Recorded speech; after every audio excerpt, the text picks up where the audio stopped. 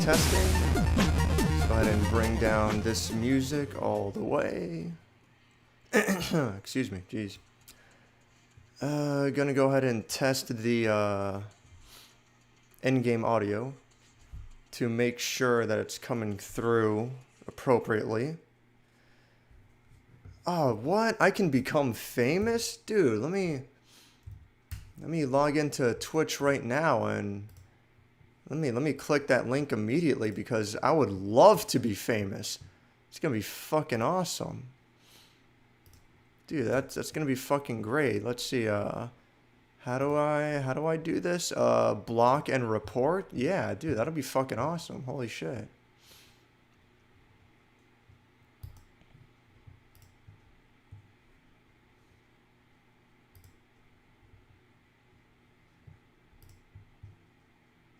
What the fuck? Could you provide more detail about the issue? He's a fucking bot. Alright, I guess.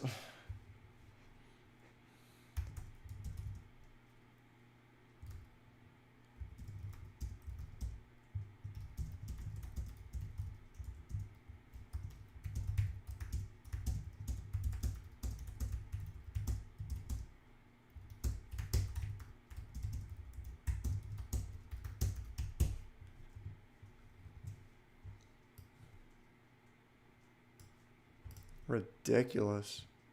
Thanks for letting us know, yeah. Fucking Twitch, I swear to God. I go to report him because he's a bot, and Twitch is like, I'm gonna put that on my Discord right now. So fucking dumb, dude. I fucking reported him. Do you not get, like, a fucking chat history? Like... Why the fuck do I have to, like... give a reason for why I'm reporting him? Do you not get a chat history of what these fucking people say? Get your fucking shit together, I swear to God. Fucking Twitch is goddamn worthless. What was I gonna do? Okay, yeah, my bad. One moment.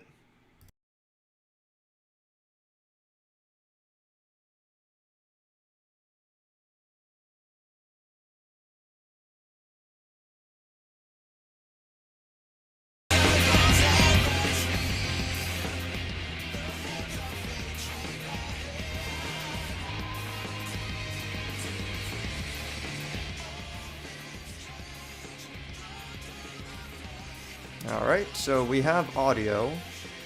I hate to do it this way because it's unacceptable and unprofessional, but if anyone notices the audio just disappear for no goddamn reason, do let me know, and I will jump on fixing it right away.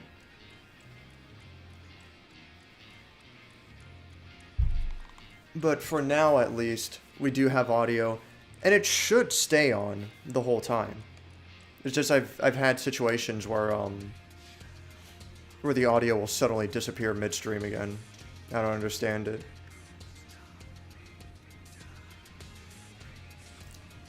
Let's see. I need to get the restream chat open.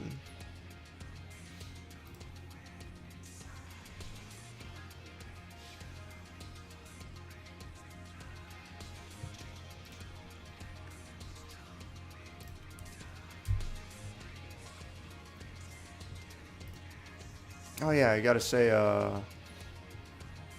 hopefully Doom is still here, but if he's not, you know, regardless, have a good night, dude. Peace out. Later. Yeah, Twitch is beyond hope. Typing that on Twitch. Fucking based. I don't know. That's insane to me. Can you provide a more detailed reason? It's like, you know what? I'm just not gonna bother reporting next time. I'm just gonna ignore the guy, and clearly you people don't want to do your fucking jobs. I don't fucking get it. It's ridiculous.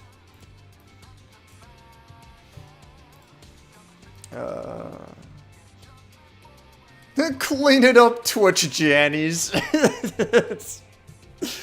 For real though, like what the fuck, man? Like what the fuck is wrong with these people? City unveils gun drop box to get firearms off the street. That seems, and it looks like a mail post box. There's no way that's real. Just drive up with a truck and you and a few buddies pick up the fucking post box, and then there you go, you got a bunch of free guns. There's no way that's real. That's fucking dumb. Does it get mad if you submit without any text? It wouldn't let me. The submit button was grayed out. I had to put something. So then that's when I came up with that sentence. Looks photoshopped? Okay. oh, you're talking about the gun drop-off? Yeah. Yeah, it does look photoshopped. And, regardless, like, there's no way that's fucking real. That's fucking dumb. Good joke, Twitch.tv. I'm just shocked that Twitch doesn't... Yeah, I don't get it either. It should auto-ban links. I don't understand it.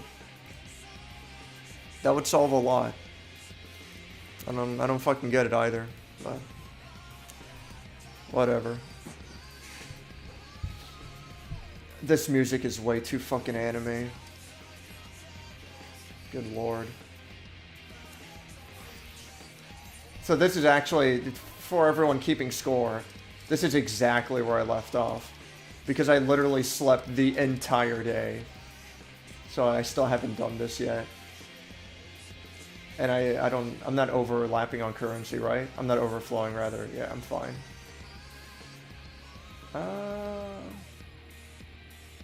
Even if they give me 100 currency for being a new player, I still wouldn't overflow, right? Yeah, so let's say I get 112, which I don't think would happen.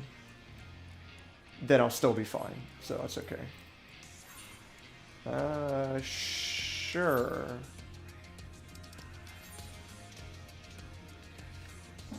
Let's hope for the best. YouTube chat blocks links, doesn't it? I think it blocks links by default, and you can go into the options to allow links if you want. But the short answer is like, yes, by default it blocks links. But just searching gun drop box, closest I found was an article in 2015 where Tacoma put forward a proposal for a gun drop box. It sounds like a terrible idea. Unless, I mean, it's a terrible idea regardless, but if you're going to do it, you got to set it up as if it were an ATM machine. That's redundant. You got to set it up as if it were an ATM.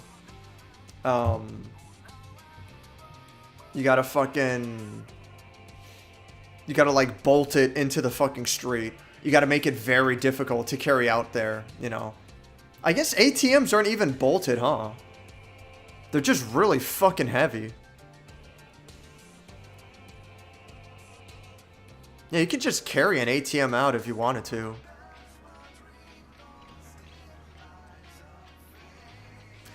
I don't know. I don't think there's a logical way to do it. As a mod, I can post links, but in basically every chat, it's so links are mod only. Yeah.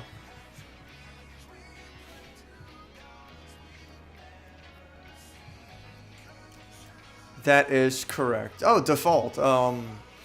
What happened to that fucking weirdo from Turkey? Did you ban that person? I noticed they just kind of disappeared after I gave you mod ship.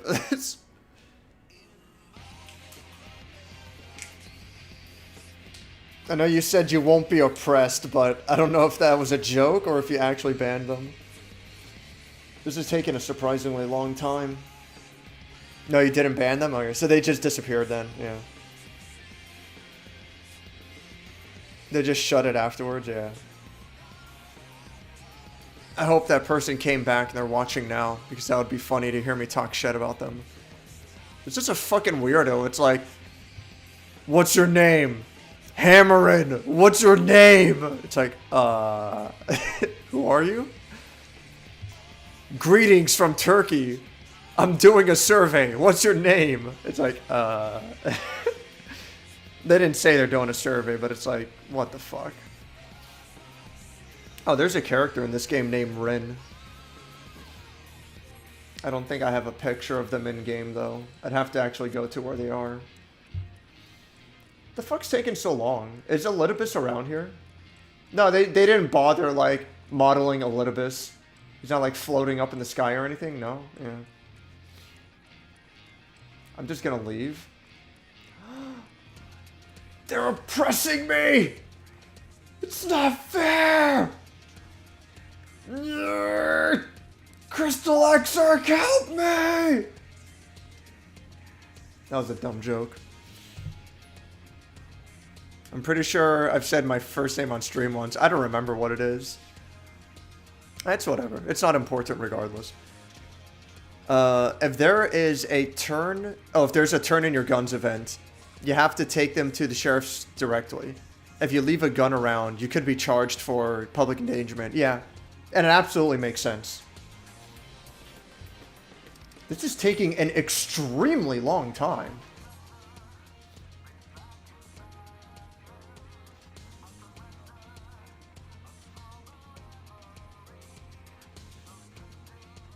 I do like that, this is the exact same crystal tower in the home dimension as it is in this dimension. Oh, they even have the teleporting cube. Yeah, they just reused the same exact model over again. There's no fucking nothing fancy about it.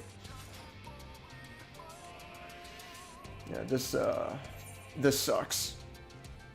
I'm supposed to be a tank. I'm supposed to get in like fucking immediately.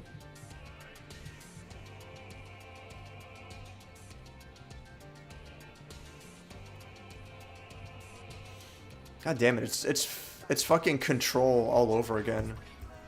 Just waiting, sitting around doing nothing.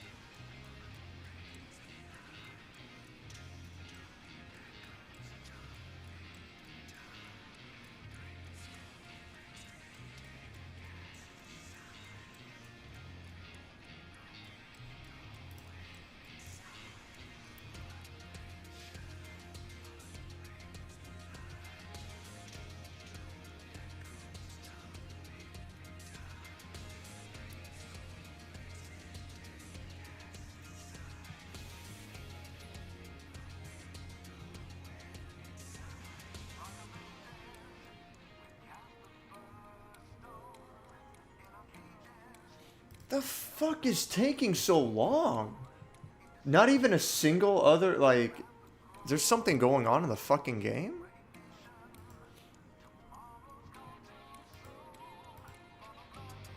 Does everyone absolutely fucking hate this boss fight and no one ever wants to fucking do it?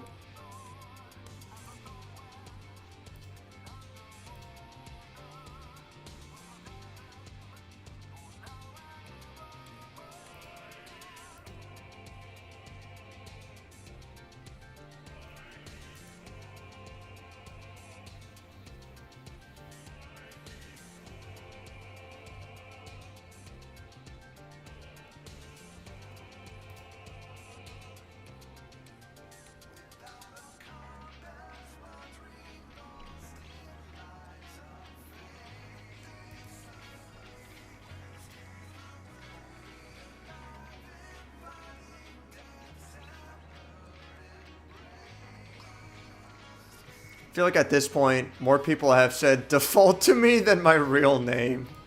Yeah, pretty much. I mean, it's the same, like, I call Sticky, I call him Sticky instead of Rick. That's whatever.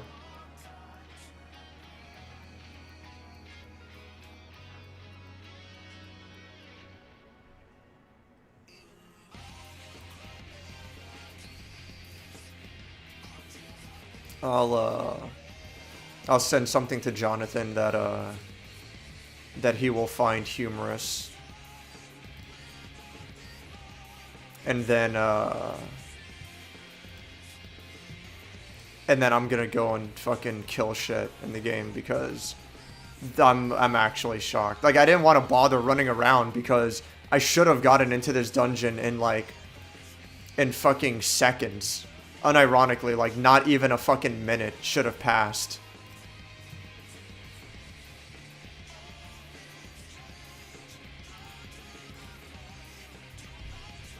What the fuck is this that Jonathan sent me, and why?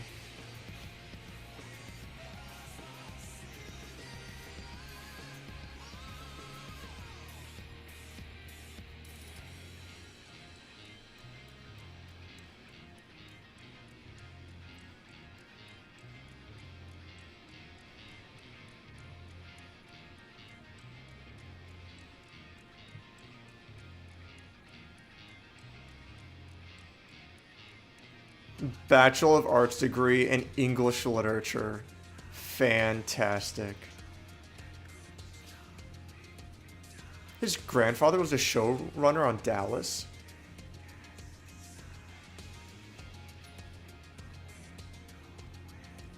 H3 Productions. I fucking know that from somewhere. Yeah, that guy, I don't have any fucking patience for that. Could be seen as it is actually tangentially related, yes. Oh my god. The pattern is real. You're ignoring the facts. I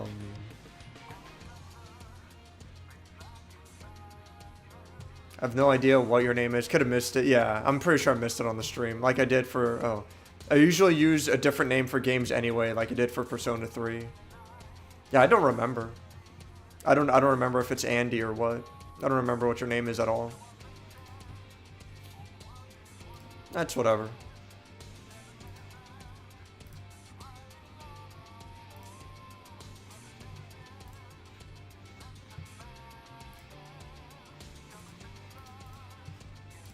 Yeah, alright, whatever. I guess the game is... Is there overlay for a reason? And my name is now doomed. Yes. I mean, the overlay's because I'm waiting for the fucking dungeon to start. Not a single person? This is ludicrous. I'm gonna go around and fucking kill shit. The game is oppressing me. It doesn't want me to play.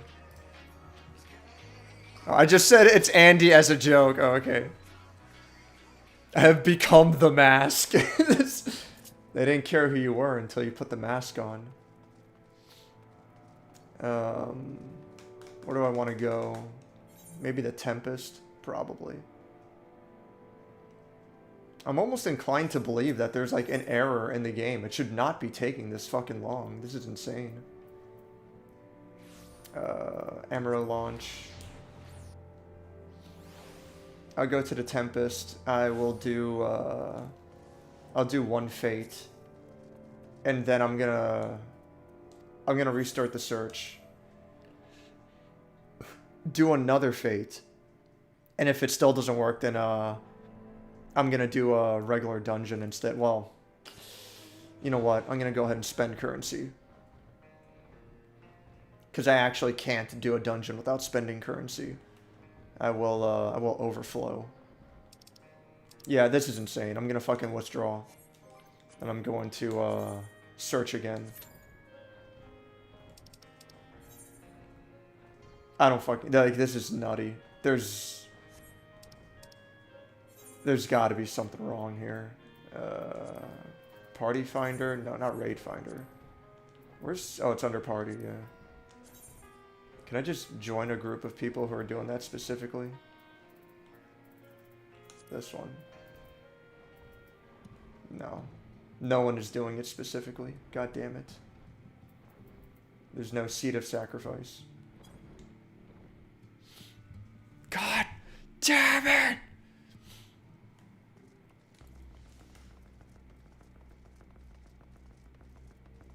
Could have played Jenny's like Christian Slater would have done. I'm sorry. I may have made the wrong choice. In fact, I'm willing to bet that I did. Hands are hands. You can't say they're not. Alright, TJ doomed Yoshi. That's the dumbest fucking shit. An A press is an A press. You can't say it's not. Okay, TJ Henry Yoshi. Like, it's so dumb, but I kind of love it. It actually, it was like 10 minutes remaining, and then it reverted down to less than 5 minutes. Like, there is something severely wrong. I'm almost thinking that I should log out and log back in, because this doesn't make any goddamn sense. Oh, whoops. I went to the same one. There we go. So, let's see here. Oh, I have to look at my fucking equipment first.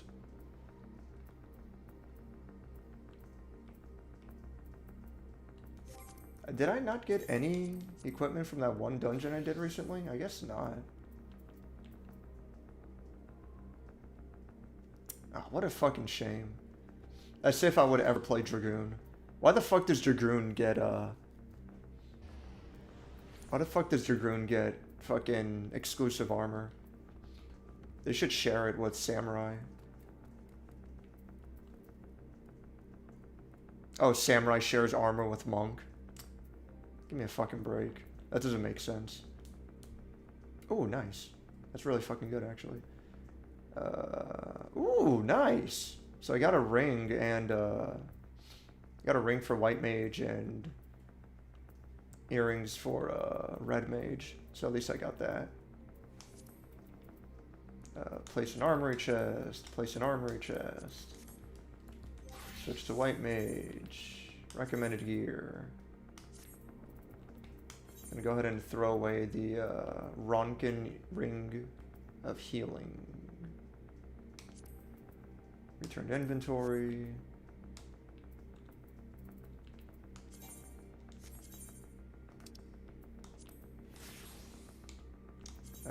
Red Mage, recommended. Gotta get rid of the earrings he's got. These ones? Yes. Okay. Turn to inventory.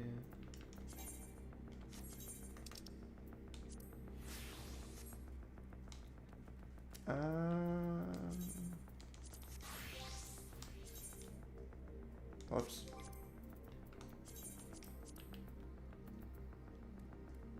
So that's a level 80 ring.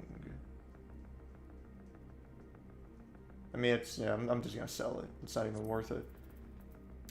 Retrieve.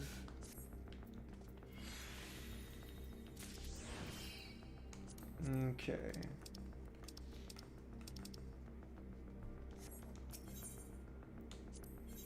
Oh, right, so Let's see here.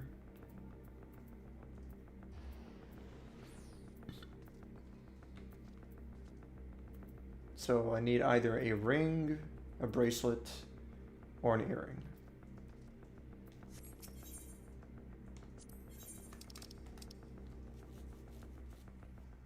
The earring gives me determination. Yeah, that gives me tenacity. That's why I got that. The rest are determination. 207, 145. 207, 145. 145, 207. Yeah, okay, so I will take the ring then. Yeah, for sure.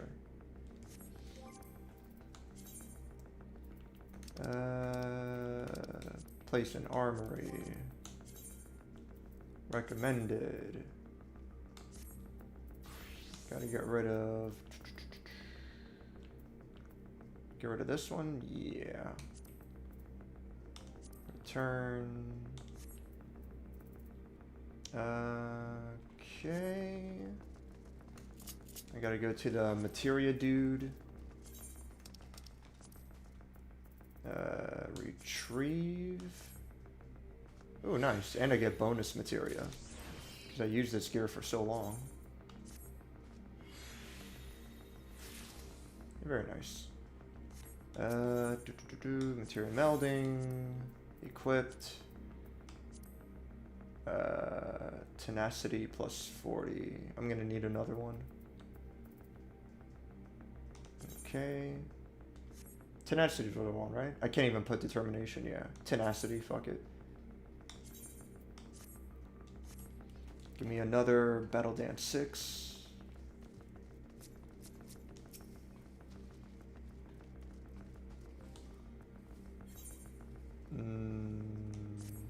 Who's holding my materia? That one's holding my money.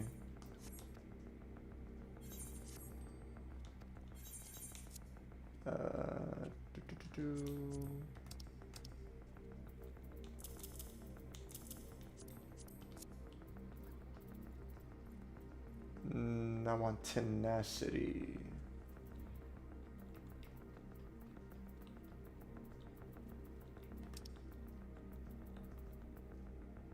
Yes. Okay.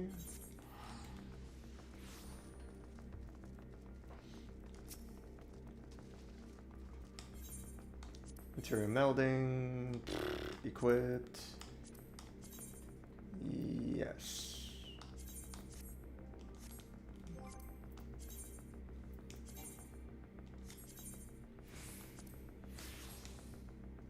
And alright. And I'm still fucking waiting. Goddamn. Yeah, alright, fuck it then, I guess. I'll do something else then. Jeez. I guess I'm just not allowed to progress in the story all of a sudden. Let's see here. Yeah, I'll do alliance raids. That sounds like a good idea.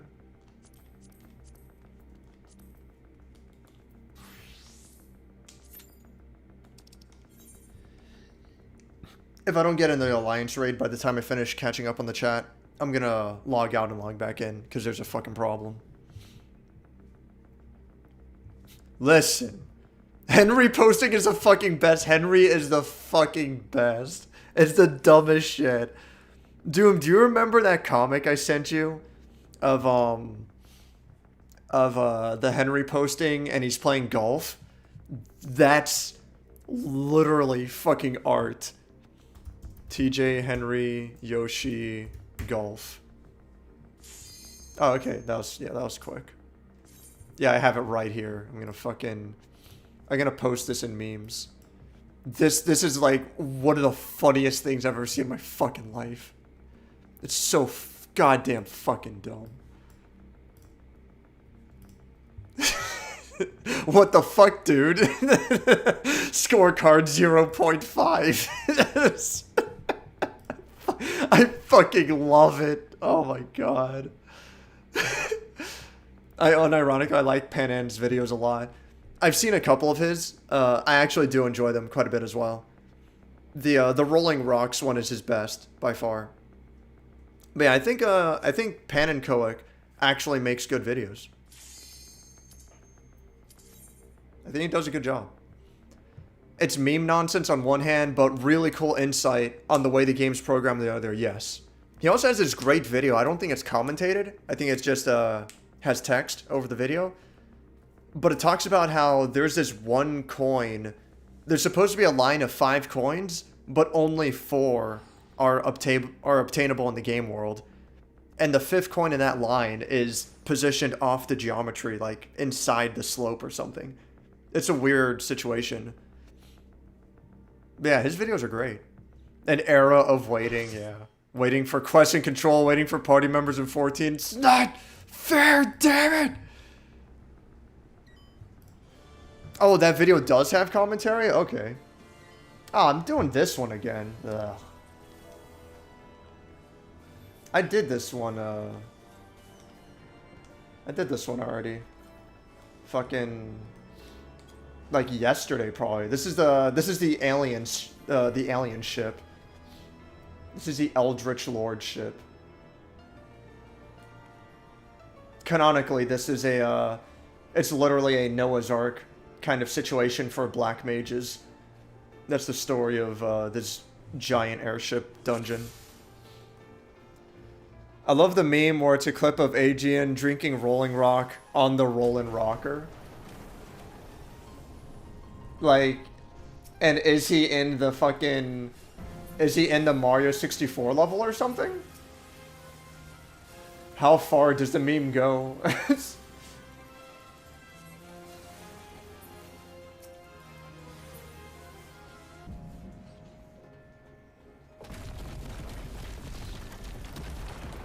Man, I remember doing this dungeon when it actually meant something.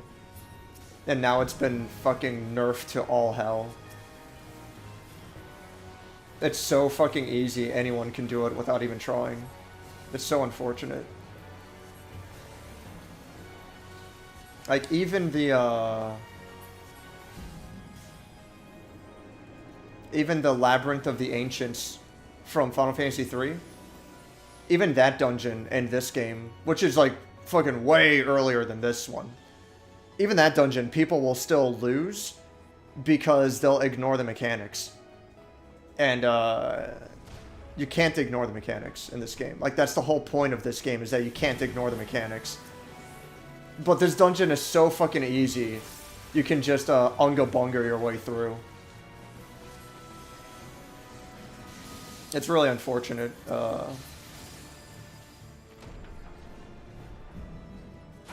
I do like how the manta ray monster was trying to force its way into the ship. And by doing so, it broke the ceiling, which creates a bridge, and that allows everyone to get to this arena to fight it. It's pretty cool.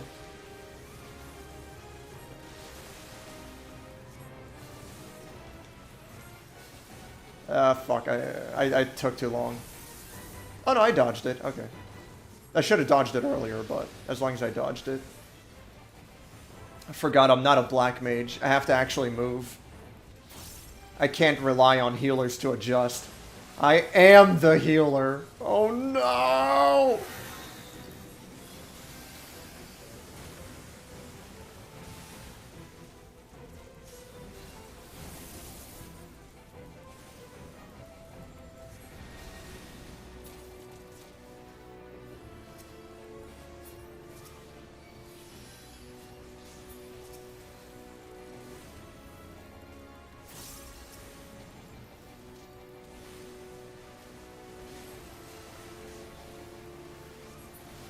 Whoops.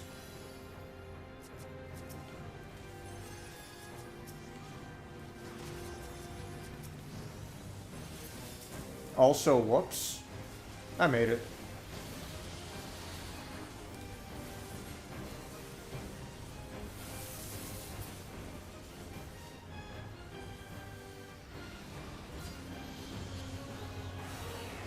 Oh no!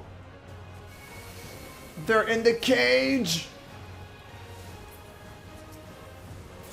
Get in the cagey wagey. You have to work for Amazon until we can blow up all these hydrospheres.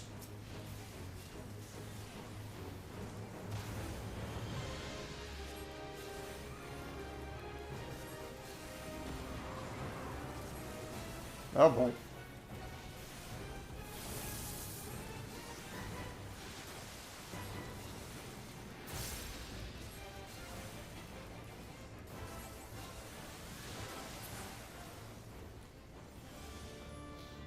What do we got? Worthless. Worthless. Not a damn thing worth looking at. Mixed with a pan-in video. I wish I had the clip, but I think it's a lost WebM now. Aw, dude, that sucks. Basically, the scene of AJ on the rolling rocker, but it's Pan-in's voice instead. That sounds pretty fucking funny. That sounds pretty great. What are you fucking idiots waiting around for? Let's just fucking go. This shit's fucking easy. Just unga bunga. There's no reason not to fucking run in there.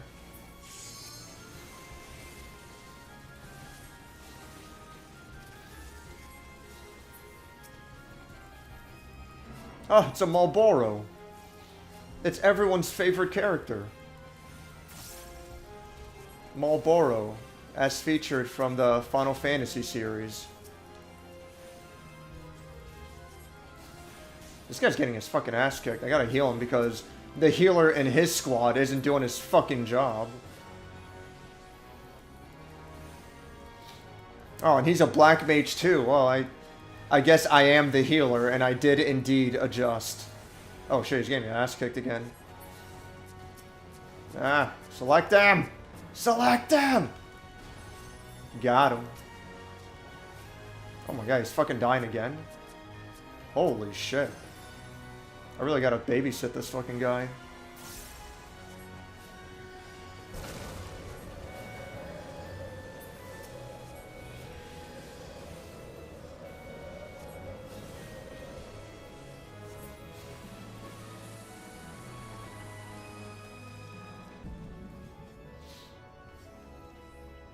See, this is why you need a game to play while you play other games. Oh no. Can't we just play good games, period? No! Unga bunga? My time to shine.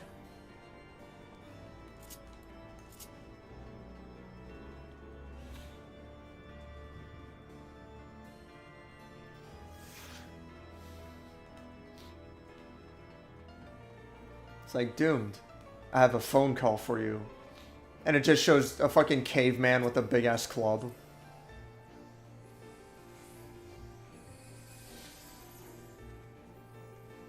Marlboro is an awful enemy and I hate it. Marlboro's fucking great. He's just insanely strong. He's just a really strong enemy in all the Final Fantasy games. And he's extremely dangerous to deal with.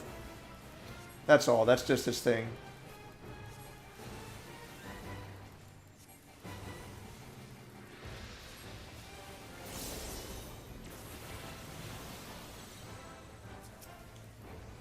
Shit. Alright, I was able to dodge the mucus.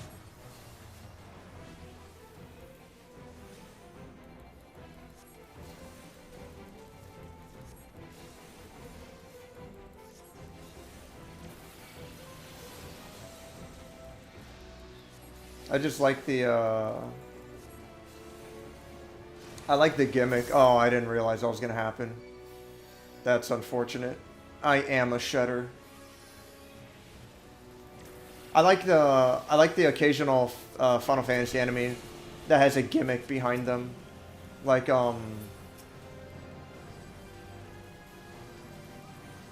Marlboro has bad breath. And he's just pretty strong, you know, generally speaking. And, what's it called? Tonberry kills you in one shot, but he's extremely slow. Tonberry kills you in one shot, but he's extremely slow, but he also has like a million fucking health. Tunberry has an insane amount of health. I'm not going to be able to kill that in time. No. That was close. That sucks. Yeah, so now the tree is really fucking fat.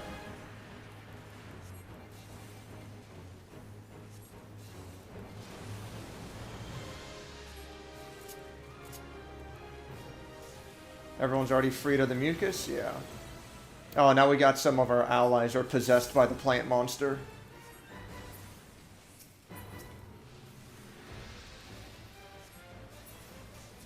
There's one more bee over there. Very good.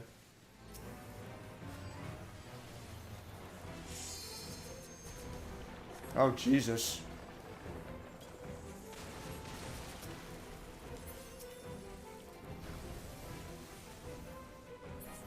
There we go.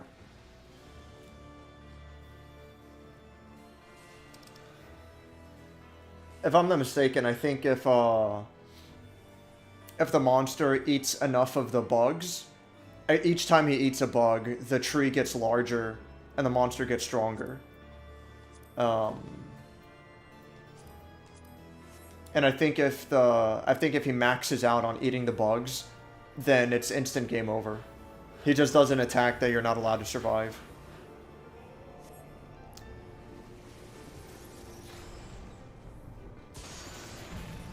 Damn, I wanted to, like, look at the chat real quick, but I see it went on without me, and I'm not sure where I left off. The Hellhounds.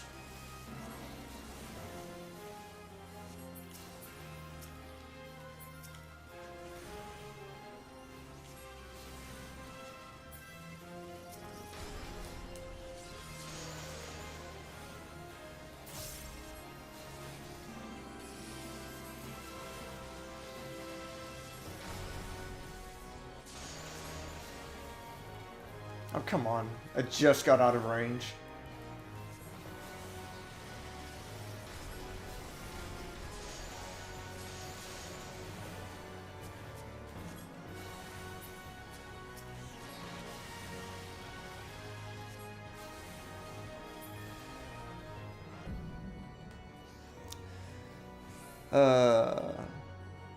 He's back for 16. Yeah, they did show a trailer where Malboro's in 16, right? That was like the initial trailer they showed. He was fighting Malboro, I think.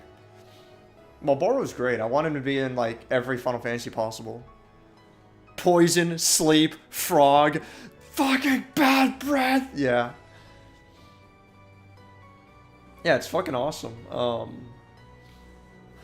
That's, you know, imagine having to fight an enemy where you need to think about the accessories and equipment, you know, going into it. So, if you're gonna have a retarded game like Final Fantasy VII, where you can get fucking 3 ribbons, then Malboro is like a non-issue. But if you're not using guides and shit, you know, and you're just going into that legit, then yeah, Malboro is actually a threat, which is good. In fact, if you're not properly prepared for Malboro, you're probably better off just fucking running away. Which is fine. Like, escape is always an option. But,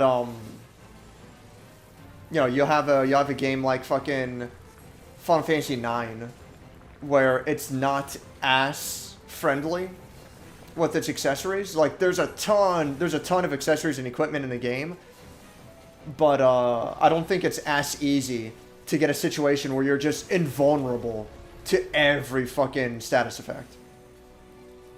So, you know, if Malboros are coming up, you're gonna be like, alright, I need to, like, I can deal with poison, I can deal with blind, I need to avoid frog. I'm not gonna have frog. I can't have that on my shit. Or, you know, have some maiden's kiss and be immune to sleep. And, you know, and take it from there. Figure it out.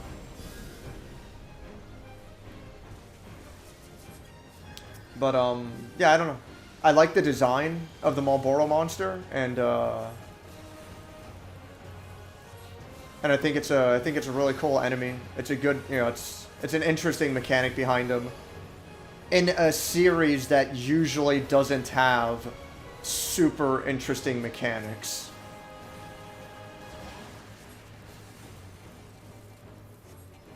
That's how I feel.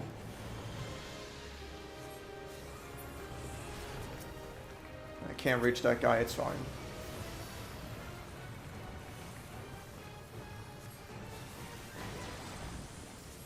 Oh, that guy just fucking bit the dust. Fuck.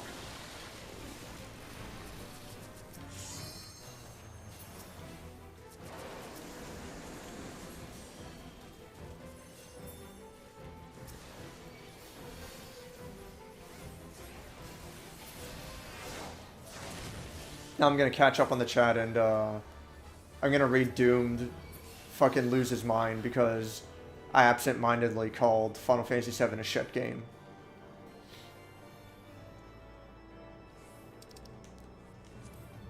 Greed. I would like to have those boots, but I'm probably not gonna get them. What's the matter? Afraid Marlboro might snatch your girl? It was just super annoying fighting them in Final Fantasy IV 3D. I bet. I'm sure. Again, like, if you're not prepared for a Marlboro fight, do your best to run away. If I'm not mistaken, they're typically a more rare enemy. You know, they don't show up often. But if there's, like, if there is the Marlboro dungeon that is just Marlboro all the time, like, that would be a fucking problem. That would actually... Oh man, excuse me. That would actually be very difficult.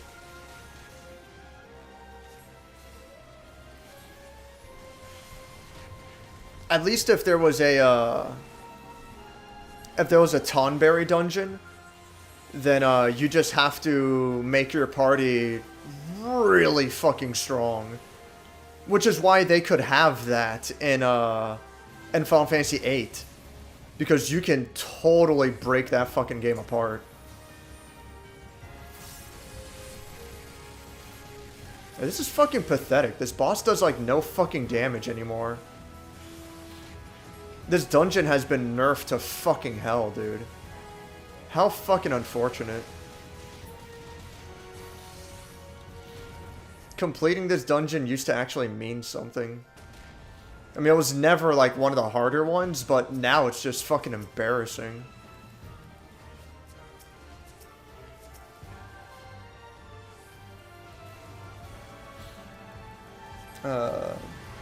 Because Final Fantasy IV is a true man's game. Oh shit. The second I start looking away, people are getting fucked up.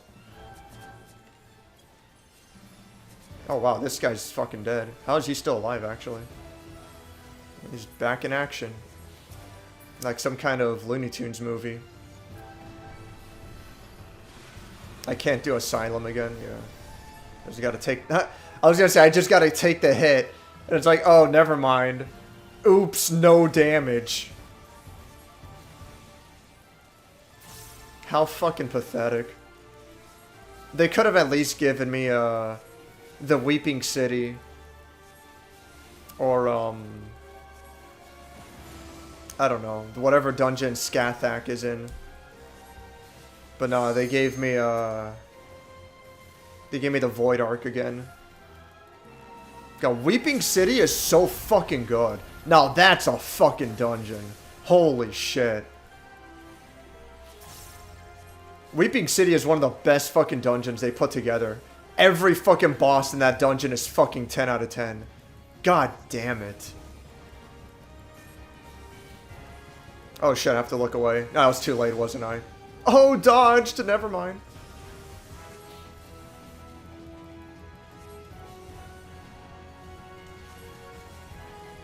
Weeping City was so fucking difficult when they first released it that everyone nicknamed it the Wiping City. That person didn't even bother dodging. He's like, well, who fucking cares? They just stood there and took the hit.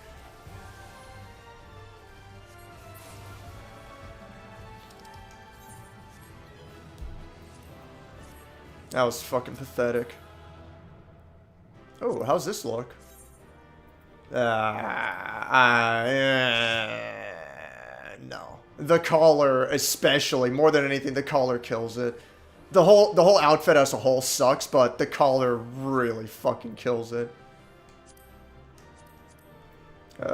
I'll hit greed for the hell of it. Am I gonna get the fucking echidna? No, of course not.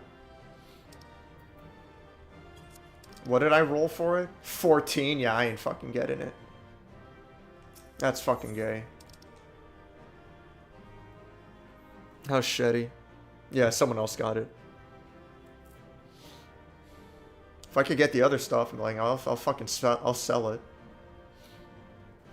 I'm probably getting the robe for sure, because I hit 96, and the other healer left. So the other healer can't even have the option to roll priority.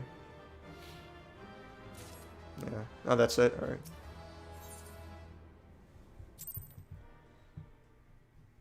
Do you fight Hell House in this game? No. Oh man, excuse me. There are very, very, very few Final Fantasy VII enemies in this game. They recently added, they added Ruby Weapon, Diamond Weapon, and Emerald Weapon from Final Fantasy VII. But for the most part, there are very few... There are very few Final Fantasy VII enemies? Like, are there any other Final Fantasy VII enemies at all? There might... Oh, yeah, the Scorpion Guardian. Scorpion Guardian's in this. Guardian Scorpion? Whatever. The enemy has a different name, but it's fucking Scorpion Guardian. But yeah, Scorpion Guardian's in this. There might be something else that I'm forgetting. Yeah, whatever. Just do that again. I'm gonna go ahead and buy another piece of gear while I'm at it.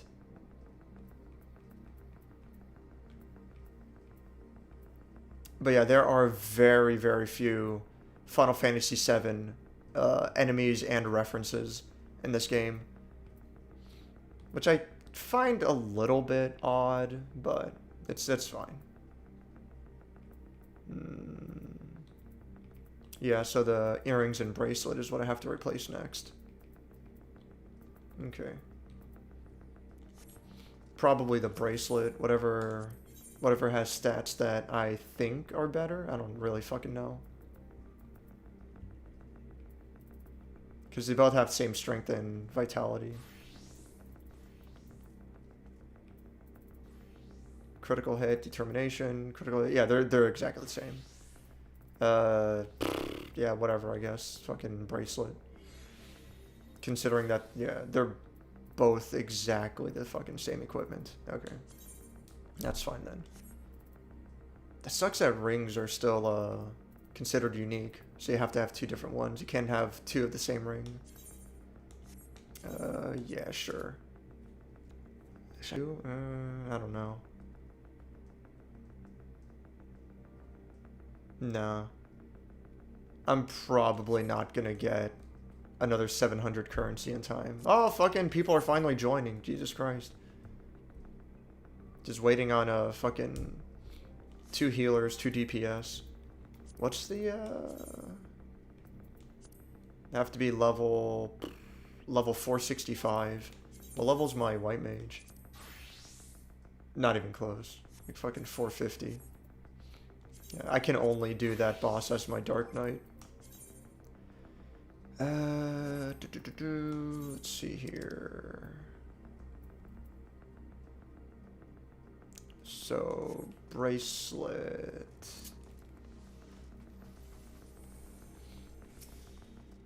What materia am I allowed to put on the bracelet? Oops, god damn it. Tenacity it is. So I need 2 grade 6 tenacity.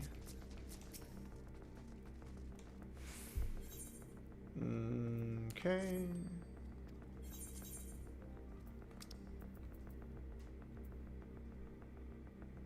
Yes.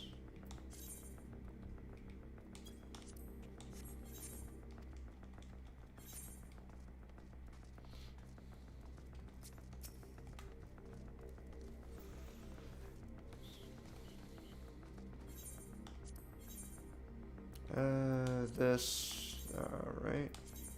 Yes.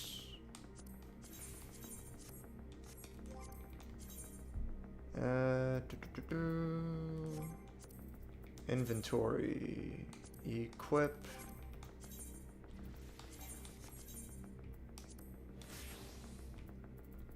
And that's the old one. Turn to inventory. Retrieve. Extract. Put away those two new materia that I got.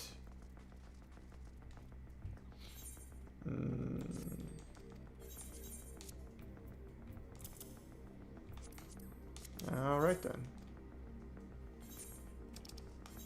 God, this is really surprising how long it's taking. This is kind of fucking crazy.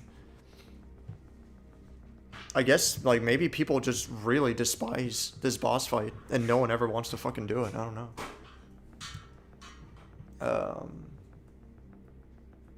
You mean he bit Zadusto? Yeah. I kept my composure. Thank you, dude. I appreciate that. I am sorry for oppressing you personally as a gamer, but I do appreciate that you were able to hold yourself back. Why is the city crying? Is it because they too cannot live within Cloud of Darkness's boob cleavage? Oh my fucking god. No, Weeping City is not related to Cloud of Darkness at all. But as part of my headcanon, I'm gonna go ahead and say yes. The Wiping City is a good one. Dude, it's fucking hilarious. That's what everyone, because like, no one could fucking get through that dungeon on their first run. And I'm talking about like, the dungeon's already been out for a month or two, and fucking guaranteed that dungeon's gonna take you like, hour and a half. Because people just keep dying on the same boss fight over and over. God forbid you gotta fucking... you don't even finish the dungeon, and people just quit out, and they're like, yeah, fuck it. I'm not even gonna finish the dungeon with this party. Everyone fucking left! Oh my fucking god. Alright. Withdraw, do a different fucking thing then. This is insane. No one wants to do that fucking boss.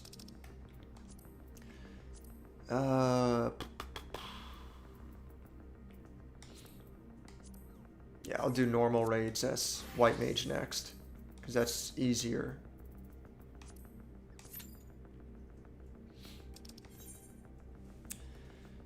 Yeah, because like fucking... The first boss in Weeping City is difficult, but you can kind of unga bunga a little bit. But it's definitely not simple. The second boss, the Necromancer... Fucking half the party's gonna die against that boss every time. Because he has very awkward mechanics you have to get around. The third boss is Ozma from Final Fantasy IX. And that boss is insanely challenging because that dungeon has a party of 32. And against Ozma, everyone has a role to play. And everyone has to be on top of their shit. Fucking, if 1 or 2 people fuck up, maybe you can recover. If out of 32, if 4 or 5 people fuck up, you're done. You gotta start the boss fight over again. Like, that's that. It's such a good fucking boss fight.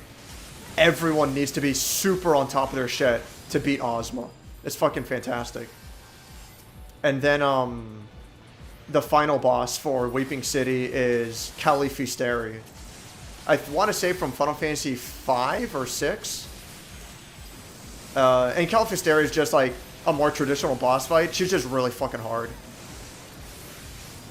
But really good. Disco Ball. Disco Ball. I like Weeping City a lot. That's one of my favorites.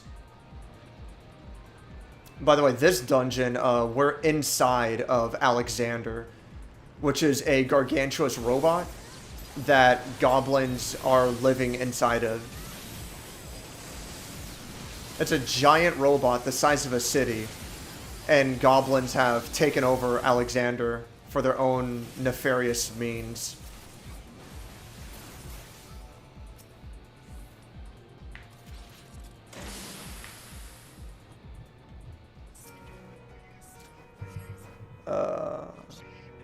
I finally got around to cutting my hair earlier. Cool, good shit. I've been waiting to take a shower, yeah. Oh, first the washer was running, then someone else taking a shower, and now it's free, so it should have hot water. For sure, dude. Yeah, definitely, like, after getting a haircut, take a shower immediately. People are gonna step on the buttons, aren't they? Whatever you do, don't step on the buttons. I fucking beg you. That's all I ask. And I don't think I'm making too ridiculous of a request here. Just don't step on the fucking buttons.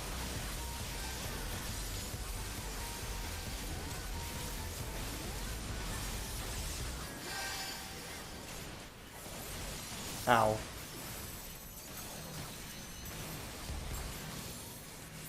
Okay, well that guy... Yeah. That's why it keeps doing the machine guns over and over. It's because, the tank isn't moving the boss off of the buttons. So that the boss is constantly pressing the trap button and setting the machine guns on the side off over and over. And the tank still isn't doing it.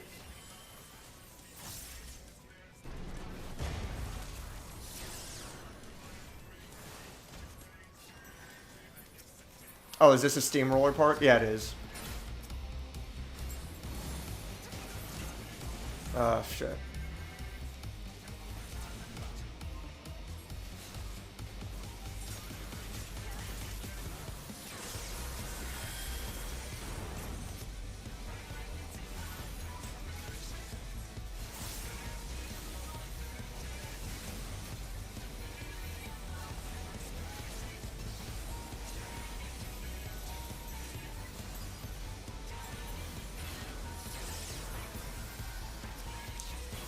Yeah, this dungeon isn't anywhere near as difficult as it used to be either. I mean, everything in this game gets nerfed with enough time. But this is definitely a lot more challenging than Void Ark, for sure.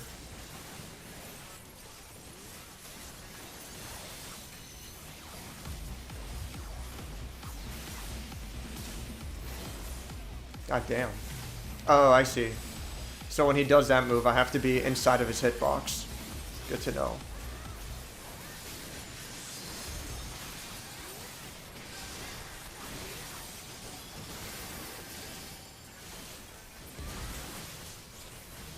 So single charge, I have to be inside, or what? Nope, never mind. Single charge is the one I'm supposed to be outside. Alright then.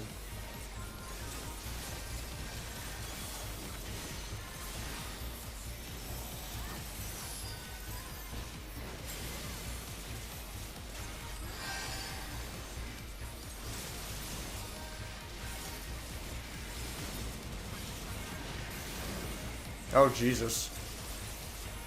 I'm fine where I am. Oh my god.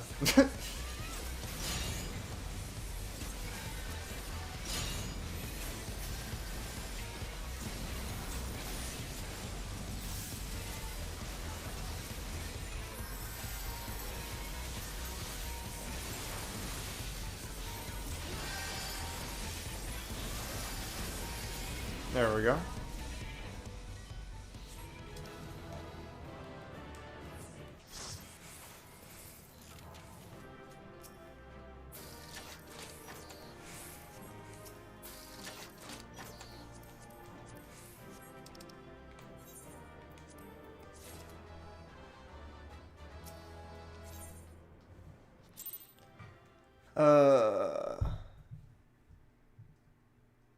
I'm tired of being oppressed, Dave. It makes me sick.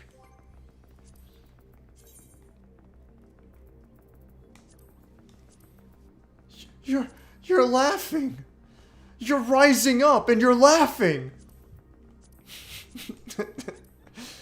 Let's see. Main scenario, yeah. Might as well get that out of the way. I'd better do the leveling dungeons first, actually. That would be better.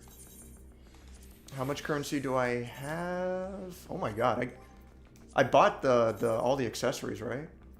Oh wait, did I not get the did I not buy the earrings? Probably not.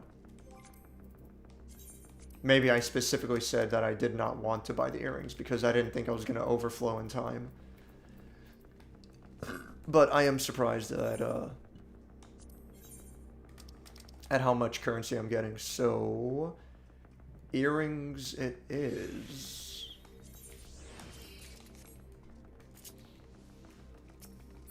What's the, nice. Okay. Let me see. I can probably put tenacity on these earrings, I'm sure. Yeah.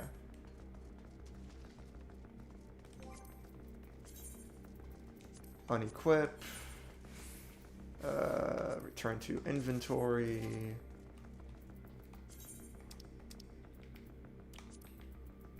Retrieve. Extract.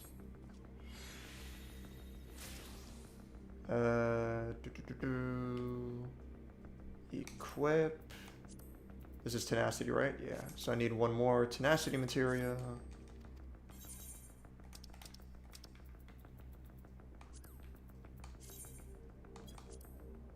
And put this away.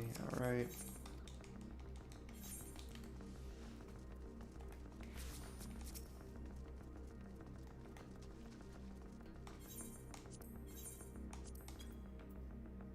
Oh, yeah, it's because it's equipped. There we go. Yes. Yes. Okay, so I will do leveling next, probably. How's the Wondrous Tales, by the way? Okay. I'm gonna have to check in on that at some point. Right then.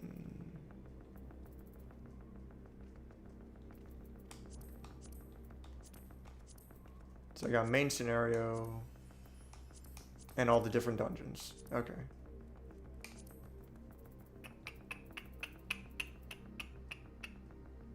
For shit.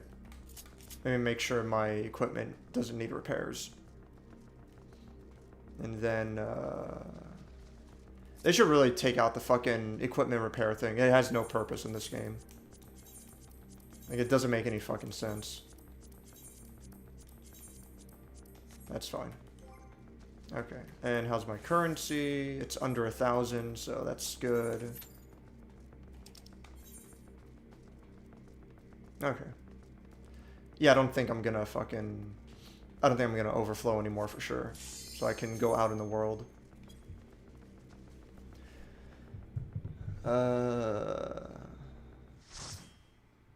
Yeah, Dave, no one is playing this. Don't call it a dead lobby. It's the future you chose. They told me 20 million players. They wouldn't lie, would they? It's not right. I feel like I've done this dungeon a lot lately.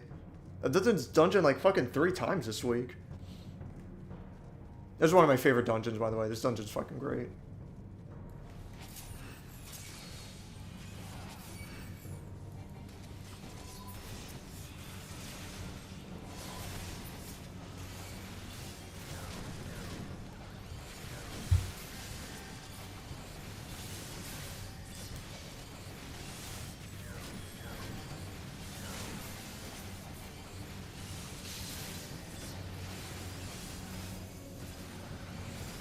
This is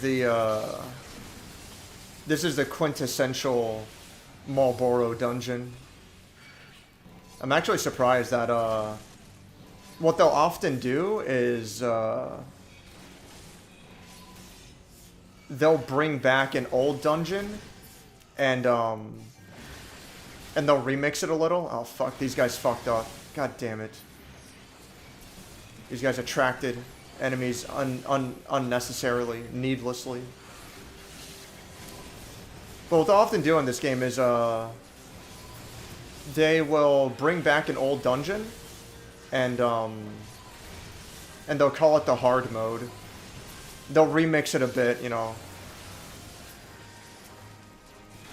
They'll like change enemy positions, completely new bosses and shit. This guy better fucking keep me alive, because I used all my fucking defense buffs.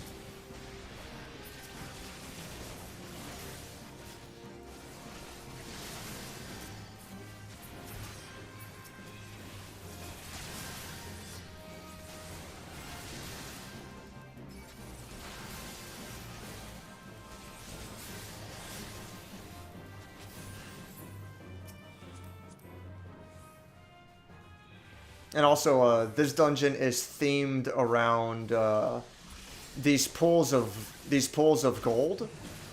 They're like some kind of acidic bile that eats away at your flesh when you step into them. But people see the gold and they're like, oh, there must be treasure in there. When in reality, all of the bile and the gas from the Malboros, it's extremely toxic to even enter this dungeon.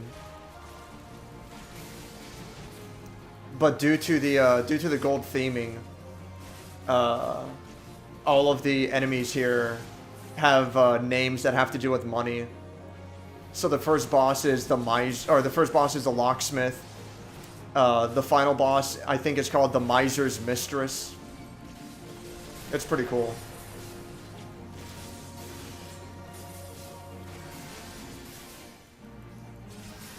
I can take one more stack of bile, and then I have to go eat a Marlboro fruit. Alright, I gotta eat a fruit because now my lungs are gonna collapse. There we go.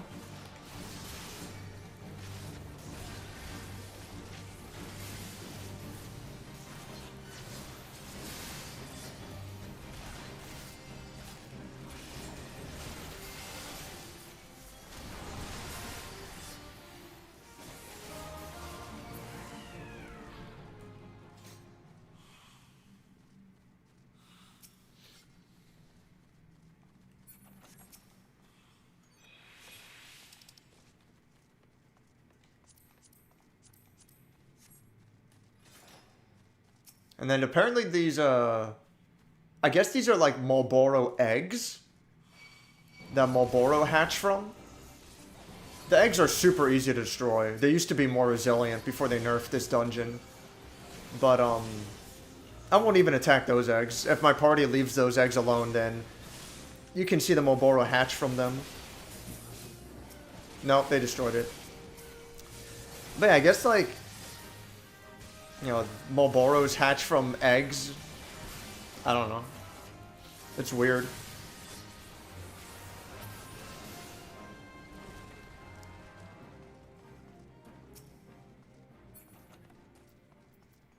I can't get this, right? Oh, I can? Oh, you know what? Yeah, I can. Because I'm allowed to sell it. But I'll pass. Give someone else the opportunity to take it.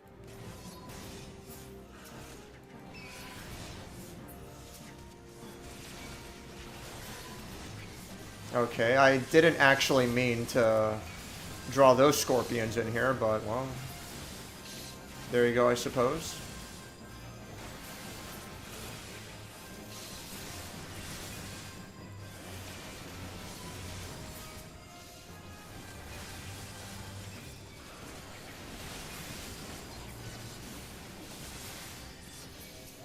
Such is life in the zone.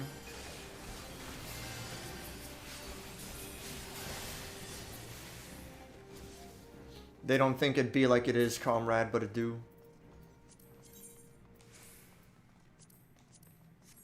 Yeah, so now this boss is the coin counter. This used to be one of the better bosses in the game. Because, he was one of the first bosses that doesn't announce his attacks. Ever. He doesn't have a, he doesn't, like, the name of the ability only shows up above his health, and that's it. And you can tell based on his motions what attack he's gonna do. But before, the game wouldn't show you the orange circle.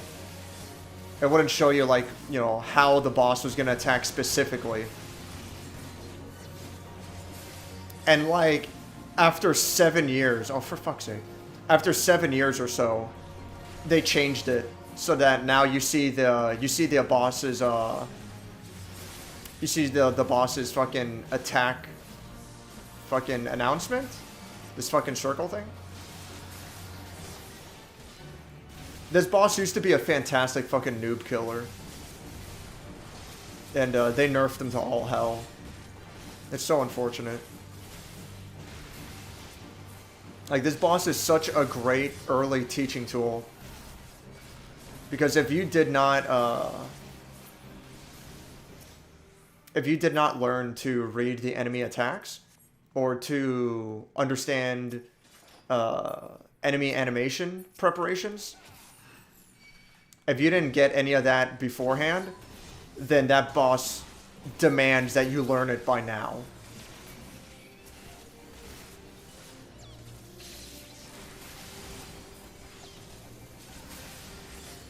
Oh, fucking hell.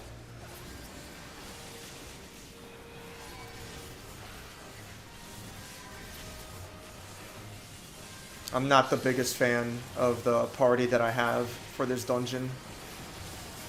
They keep fucking attracting extra enemies to the group, and my health keeps dwindling to almost nothing. But you know what? If I never die, then I'm not allowed to talk shit. Because then the healer will have done perfectly, doing the bare minimum necessary to keep me alive, and instead focusing mainly on attacking. As they should. Excuse me, jeez.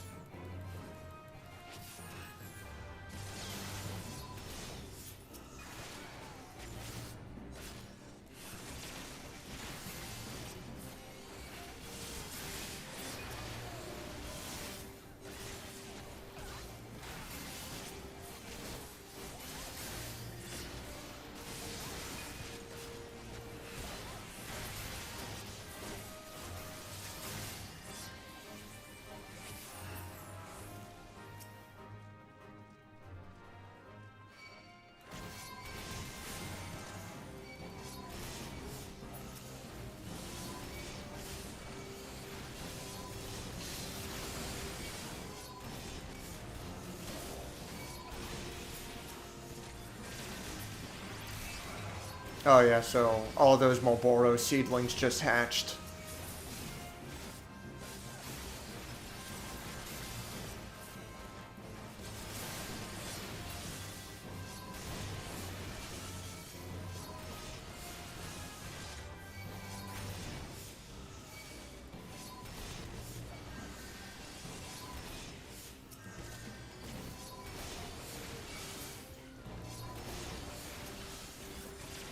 Whoops. Oh well.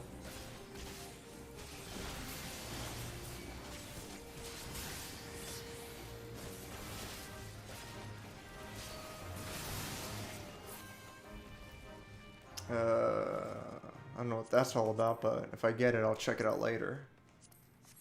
That's a fucking... that's a gun for machinists called Bloody Murder. That's fucking cool.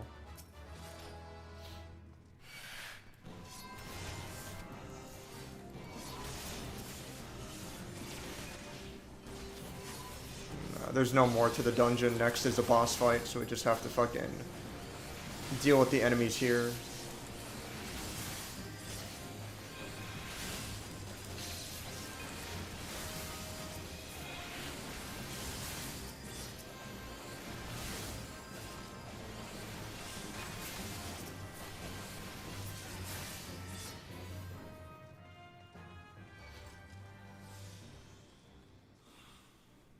Yeah, so this room is called the Miser's Take, and the final boss is the Miser's Mistress. It's fucking cool. I like this dungeon a lot. It's very nice.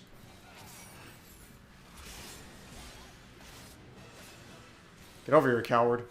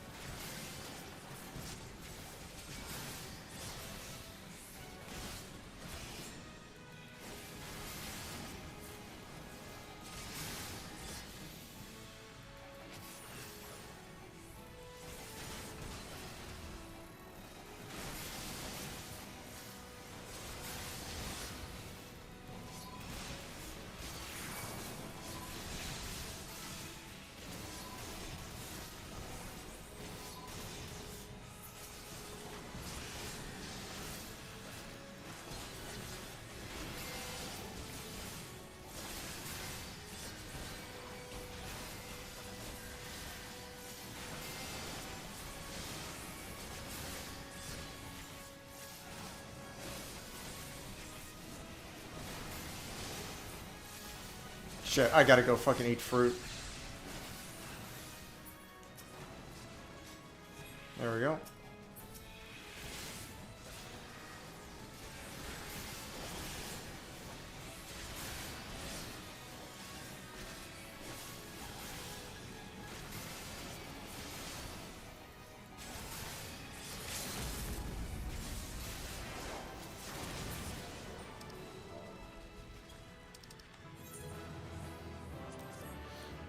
Yeah, that healer was on some other shit. They did exceptionally well. Never died once. Whatever.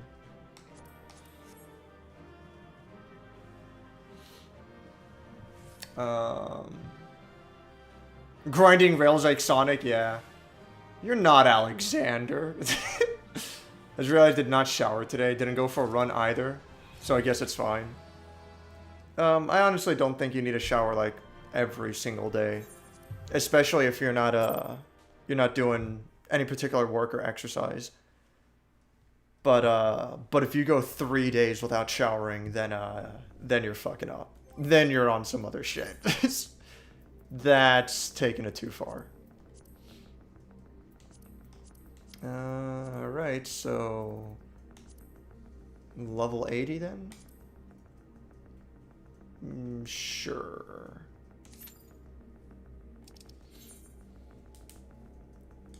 Let me go ahead and go to fucking... There we go. Someone should make gamer bread. It'll rise up way better that way. That's a good joke.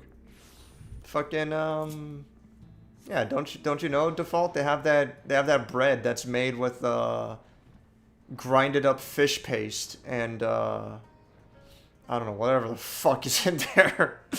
Fish paste and vegetables. They have the bread made up of fish and vegetables. That's the gamer's bread. It tastes like shit because they know all video games are shit. There you go. Does this game have a BIS you're working toward? Or is everything too random to hunt for one specific gear? What does BIS stand for? There's a couple of different options. Oh, what? Oh, I have to talk to this guy. There's a couple of different options to go for in terms of equipment. There is a single best equipment for sure. There is an end-all be-all best equipment. But yeah, let me know what you mean precisely in terms of BIS.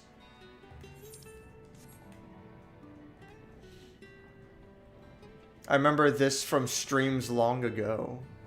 Oh, yeah, the dungeon I just did, yeah. The Malboro dungeons. Oh, for sure doomed. Fuck. When did you leave? Damn, that was like almost 15 minutes ago. For sure, man. Take care, dude. Thanks for stopping by, as always. Peace out. How do I play Red Mage again? Just unga bunga, throw my swords.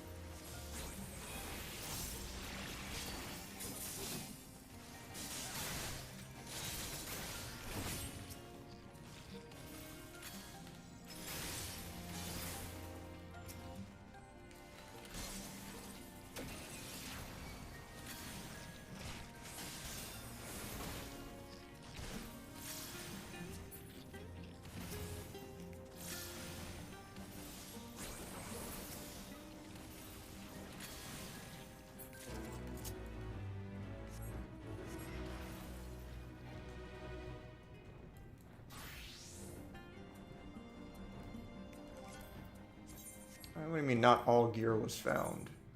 Oh man. That ain't good. That's better.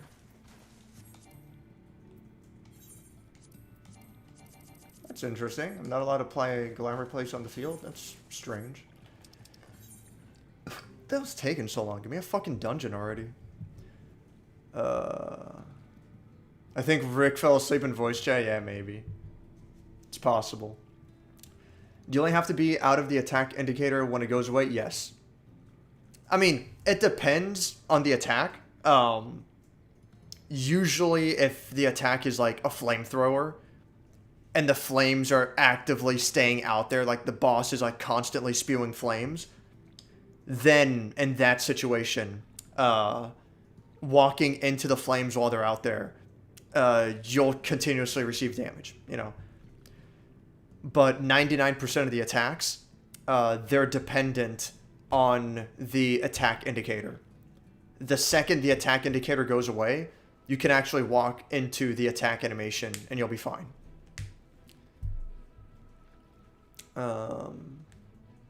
Seem to be walking back in afterwards and no damage. Exactly, yeah. And that's what you're supposed to do in this game. It's very silly, but it's whatever.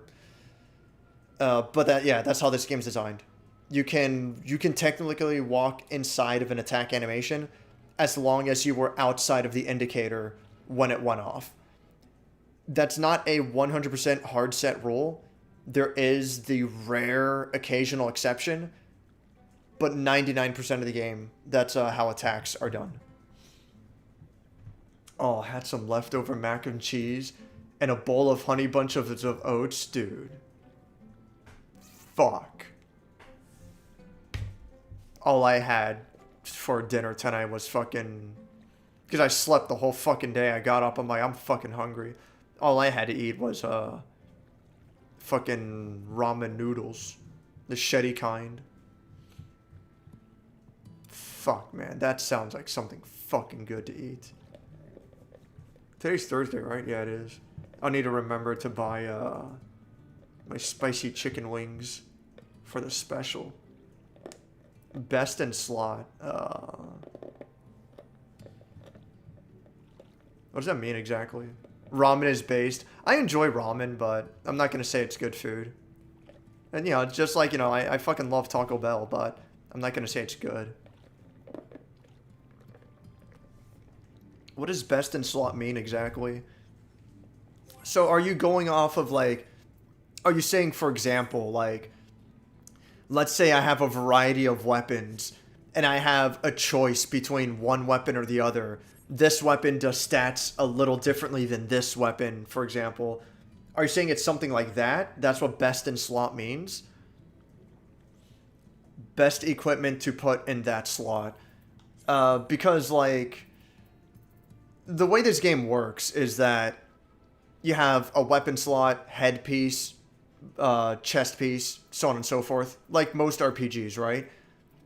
But there is an obvious hierarchy. Objectively, best option stat-wide.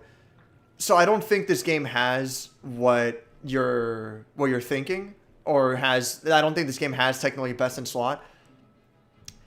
If you look at this sword, for example, underneath the sword's name, you see in the large text where it says item level 460.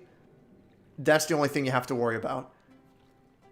What you want is the equipment with the highest item level. So this one is 460. This one's 490.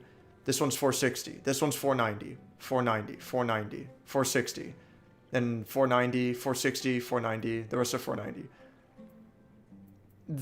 It's extremely rare to find equipment that they're both the same item level for the same slot.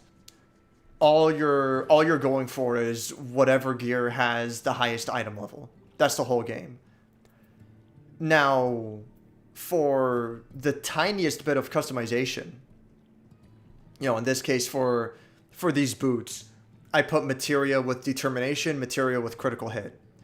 For the tiniest bit of customization, you can max out on critical hit to fucking, you know, put critical hit materia on every slot. And you could be like, all right, well, now I'm a Dark Knight who's better at critical hits, you know? I could be wrong, but I think that makes a pretty minor difference. I think it doesn't matter too much what materia you're putting in, as long as you're putting in materia. Even then, you can still do okay with no materia at all. But materia does help. It doesn't matter too much, as long as you're not doing something fucking stupid, like, you know, put fucking healing bonus on a fucking damage dealer that has no healing, you know. Even if you put healing bonus on red mage, like, that's still fucking dumb.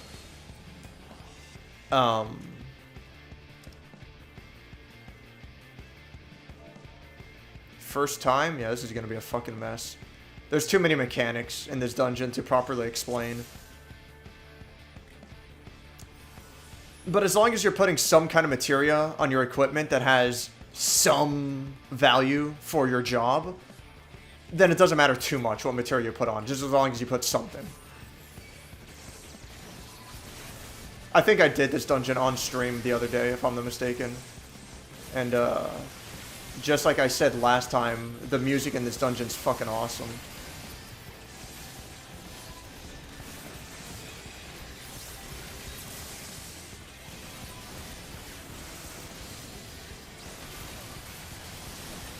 This dungeon also takes place in the Crystal Tower. So this song is a remix of the Crystal Tower theme.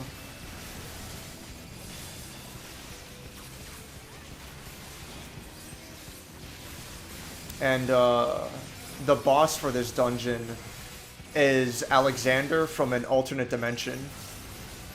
So then it's the Alexander boss theme.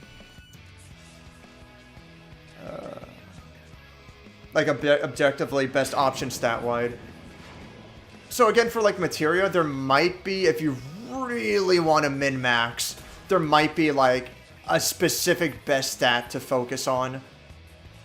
But for the most part, like, it's probably fine to ignore that shit. Like, I do believe you can do even the highest tier content, the absolute most difficult content in the game. You can probably do it even with unoptimized materia layout. Just as long as you have a high enough item level. That's what's most important.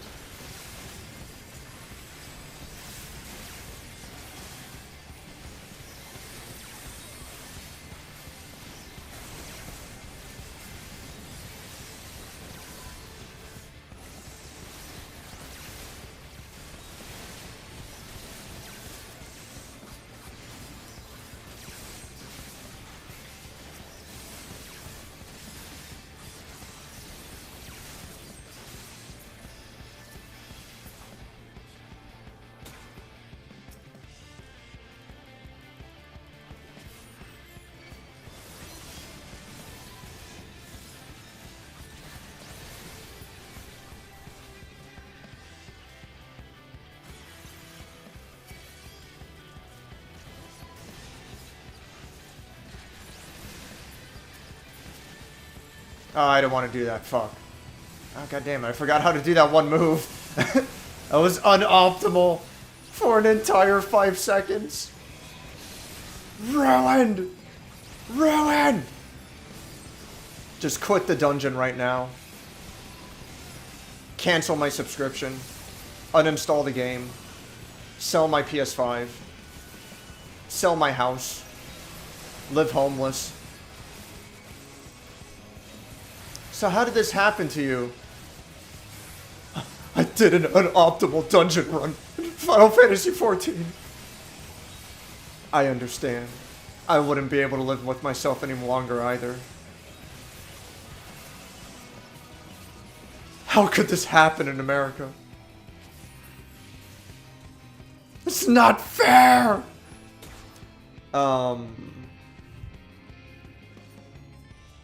This is undetermined third meal. I had breakfast after talking to my lawyer. Oh, everyone's already here.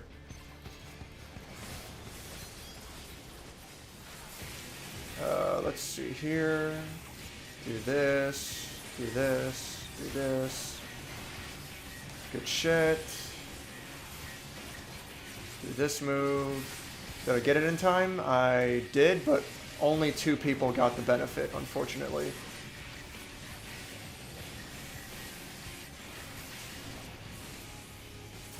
Alright, so for this, the boss is going to put a number on everyone's heads. Do not get in the way of the glass containers. That guy, number 2, fucked up. Now that glass container got breached, and we have an extra enemy added to the field. That's the special mechanic for this boss.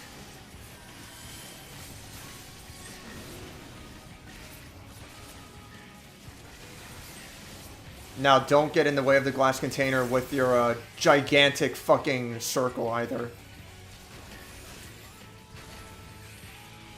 I fucked that up, shit.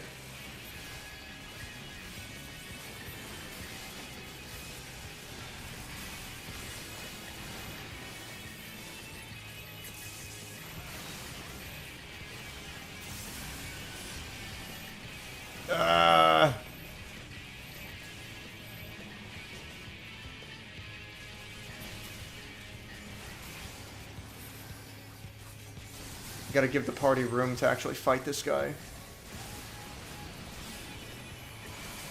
Alright, he's doing this again.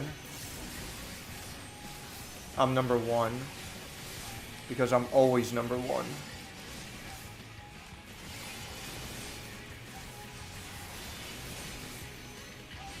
Okay. Oh, fuck. Yeah, he fucked up again. Added another monster to the field.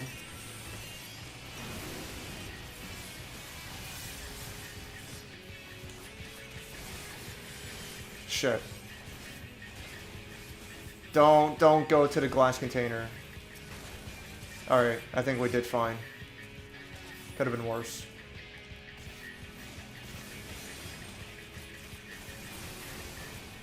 Alright. That wasn't too bad. The next boss has much trickier setups.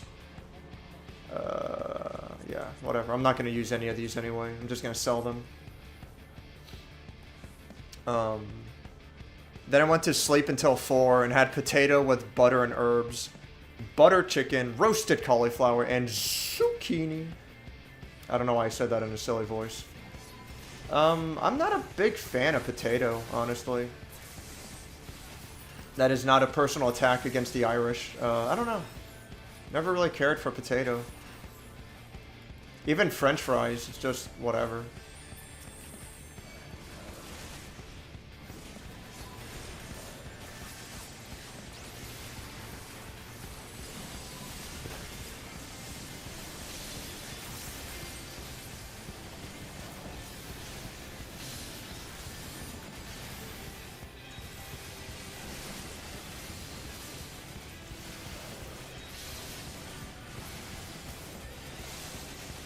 I should have done the other move instead. That's fine.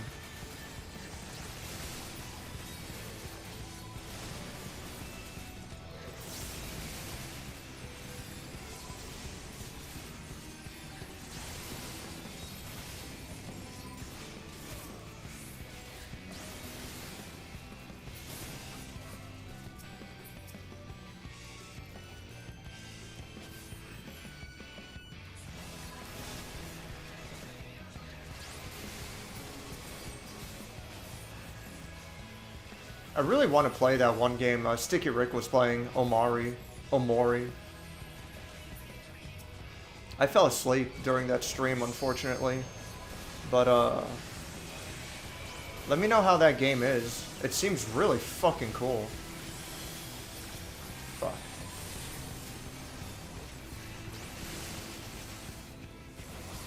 Damn it.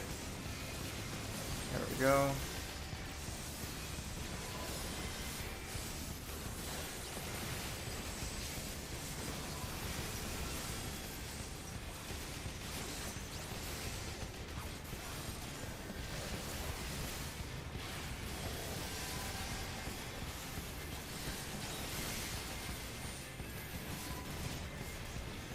Shit, shit, shit. That was close.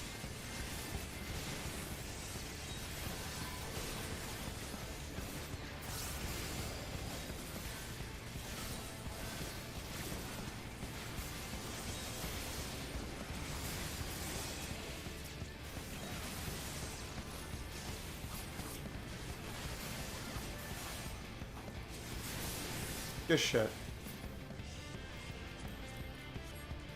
So this boss just has really nutty fucking attack patterns.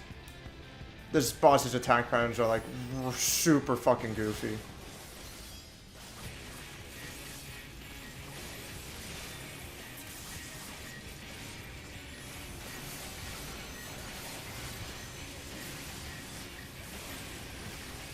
I fucked that up. I didn't defend it properly. That's fine.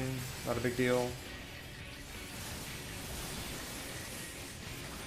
Gotta stay away from the electric circles.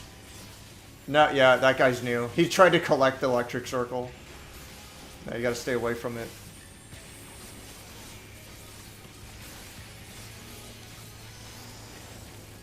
Oh, come on. What the fuck? There we go.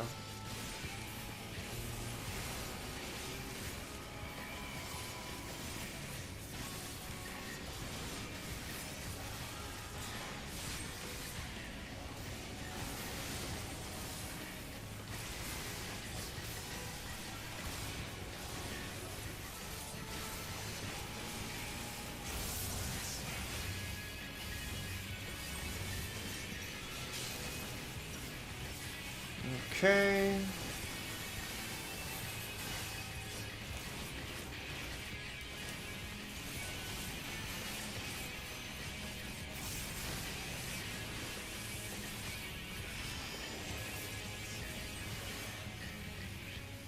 This is where you have to be like, everyone has to be in a specific spot. And it worked out. That went well.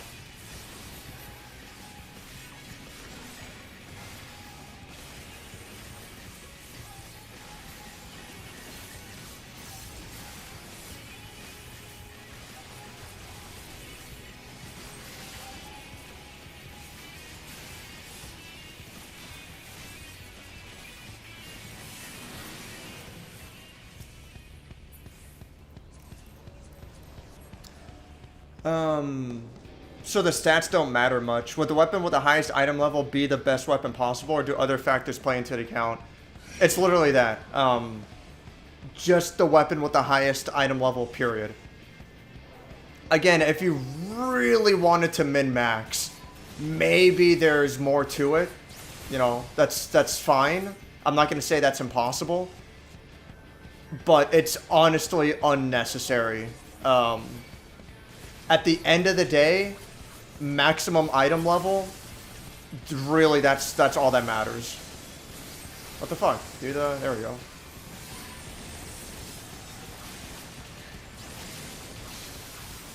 It's all about whatever equipment, you know, weapon, armor, whatever. It's all about maximum item level.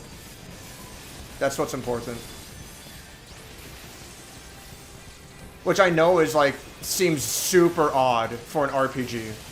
And it is.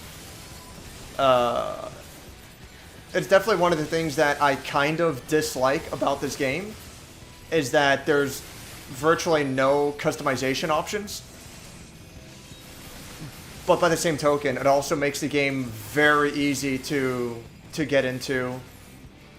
You can drop the game for a while, and you can pick up right where you left off without much worry, because you don't have to worry about, like, oh, what's the best stat to invest in? How did I play this character again? Like, it's very easy to drop and pick up again.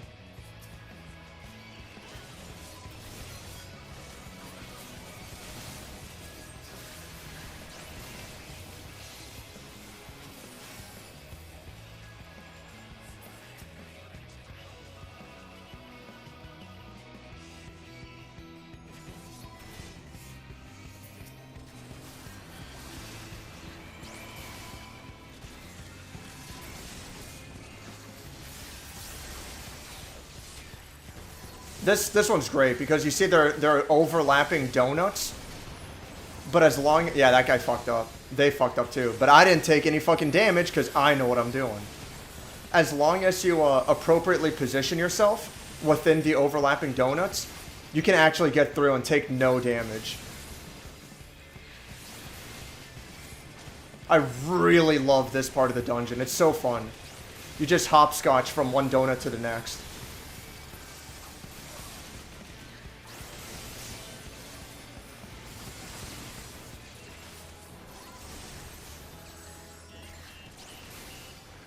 Like, this is the kind of shit that I want to see more in this game. But they'll never do it because people are already bitching too much about how the game is too difficult, and it's like, it's really fucking not. Like, this game has a fair bit of a skill floor. It takes some effort to understand what the game expects out of you and to get good at it. So it has a bit of a skill floor, but the skill ceiling is not that big of a deal. You're, once you understand what you need to do in this game, you don't have to put a ton of effort into it.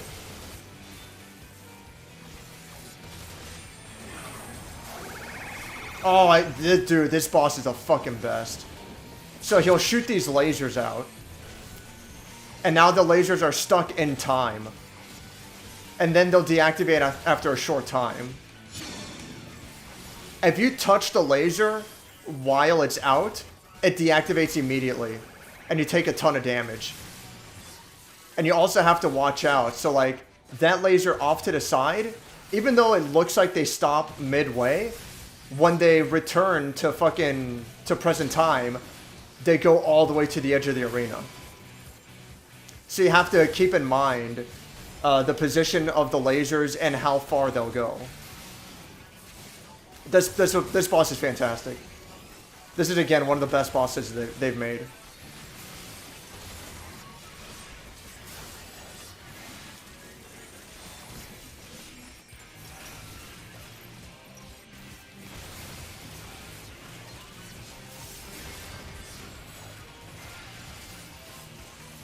So now he's got just those two lasers off to the side.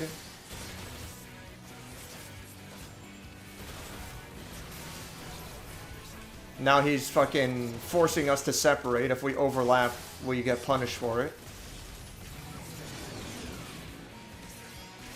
It's all about introducing mechanics one at a time. And then he starts overlaying mechanics like crazy.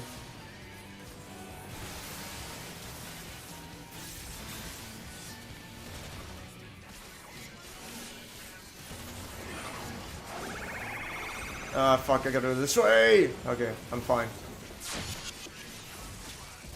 That guy fucked up. And the whole party took damage because of it.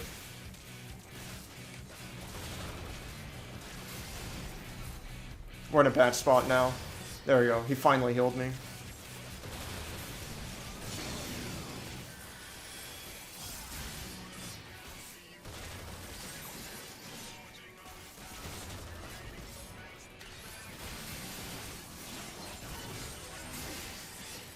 I didn't get the fucking parry in time. That sucks ass.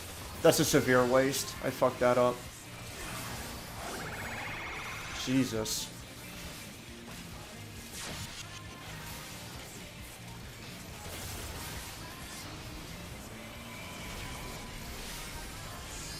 Am I fine where I'm at here? Good enough. Alright.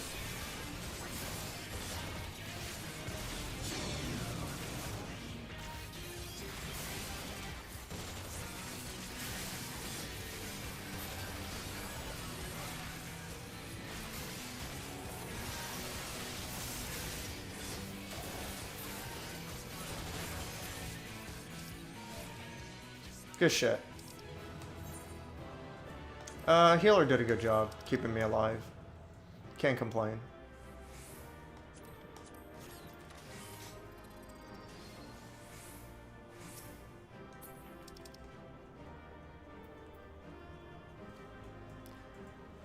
Or do other factors play into account now? It's just highest item level. That's really all that matters. Oh man. You and your fellow gamers Have to go collect the materia to save the world. Yeah. Crystals. Oh no, my repressed memories of 13. No.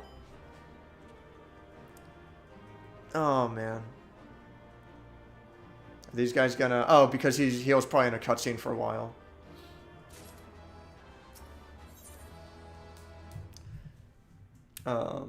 I guess that's nice. In Maple, the boss content is everything.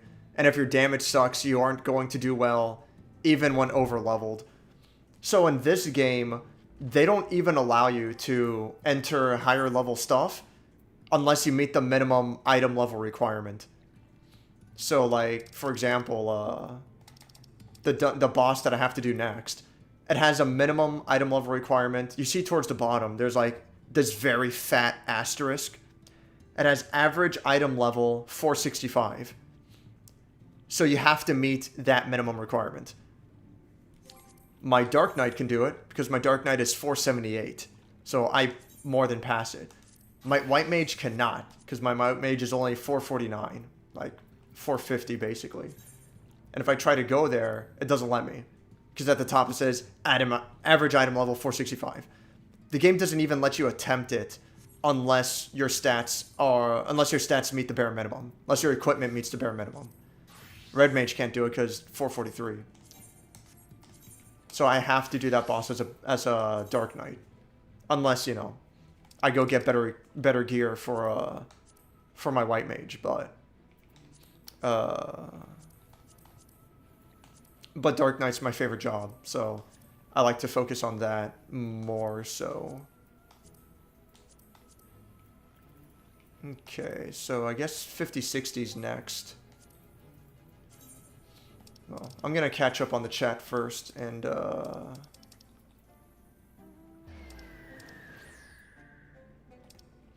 gonna catch up on the chat, and I'm gonna set it to search for the Seed of Sacrifice, so I can do that fucking boss fight already. I don't know why it's not letting me end this boss fight. It's like no one else online wants to do this fight. It's fucking ridiculous.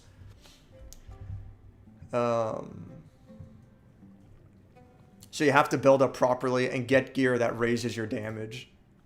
Yeah, so I mean, you still have to get gear in this game, but it just doesn't even allow you to enter it without minimal gear first. You perform suboptimally. You must shave your mustache in repentance. You're no longer worthy. No! I brought it back, though! I brought it back, though! Leave my mustache out of this! That's not right! My fucking phone was yelling at me because the battery's low. There we go. Thank God I don't have to work tomorrow. I've been working like every day for a while. Not that work is difficult, it's not, but that's whatever. That's the source of his power. It's my mustache. Nah! What are they doing with the monsters in jars? Could it be that thing? No, it's a personal attack. Oh, are you partly Irish? I didn't know that. I don't even... What joke are you even referring to? Is this a fucking brap joke? What's wrong with putting monsters in jars? The day after St. Paddy's Day as well. You just can't help yourself, can you? It's given me an itch to boot up RPG Maker and neglect reality even more. As someone who is Scots-Irish, I say the Irish don't matter. Oh my god. So if maximum item level, what matters most, is there a piece of equipment for every slot that player tries to get because literally nothing else will top it? Yeah. So every patch, and it's usually the so I don't have the latest highest difficulty stuff, but the highest difficulty stuff is not extreme. It's not extreme anymore. So yeah, it's Savage. Savage is one of the highest difficulty level content. And whenever the new patch comes out, the players who are more dedicated, they're in a raiding group, a raiding party. They'll group up to do the Savage content. The highest difficulty now is probably Unreal difficulty, now I think about it. But yeah, like they'll group up and they'll grind Unreal difficulty and Savage difficulty over and over in order to get the highest tier gear. But if you're not good enough, or if you don't have a group to do Savage content, you can do what's called Alliance Raids, which is those 32-man dungeons. Those ones will give you, like, the second... Well, no. Besides Savage, Extreme difficulty is... Extreme difficulty is the second best. So if you're not going to do Unreal or Savage, you would do Extreme. But Extreme is also, like, insanely fucking difficult. And if you're not good enough for that, you can do Alliance Raids, which are those 32-man dungeons. Those are a little bit more difficult, but with the tiniest bit of effort, a little bit of trial and error as you learn the dungeon, anyone can do Alliance Raids. They're not terribly difficult. You'll be fine. And those will also give you really good gear. If you're not good enough for that, like, my man, I don't know what the fuck to tell you at that point, but you can still do the latest maximum level dungeons. And the latest maximum level dungeons will give you appropriate gear to progress through the story. And then aside from all that, pretty much all content in the game will give you currency, which maxes out after a certain number. So you have to, you know, spend it or lose it. And spending currency gives you very strong gear. I think spending currency gives you gear equivalent to the Alliance dungeons. So if you're smart, you know, that I'm not doing it because I'm trying to progress through the story more, but if you're smart, you'll do the Alliance dungeon a couple of times, you'll get gear, and then whatever gear you haven't gotten from the Alliance, because it's all random, so you don't want to rely on it 100%, but you should be able to get one or two things. Whatever gear you don't get from the Alliance dungeon, you would then spend currency to get the rest. And that's what you would do. And then after you're maxed out on Alliance gear and currency gear, if you want to take it further, you do Extreme difficulty, Savage difficulty, Unreal difficulty.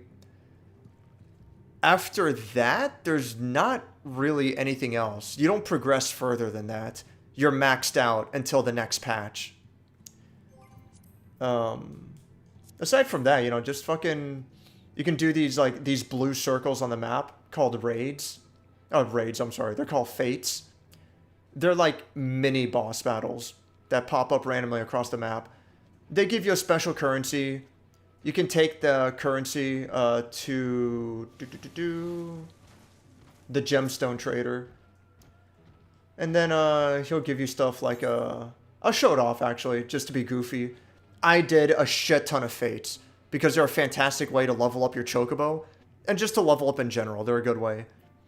But, you know, the gemstone trader sells you new music that you can play in your house. They sell you cards for the card game. They sell you furniture for your house and whatever.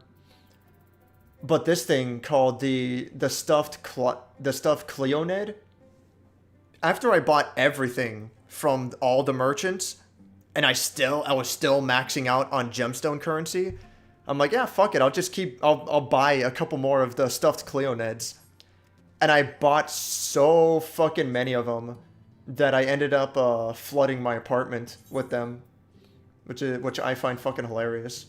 And I'll go ahead and show off my apartment just to show what I mean.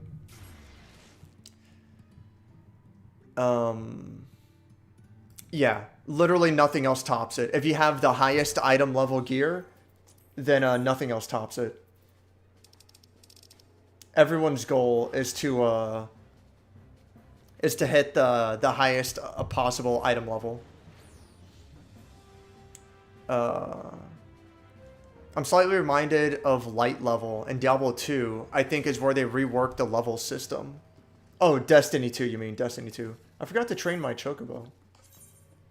Not that it matters, like, my Chocobo is nearly max level, and at this point, training him is such a tiny experience bump. But it's fine. Now your power level is only a matter of guns and armor. I think there was normal levels at some point. I remember there was normal levels in Destiny 1 at least. The jar jar. Oh, cum jars? Ah. That's just fucking gross. What are they doing with the monsters? Jesus.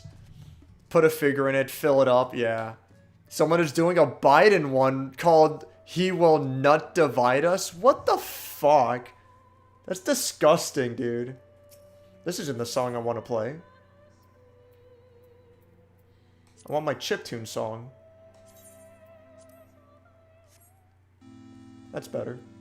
So yeah, like, this is my fucking collection of Cleanoid dolls. I just, like, bought so many of them. That just, like, scatter them all over the fucking apartment. It's fucking great. There's another one. Do I have any in my bedroom? Probably. Yeah, I have one, like, right there.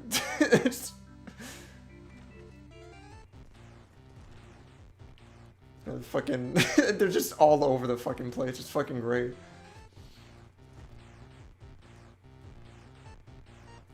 It's just, like, all the wacky items I've collected. And I didn't have an apartment for the longest fucking time. And I'm like, yeah, I might as well fucking buy one and display all the shit that I have. I just find it so funny how many of these fucking things I have. How many do I actually have? Social... Housing... Indoor furnishings...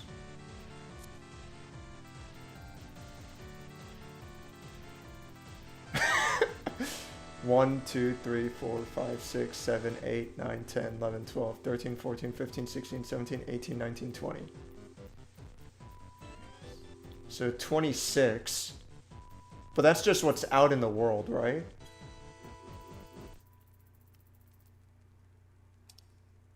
Yeah, so that's what's out in my apartment. That's not considering what I have in storage. So I have 26 out. Oh, what? Oh. I guess... Oh, okay, never mind, yeah. So all of the ones I bought are what are out there.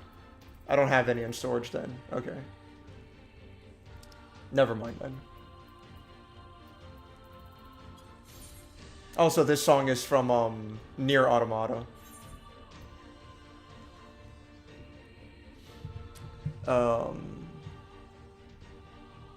That's what I meant by best in slot. Yeah. So there's you just want the highest item level. And it's extremely rare for, it's extremely rare for multiple equipment to have the same item level. There's almost always, you know, one piece of gear, one piece of equipment for each slot that has the highest item level. So you don't have to pick and choose between different weapons. It's always highest item level, period. That's all that fucking matters. And to make it even easier, there's a fucking button called recommended gear. And that's all you have to pick. And it goes through all your inventory and it puts whatever is the best gear. That's all you have to fucking do. And if you're gonna show up to my dungeon with level 1 cosmetic boots, then I am going to blacklist you, and I hope we never meet again. You son of a bitch.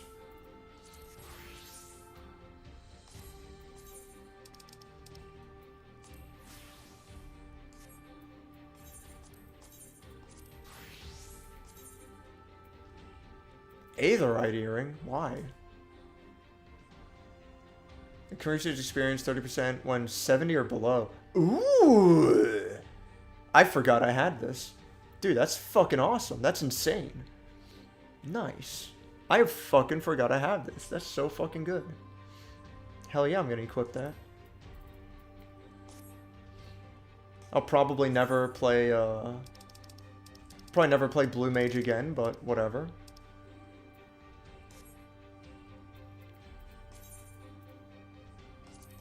It's there if I want it. Yeah, whatever.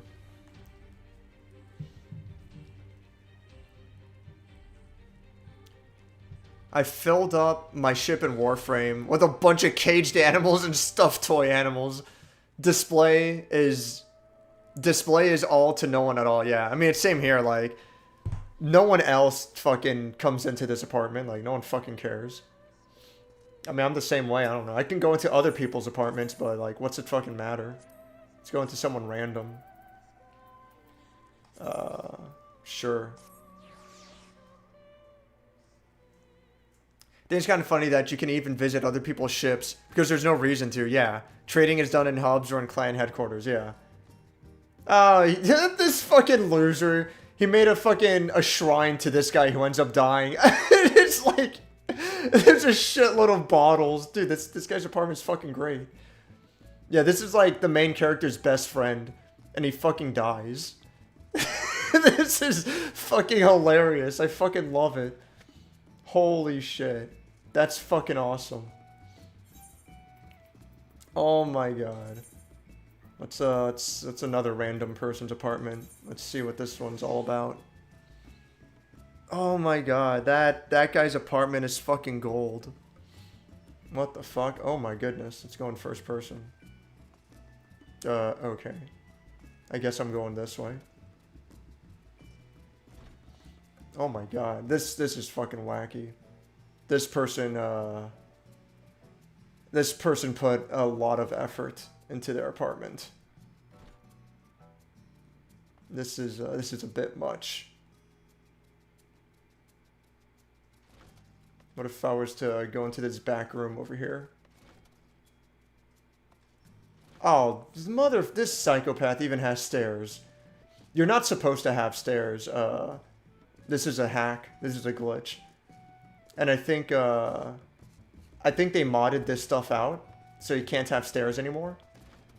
But anyone who... Or not modded out, they patched it out. But anyone who had stairs before, they, you know... As long as they don't change it, it's there to keep. I'm done here. Men really live like this and don't see any issues. Oh, man. Oh, let me do the mender. Whoops. God damn it. No. Fuck. Wow, I guess I'm really not allowed to do the boss fight. I'm just not allowed to progress in the story. This is fucking insane. When I get up tomorrow, I'm just gonna log into the game and immediately go to fucking try to do the boss fight. Because I guess I'm gonna be waiting like a couple of fucking hours before it triggers. This is fucking nuts. Which one will I do next? Yeah, 50, 60, 70. Okay.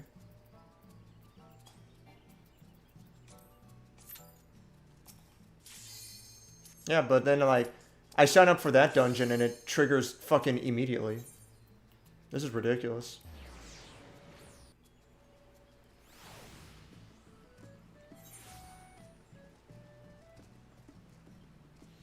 Now I think about it, I should really go to the, I should go to the gold saucer.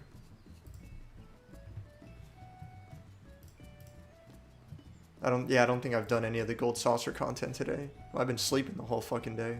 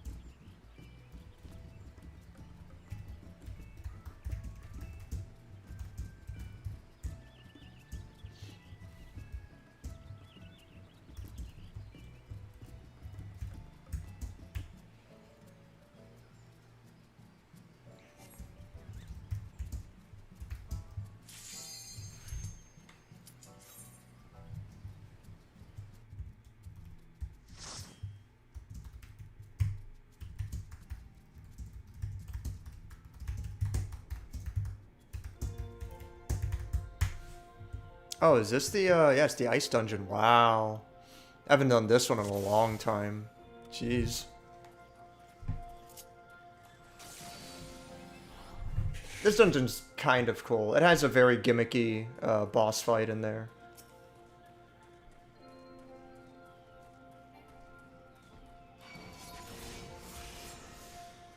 Oh, whoops.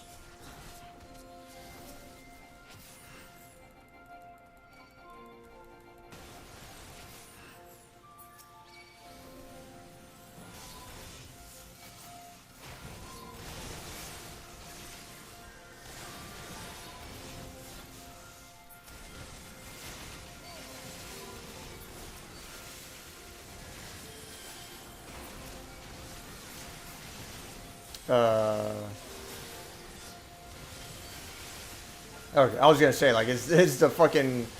Am I gonna get healed over here? Yeah, I'm doing fine. This dungeon's definitely unique for having extremely calming music.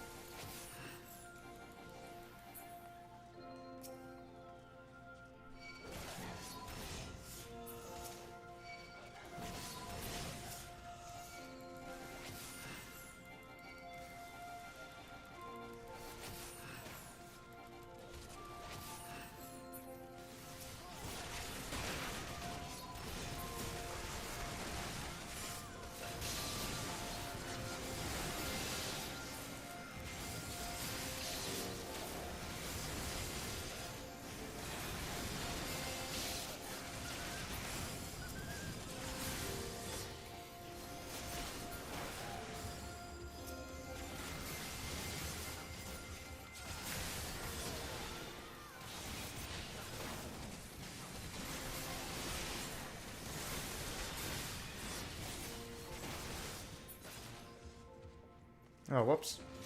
Why did the polar bear have a tiny key on him? Ah. Was the polar bear literally guarding that door? It's possible. Oh, we're not actually allowed to progress until we kill these enemies. Just these 4 enemies.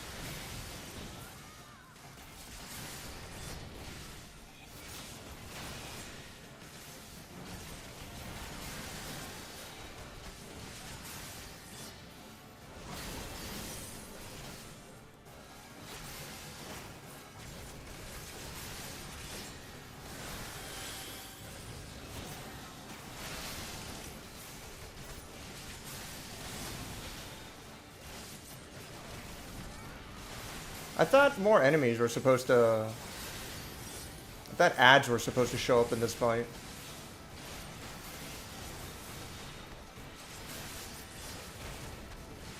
There they are. Wow, get a fucking mechanic.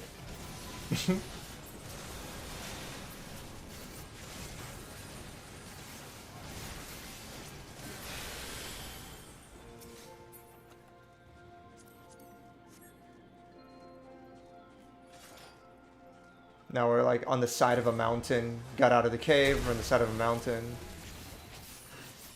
Yeah, this dungeon's very nice. It's just it's very cool. It's well designed. Even if the fights themselves, well, the final boss is kind of cool. I like the mechanics behind the final boss for this dungeon.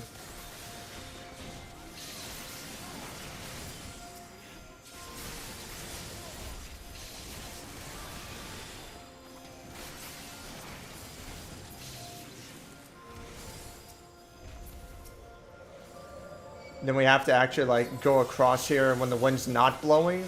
Otherwise we take frostbite damage. I mean, you can go anyway. It's not a big deal, but you definitely don't want to fight inside the blizzard.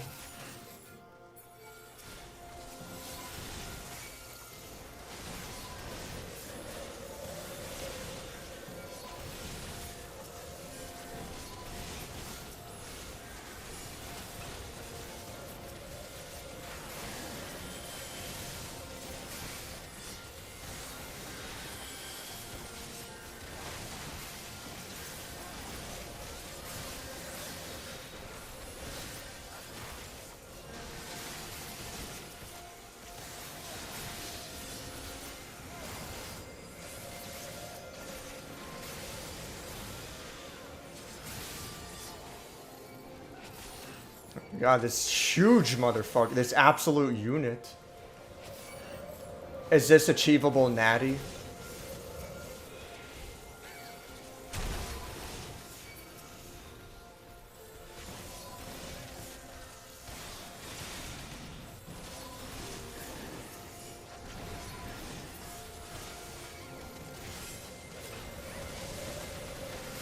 No! Don't kill me! Yeah, I think I made it in time. But the healer has to fucking heal me now. Like, he's got to get my health all the way up. No, never did it. Thank you. Thank you so much for doing your job.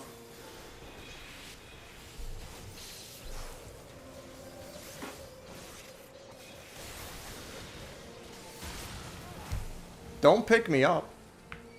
No need. Also, slow raise. Yeah, this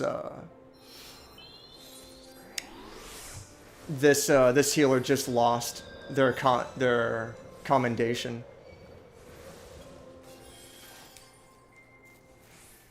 Commendation with healer has been abandoned.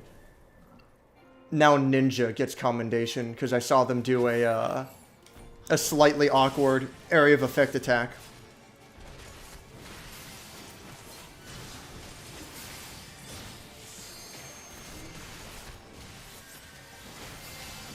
Oh, right. I forgot.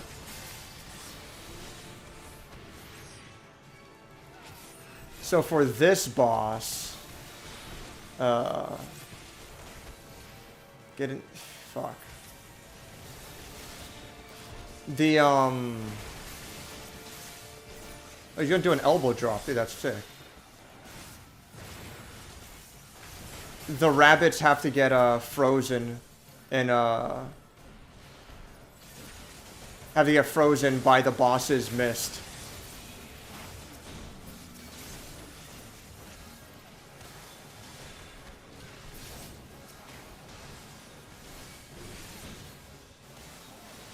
There we go. But the group doesn't seem to understand this. Fuck. Then you throw the snowball at the boss to damage it. But you need the snowball to be bigger, though.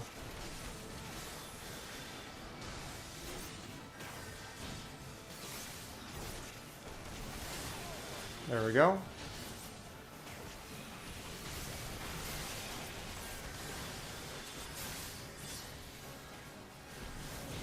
This boss has a bit of a goofy mechanic, but it's really cool.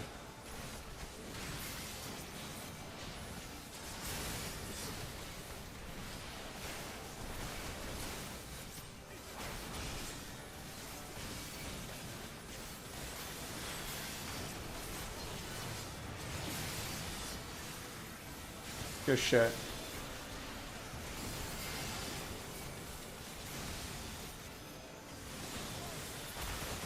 What a fucking asshole. Stop destroying the fucking snowballs. It doesn't even make sense why you're using holy. God damn it. Oh my fucking god. This white mage is actively doing everything in their power to make this boss fight worse. Holy shit. This white mage is like ruining the fucking game.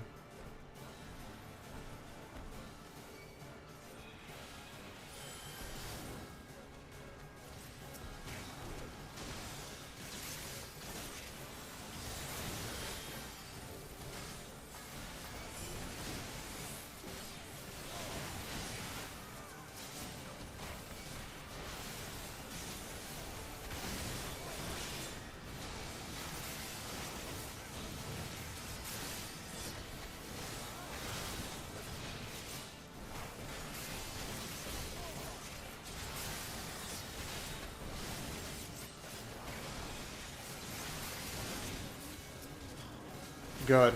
That's going to be enough snowballs for sure.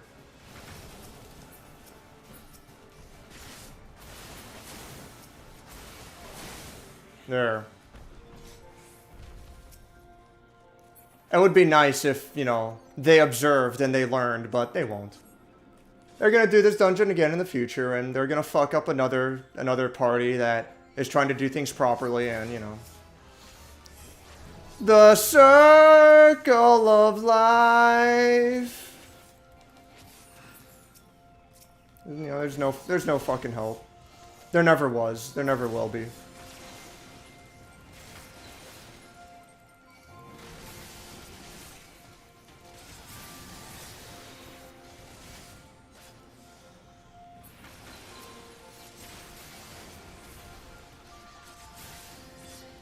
Come on, let's go, dorks.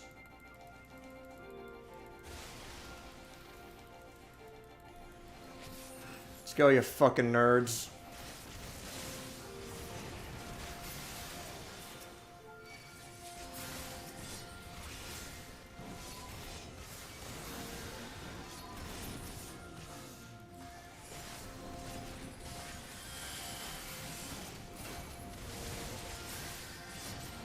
Imagine being a healer and doing an awful fucking job at it. Imagine being objectively the easiest boss, or the easiest job in the whole fucking game.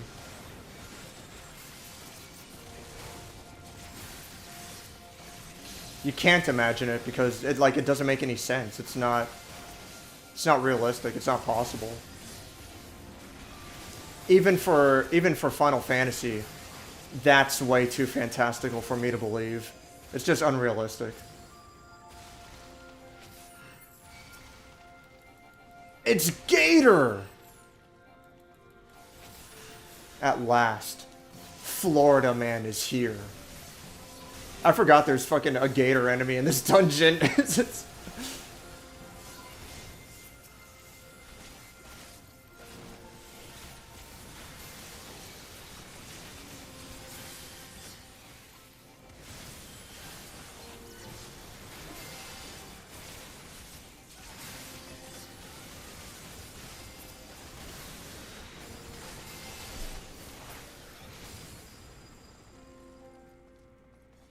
Oh, there you are. It's a Snowclops.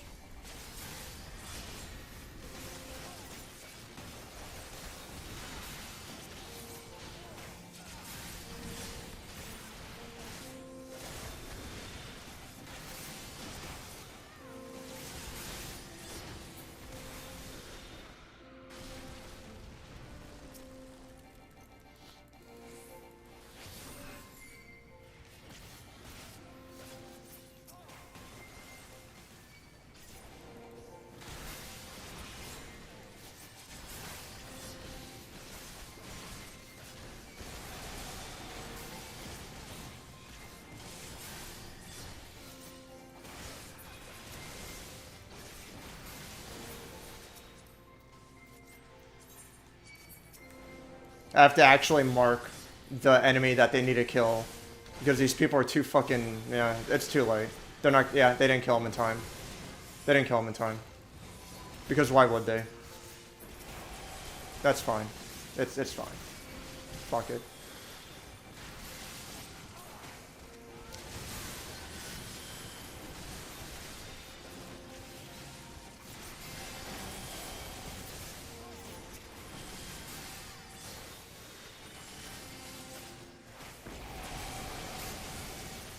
That's fine.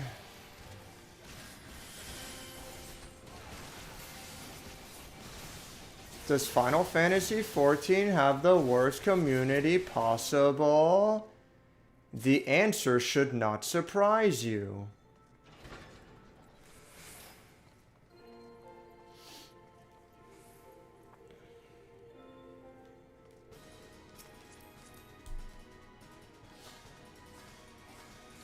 The saddest reality of all is that no one in this dungeon is brand new. And for God's sakes, if there was at least a new player, then I could get the new player bonus. But everyone in this dungeon has done this dungeon before. So, I'm just fucked.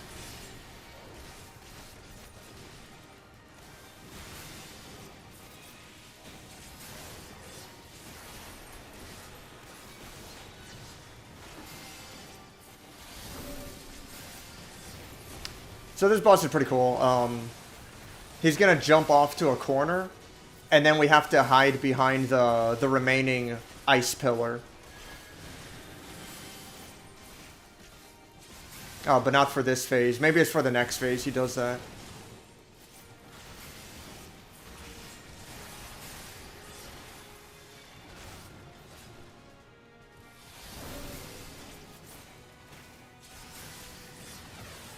Yeah. Oh shit, we have to do it now. Fuck.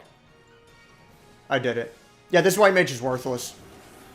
Yeah, go stay fucking frozen. Lose all your health. You deserve it. We don't even need you for the rest of this fight. You barely did anything to begin with. Just get the fuck out of here.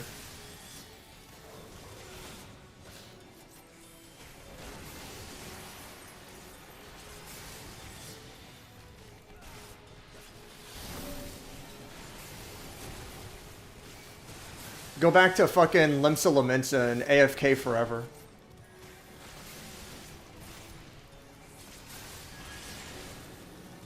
All evidence suggests that you don't even play this fucking game.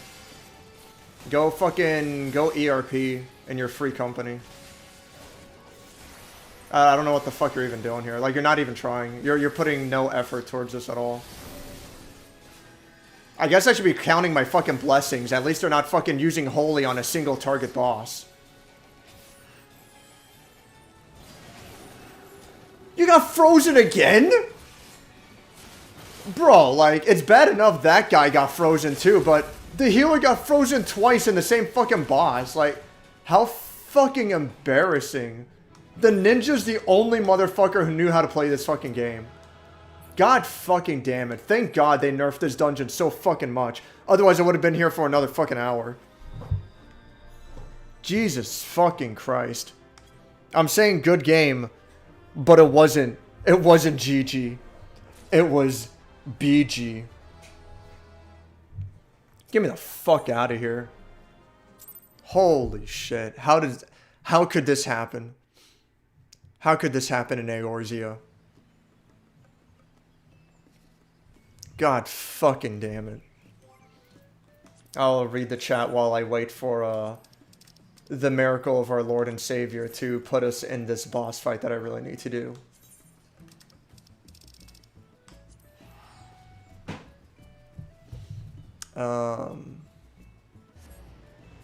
Polar bear ate a fish which had a tiny key in it. I might actually accept that logic. Maybe. Yes, I think they are natty, but they need to do arm and leg day. I don't even know how you could work out and I don't even know how you can work out and only get a large chest. Oh man. That's fucking great.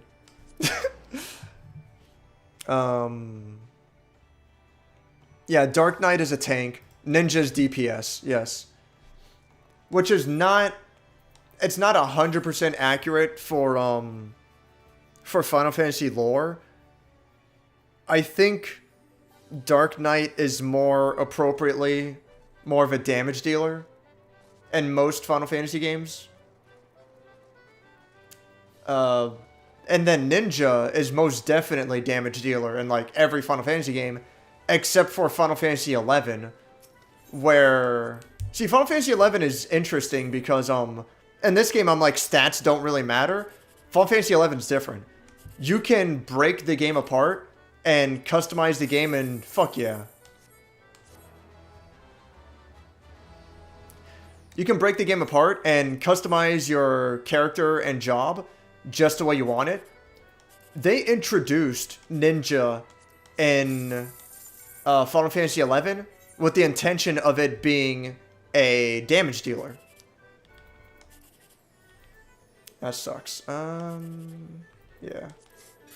Fuck. I mean, still 1,000. That's really fucking good. They introduced Ninja with the intention of it being a damage dealer. But because that game offers you so much fucking freedom and how you want to approach it, players ended up giving the ninja, or fucking focusing on skills and stats that increase the ninja's evasion.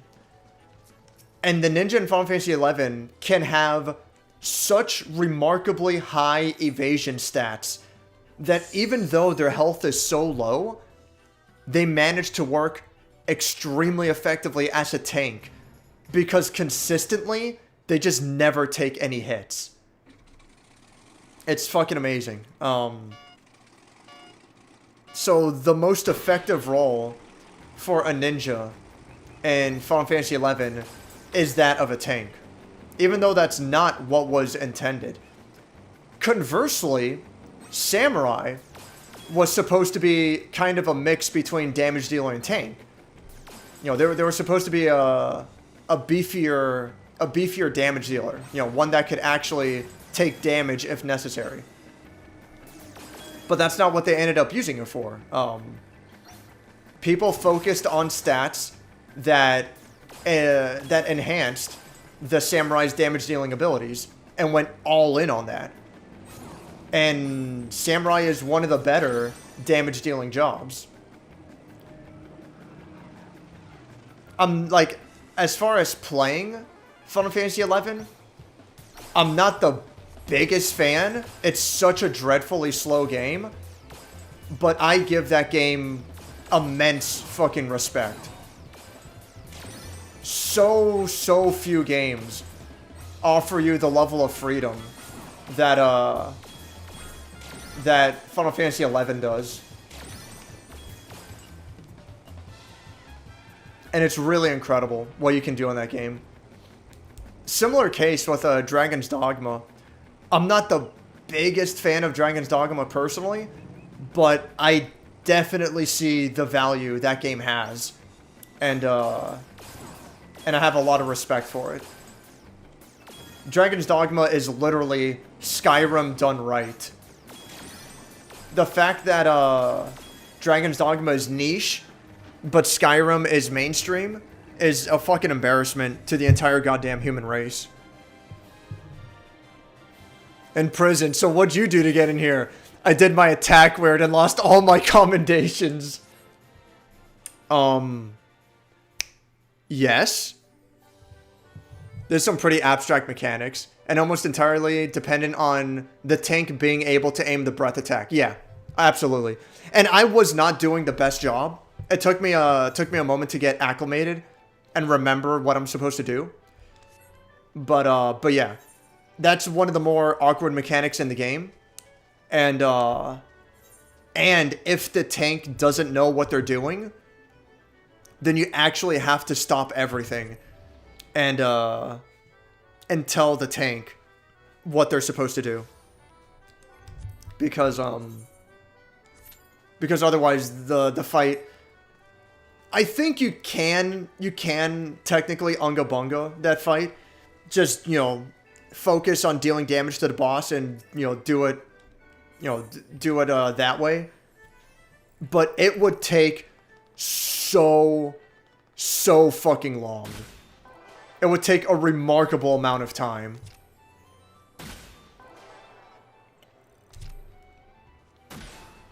Oh, come on. I didn't even want Titan. I wanted the Marlboro. Titan's too fast. The white mage should be put to death? Yes. Your Honor. Cosmetic boots. Death sentence. Man, knowing the absolute fucking retards in this game, I should be counting my fucking blessings. At least it was only the fucking boots. At least it wasn't a fucking... At least it wasn't the body armor or the fucking pants. It could have been so much fucking worse. I do like how automated the matchmaking is. Yeah. I don't think I would play the game otherwise. It sounds wrong to say. Because with the matchmaking so automated, it takes away the social aspect. You know, there's no real reason to talk to people, so to speak. That being said, when Shadowbringers was new, when this expansion was new, and I was doing those fates that I was talking about before, I was doing fates along with a party of people. And, you know, we were, you know, I got my keyboard out and we were typing while we did the fates. You know, what do you think about this? You know, what direction are they going to take the game now? You know, what games are you playing? And so on and so forth. It was really fun. It was great. Yeah, and then, like, people would be leaving one by one after another. And eventually it was just me and this one other guy. And, yeah, we were just having an extended conversation. It was really cool. It was good times. So if you look for it, the social aspect is still there. And then on top of that, if you want to do the highest level content, the extreme savage content, if you want to... Oh, wow, really? That was lucky. Should I roll again? Yeah, I'm fucking crazy. I'll do it. Hopefully I don't run out of time. If you want to do the extreme, savage, and unreal content... My hubris! No! Where the fuck is it, dude? That's fucking bullshit. I'm not gonna make it now. That's fucking gay. Fuck you. I lost everything. I had 20 seconds to work with, and I fucking lost it just because the game really fucked me over on the RNG there. That's fucking dumb. But whatever. Again, it's fucking with me with the RNG. Where the fuck is it? Jesus fucking Christ. But yeah, if you want to do the highest level content, you have to be in a guild. And you have to communicate, talk to people, coordinate. So if you're looking for it, the social aspect is definitely still there in this game. That's without question.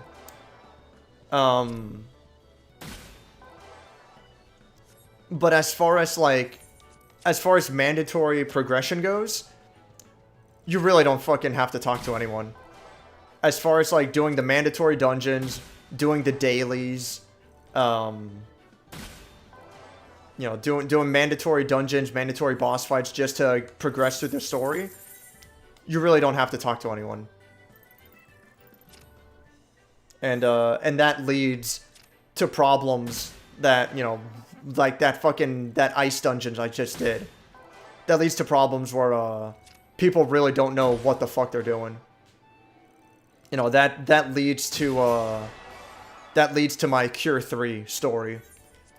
Where this fucking guy's just like, what do you mean don't use Cure 3? That's the strongest one. No. You're going too fast. You have to wait for me to recover my MP. It's like, how the fuck are you running out of MP? And then you pay attention to what they're doing. They're only spamming Cure 3. It's like, the fuck is wrong with you? Do you not read the details of the abilities? Do you not see that Cure 3 actually heals less and it costs more, and the only reason you ever use it is because it targets multiple people? Oh fuck, I didn't want to go again. Oh man, I meant to hit no. Well, maybe I have a chance. Nope. I never had a chance. Just barely. That was close. So do these, like, what goes through their fucking mental faculties? I don't fucking understand it. It's like, I don't know, dude. Imagine playing a game that's based around a shitload of skills and abilities, and you don't even read what each individual ability does. Like, why are you even fucking playing the game then?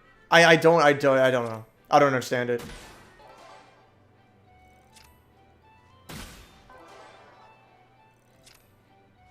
I don't know. I don't know. It's baffling. One thing I don't like about MapleStory is you basically need to join a guild and ask around for someone to fight a boss with you. So that's, again, that's how it is here. If you want to do the, highest difficulty content, that's how it is here. 100%. But by the same token, I'll show you this after I finish this minigame.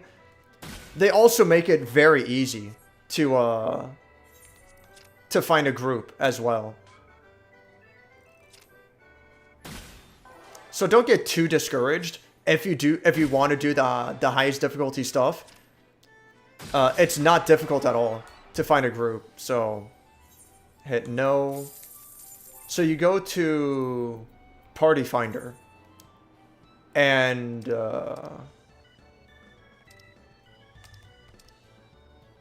so like this group, for example, they're doing Delta Escape 4 Savage, which is one of the single hardest bosses in the entire game. And if I hit X on here... Oh, okay, so they're fucking around. Yeah, like... Oh, I get it, yeah. So the guy says, I'll heal. So what they're doing for this is that they're going to have one healer, everyone else is blue mage, and they're trying to learn the blue mage skill from this boss. So that's not the best example. They're doing like something very specific. Let's say the Whirl Eater Extreme, you know. So, you know, imagine this was like more recent content. This guy's looking for players. There's a ninja, there's a black mage. They need 2 tanks. They got an astrologian. They need another healer. They need 2 more damage dealers. And you see they're like, oh yeah, sure, you know, I'll join, whatever, you know. There's nothing here that I want. I go to recruit. I want to do a high-end duty. Or, you know, fucking, let's do a raid, yeah. I want to do a raid. I want to do Resurrection Savage, which is one of the hardest ones. The objective, this is just for practice. Or we're going to complete it and we're done. Or, and by the way, for practice, you can put it like, we're going to start halfway through the boss fight. And we're going to practice the second half over and over, you know. Or we're going to do it for loot, meaning we're going to do it over and over again. And then you put a comment, you know. Fucking, we're gonna, these are the details, we're gonna do it for these reasons. I'm gonna set it up so that, like, I want specifically, or I want no monks. I want no dragoons in my party. That's what I would fucking do. But no dragoons in the party. Everyone else is fine, but no dragoons. Take out the dragoons, you know. Or it could be like, for the healer, I specifically want a white mage, and I specifically want an astrologian. That's all I want. Oh, I'm not fucking, I have to hit it. Okay, yeah. And you can customize it. It's basically like a classifieds ad for a newspaper. You can, you know, put 1 player per job, so you don't double up on jobs. Because the way the game's designed, you're usually better off if everyone's a different job. Because some abilities overlap with each other, but they don't stack. So it's usually better to have different jobs across the board. For language, you know, I want to speak to people, so only English speaking. You can set up the loot rule, so it's greed only. Or you can set up a loot master, so the party leader distributes the loot. You can put silence echo, which means silence echo means it'll be closer to the dungeon's original difficulty. Minimum item level, again, closer to the original difficulty. So you put both of these on, and you're putting on maximum difficulty, if you wanted to do that. Average item level, make it so that, like, even though this dungeon requires 440, make it so that only people of item level 490 can apply, you know, for whatever reason. You can do a lot of customization. So don't feel like you have to join a guild and commit. You can set up a recruitment and you can customize it to your liking. And if you just wait around for like an hour, as long as you're not doing something really obscure, but if you just hang out for like an hour, you're probably going to get what you want. And for my purposes, since it's taking so long to get this boss fight, that's going to be what I have to do. I have to do a specific recruitment. But yeah, that's a major thing that I really like about this game. Even though you do need a specific party to handle the highest level stuff, they make that easy for you. It's basically a classifieds ad in the newspaper.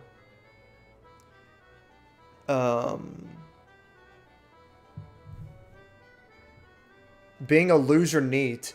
I can't bring myself to ask a stranger. I'm the same way. And I wouldn't do it unless it was for the party finder stuff. So I'm glad that's in there. Why is there a gator in an ice cave? What terrible sin did this thing do to deserve this? I don't fucking know. I don't fucking know.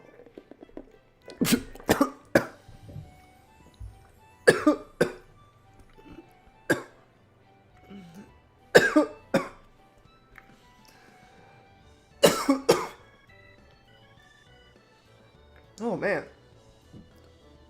Whew. Excuse me. Wow.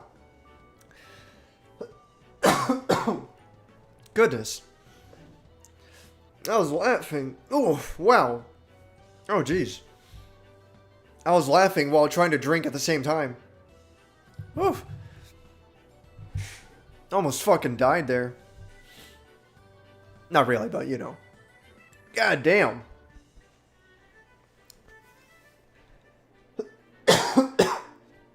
Fucking hell. That really kicked my ass. Jesus.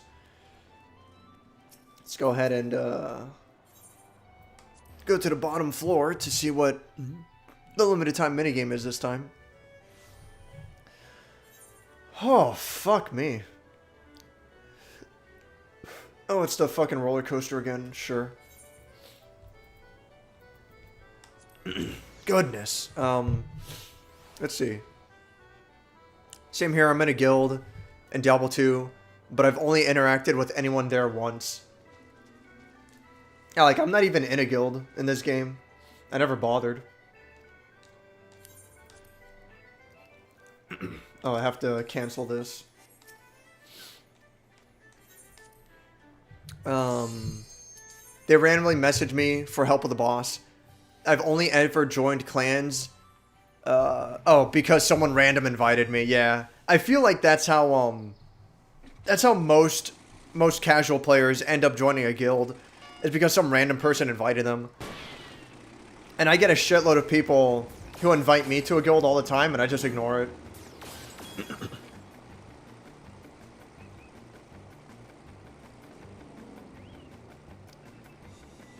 And you get a prime engram for the weekly quest, which is a passive. So they, like, incentivize you to join a guild. The only incentive they give you to join a guild in this game is you get an experience points bonus, which would have been nice early on. But at the point that I'm in, the experience bonus, I mean, no, it would still actually, it would still be nice now I think about it. It would actually be really nice. But, you know, again, I never really bothered.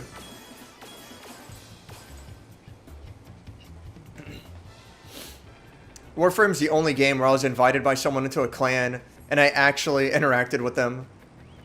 I was also invited because I ran a mission with randoms, and the clan leader thought I was good. Yeah, that's how it should be. That's how it should be, but, for whatever reason in this game, they'll take fucking anyone. And considering how fucking bad everyone is, I guess it's like beggars can't be choosers kind of situation. Aren't Dark Knights usually glass cannons that use up their HP to attack? Yeah. That's how Dark Knights are supposed to be. It's unfortunate that that they can't use their HP in this game, because I think that would be really interesting. They could have kept Dark Knight as a tank. You know, that's still possible. But it would have been cool if, like, while the tank's at really high health, I mean, like, let's say you do it whenever you want, but it's, you know, it's a dangerous move to do, but let's say your health is really high. You do a move that drains you of, like, 50% HP. And you get a massive attack boost. And then let's say if you stay alive the whole time, then you recover 25% HP as an additional reward on top of the attack boost. Like, let's say you stay alive for 30 seconds straight after that. Then you get your health back, you know?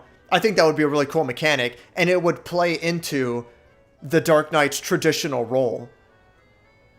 But they don't do that because they're too fucking worried.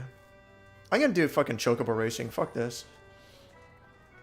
I don't even like Chocobo Racing, but I can do that while reading the chat. I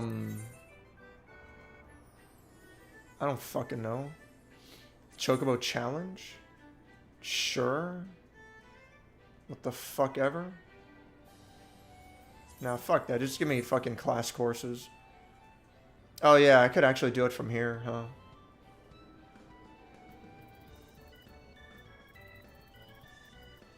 Oops.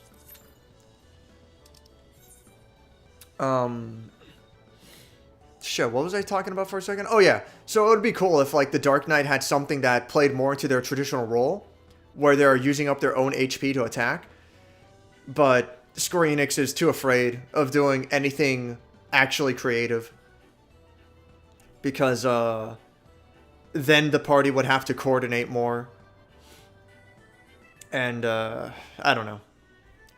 The developers are more interested in homogenizing every job in the game.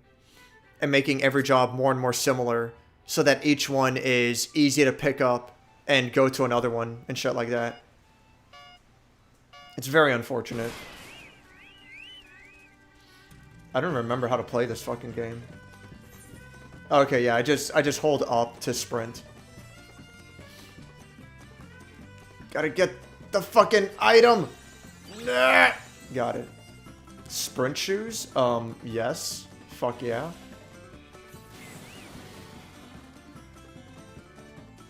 I'm sure my Chocobo is, like, super low tier. Because I never do Chocobo races. Like, I don't give a shit about this stuff. Oh, god damn it. I fucking ran into the jellyfish. I didn't even see him there. How do I jump? Triangle, right? Got it.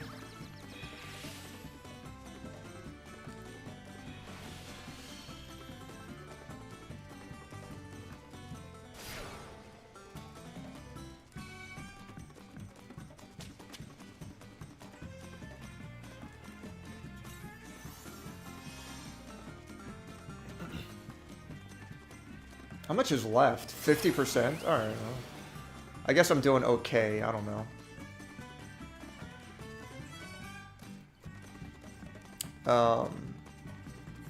I know in Bravely Default, Dark Knight had an attack. I'm probably going to agree with whatever it is you're saying. Oh shit! No! He got me.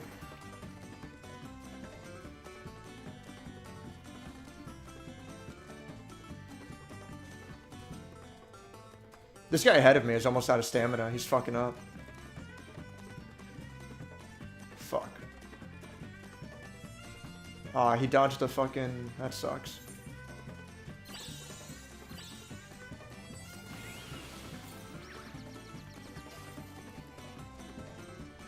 Go!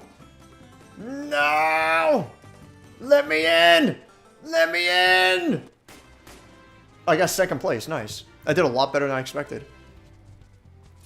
Dark Knight had an attack which dealt damage based on missing HP. Yeah, things like that. Either, you know, based on missing HP, or they actively use their HP as if it's MP, you know? Dark Knight's a cool job. So you drop to 1 HP with feel no pain effect, then slap for max. Yeah, so you could do things like that, which is cool.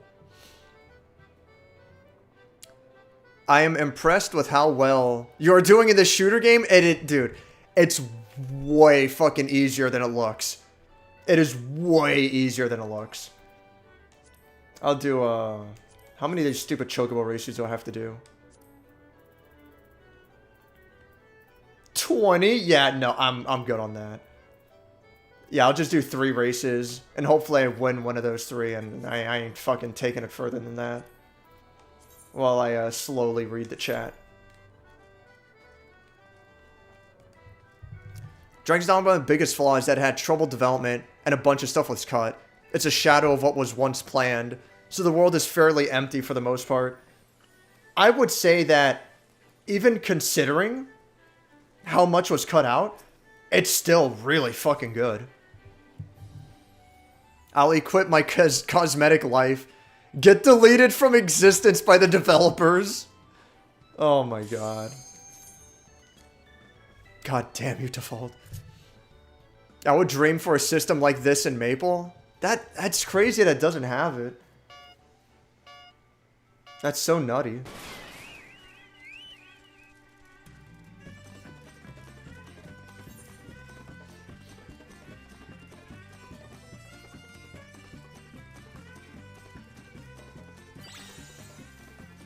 Oh, nice. Choco A there. Good shit.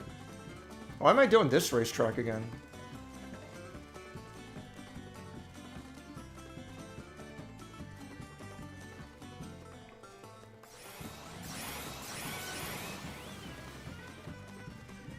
Oh, fuck! Okay, I dodged it. Somehow I dodged it.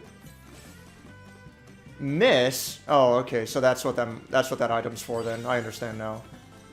That Choco Potion is what I originally thought I had picked up.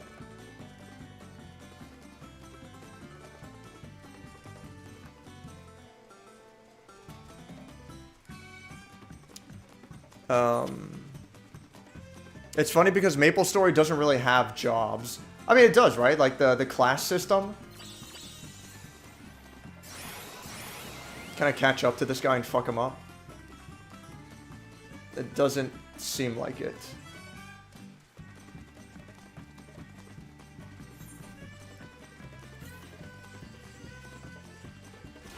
Nice. I managed to hit him. That's good.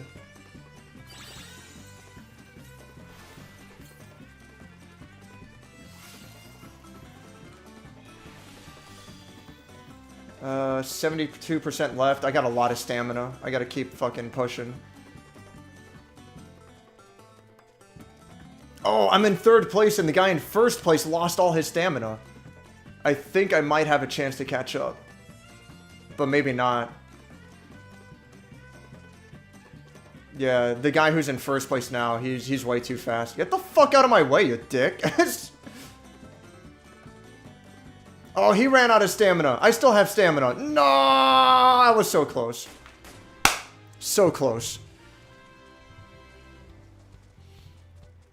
Literally everyone except clerics are DPS. Oh, that's what you mean. Yeah.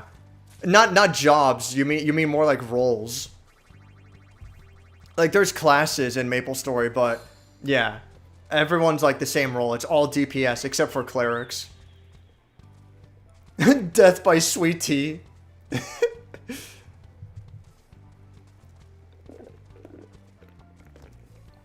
My hubris! No! I wish I would add a new support class to Maple. Because there's only 2. One is old and clunky. The other one's basically a joke. Oh my god. That's a shame, man. Is there no way to draw aggro in MapleStory? There's no tank class? That seems so odd. I don't know. Man, I got really close to winning that race. What a shame. You get free Prime every week. And then for every event, like a round of Crucible or Raid that is done by someone in the clan with another clanmate, you get Legendary Engram. Okay, so you're heavily incentivized to join a guild then. In this game, joining a guild, pretty much the only thing you get is, the only passive thing you get is an experience points bonus. But if you're part of an active guild, then obviously, it's beneficial to, you know, like your guild probably has people who are dedicated to crafting equipment, which, you know, is very helpful for everyone else in the guild because you're gonna get like really good gear. Which, by the way, the best gear in this game by far, it's crafted gear. Is it actually? I don't know. Now that I think about it, it might be gear you get from Unreal and oh yeah, I forgot. There's also an ultimate difficulty. Yeah, it's fucking Savage is the more common one. But there's also ultimate difficulty. So it goes normal, hard, extreme, savage, ultimate, and unreal. So stuff you get from Savage, Ultimate, and Unreal, that might be the best equipment in the game. Not 100% sure. I could be wrong.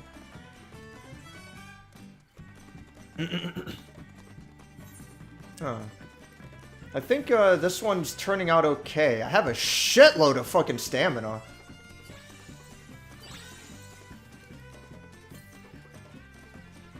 So I just, I caused that guy to lose a bunch of stamina. Yeah, I should just be sprinting a lot. I have a lot of fucking stamina left over. I think I've, yeah, he just ran out of stamina, so he's out of the race. He's way too far from the finish line. I don't know how I dodged that jellyfish, but fuck it, I'll take it. Alright. That should be an easy win. Heavy? As if. Fucking later, nerds! Yeah, I was like, I won by a lot. Holy shit. And I still had more stamina than everyone else. That's fucking great. For the Prime Engram, you just need 5,000 clan experience. It's gained basically whenever you do anything. Public event, 500. Round of Gambit, even if you lose, 500. Fair enough. Yeah, rolls is a better word, yeah. Usually aggro is based on who does the most damage, and very few bosses use it. Yeah, so there isn't really a tank class then, unfortunately. Not necessarily unfortunately, so to speak. Like, it's fine if they make it work. But yeah, the lack of rolls means a lack of variety in MapleStory. Which it's unfortunate. So I'm not going to bother with chocobo races anymore, because I don't actually like chocobo races.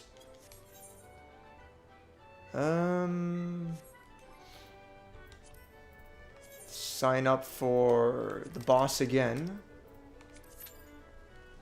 And fuck around with triple triad? Well, not with these bozos anyway.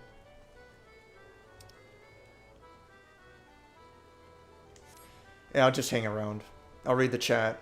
I'll wait for another Gold Saucer minigame to pop up, and then I'll do a different dungeon. Most bosses have attacks, which hit static parts of the screen. Oh, okay.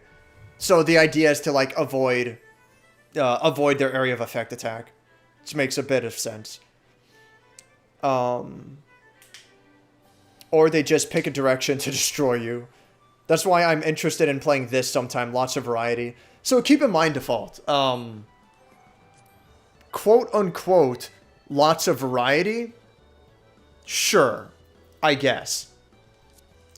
But, look at this. For, like, this is all of the Dark Knight's abilities. That's all of their skills, right? But you have Hard Slash, Siphon Strike, Soul Eater. That's their 3-hit combo.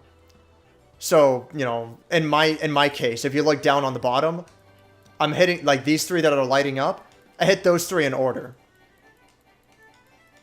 It's like, I can't, like, visualize it as well here because I'm not actually hitting anything, but I'm hitting those 3 in order, you know? That's the Dark Knight's basic 3-hit combo. If I go to Warrior, there's their 3-hit combo. Same fucking shit. If I go to Paladin, there's their 3-hit combo. Same fucking shit. For my alternate abilities here, these... Oh yeah, I can actually show this. So these 2 attacks is my group attack combo. I alternate between these 2 back and forth when I want to attack group of enemies. That's it for the Paladin. For the... Huh? What do you mean I can't change jobs? There we go. For the Warrior. Oh. So, I have to actually have a target for this one. But same shit for the Warrior. The only difference is that for the Warrior, you need a target to do their initial hit. And then the second hit is just a group. So, whatever. Then for the Dark Knight. Same shit. That's the 2-hit fucking group attack combo. Quote-unquote variety, but a lot of these jobs are very homogenized. I almost forgot for a second there. Gunbreaker is in the game. Again, 3-hit combo for normal attacks. And then you got the group attacks. The 2-combo group attack. Same business, you know? Quote-unquote variety, but... Don't think it's too crazy. Furthermore, for tanks, for example, at level 50, everyone gets the same panic button at level 50. For the Gunbreaker, they get Super Bull-Eyed. Super Bull-Eyed reduces your HP to 1, but you're invulnerable for a brief period of time. You're invulnerable for like 8 seconds, which gives the healer the opportunity to get your health back up.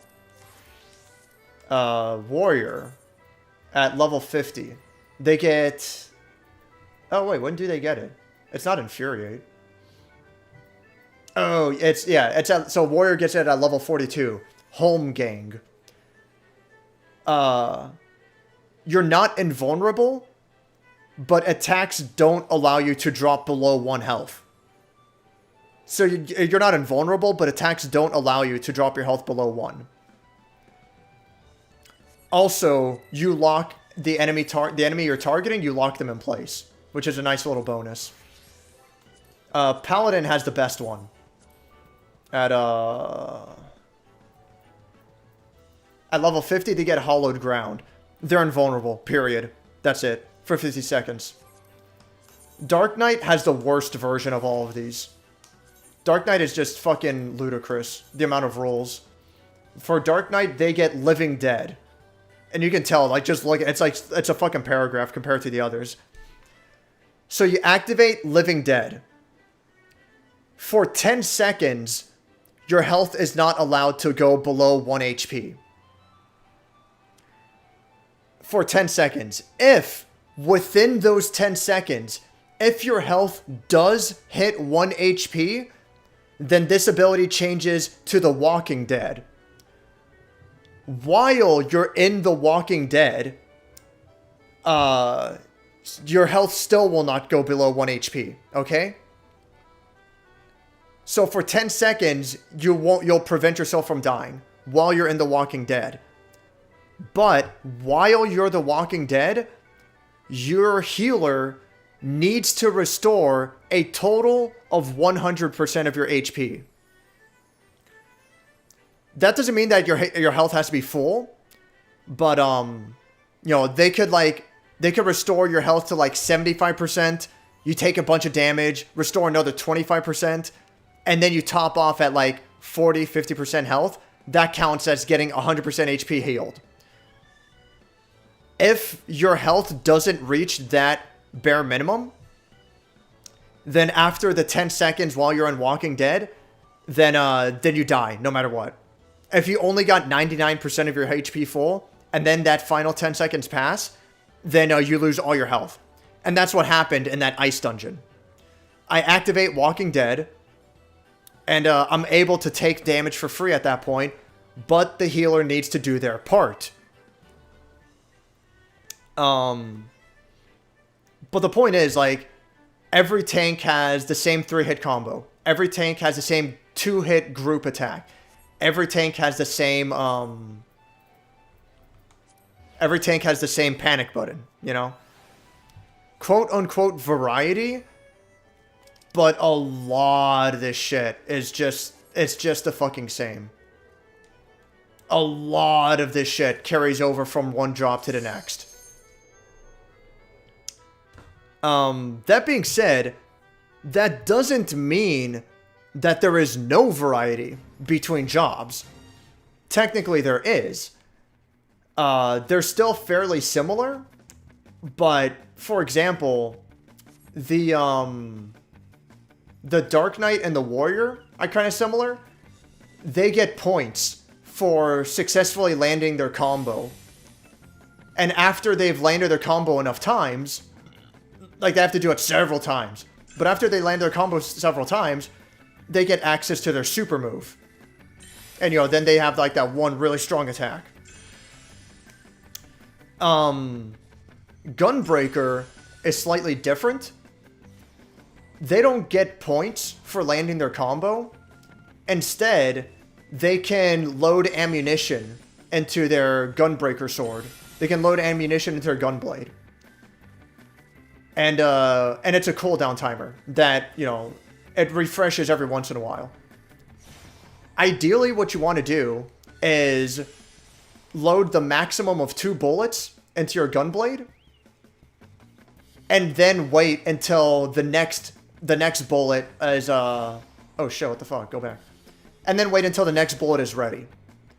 So you have 2 bullets in your Gunblade, and you have 1 on standby. Then you activate the Gunbreakers. You activate their buffs. They're like attack bonus buffs. And while the attack bonus buff is up, and while they're doing their combo, you're throwing in the ammunition related attacks as well. And after you've used 1 ammo, fuck me. After you use 1 ammo, you then reload the other bullet, and then use the remaining 2 bullets. And you have to link it all within the short amount of time that your buff is active. And it's very fun. Gunbreaker is fantastic. I prefer the way Dark Knight feels. But Gunbreaker is, I would say, is one of the better... I didn't have to go up here.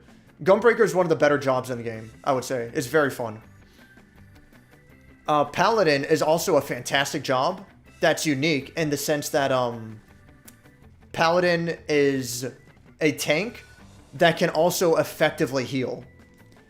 They cannot do it for a very long period of time. They can only effectively heal like once or twice tops. Once, like maybe 2 times in a row. And then they use up like all of their fucking MP, you know?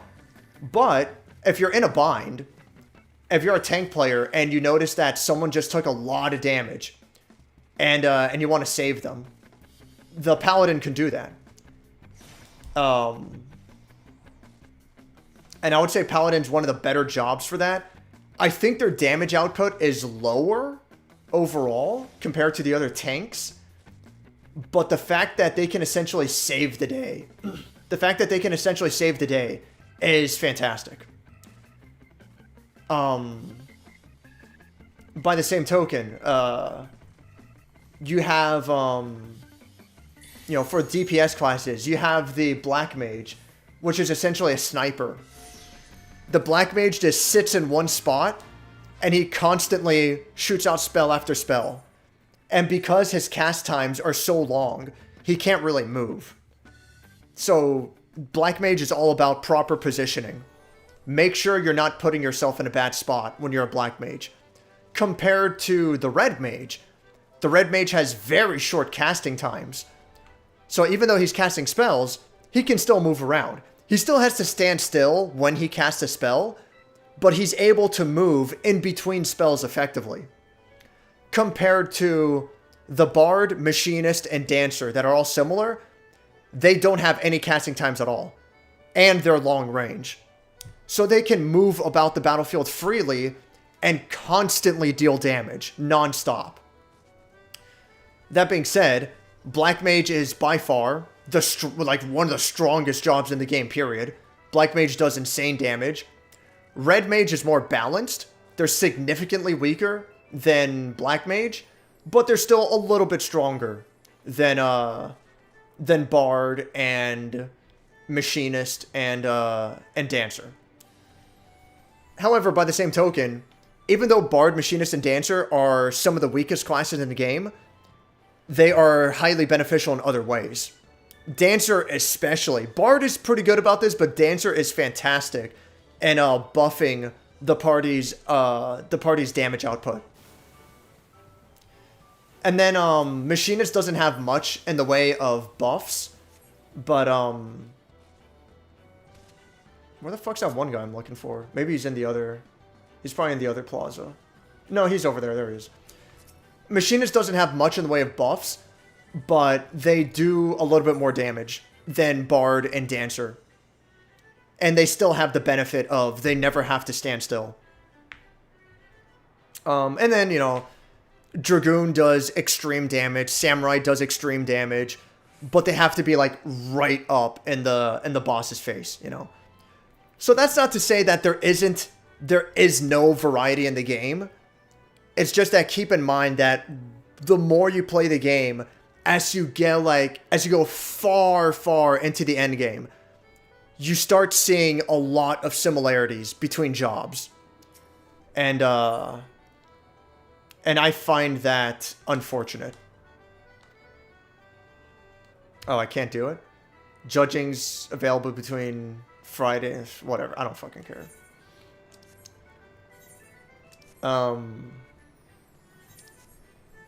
I think I ranted enough. I think I got my point of view out there. I think there's an understanding now. Yeah, I mean, I don't know what else to tell you, Default. I would encourage you to try this game out. Again, it's free, regardless if you're on PS4, PS5, PC, Windows, or Mac. It's completely free up until level 60. By the time you even hit level 60, not the next expansion, but the following expansion will be out by then. And you can decide at that point if you even want to take the game further, you know. But, you know, I encourage everyone to try this game. I like it a lot. I don't want to oversell it because I don't think this game is great, but it does appeal to me a lot. And maybe it'll appeal to other people as well. So, that's my rant. I'm done.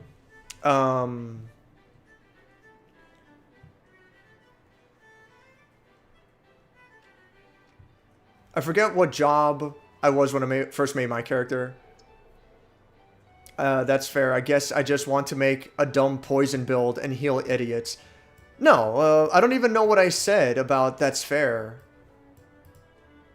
But, no, you're absolutely right. Fucking, you should have the option to, you know, to do a poison build and stuff. Like, what is it? In MapleStory, I think, like, one of the mage jobs does lightning and poison damage. Another one does ice and fire. And then there's a healer, if I'm not mistaken. I think those are like the three. But yeah, like there should be more variety, you know?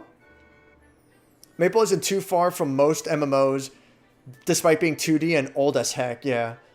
MapleStory's been around forever, dude. It's fucking crazy. One of the closest examples is that in Maple, all of the jobs of the warrior type are similar, and that they have one attack they spam.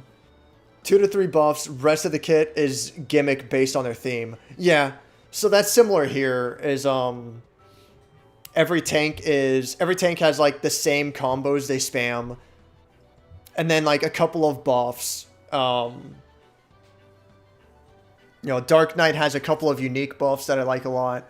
A couple of unique attacks. Dark Knight can use a constant area of effect called Salted Earth, which I like a lot. So they throw this out there. And then enemies that step within this circle take constant damage. And I like it a lot. I think it's really cool. I think that's unique to Dark Knight. Oh, another attack that Dark Knight has that I fucking love is fantastic. It's this one down here that I'm trying to highlight. So what that attack is it's long range. And if you hit an enemy with it, you steal their HP. It doesn't do shit if it's just one enemy. But if it's a group of enemies, then you hit one enemy, then the spell explodes, hits every enemy, and you steal HP from all of them. So what's so fun about Dark Knight is getting a giant group of enemies. And, like, realistically, you shouldn't be able to survive.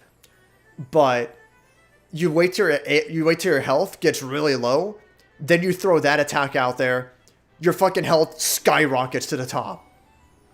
If your health ends up getting low again before you end up whittling their numbers, use your panic button. And as long as the healer's on top of their game, then you survive. It's fucking awesome. Dark Knight is such a fun job because if you use your abilities appropriately, and then you have the Blackest Night, which is fucking awesome. It's a really strong defense buff that's unique. Is it unique to them? I think it is. I know it used to be unique to them. They probably gave similar abilities to everyone else now I think about it. But you would use stuff like Blackest Night, and he has a couple of other abilities that extend his longevity further. But that's what's so fun about Dark Knight, is that if you use your abilities appropriately, he can survive impossible situations more often than the other jobs. Even though Paladin can heal himself relatively effectively, Dark Knight can almost do it just as well, if not better, depending on the situation. And he does ludicrous damage. Dark Knight is like one of the... Yeah, I think Dark Knight's like equal with Gunbreaker in terms of damage dealing. And then Warrior's like third tier, and Paladin's at the bottom. But Paladin can heal, so that's good. Oh, fuck. I should fucking sign up for that dungeon if by some miracle I end up getting in it.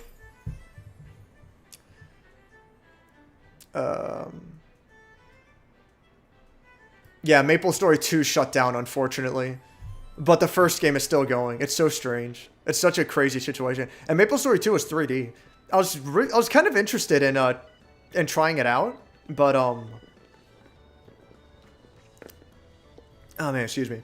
I was kind of interested in trying it out, but then it shut down before I even realized that it was even out. I heard it was announced. I'm like, oh cool, I'm gonna check that out sometime. And then the next time I hear about it, it got shut down. I'm like, oh my goodness. Like, did it even last a year? Maybe 2 years and that was it? It's fucking crazy. All bones broken in this dungeon? What dungeon? Why do MMOs always do this platformer stuff? I don't know.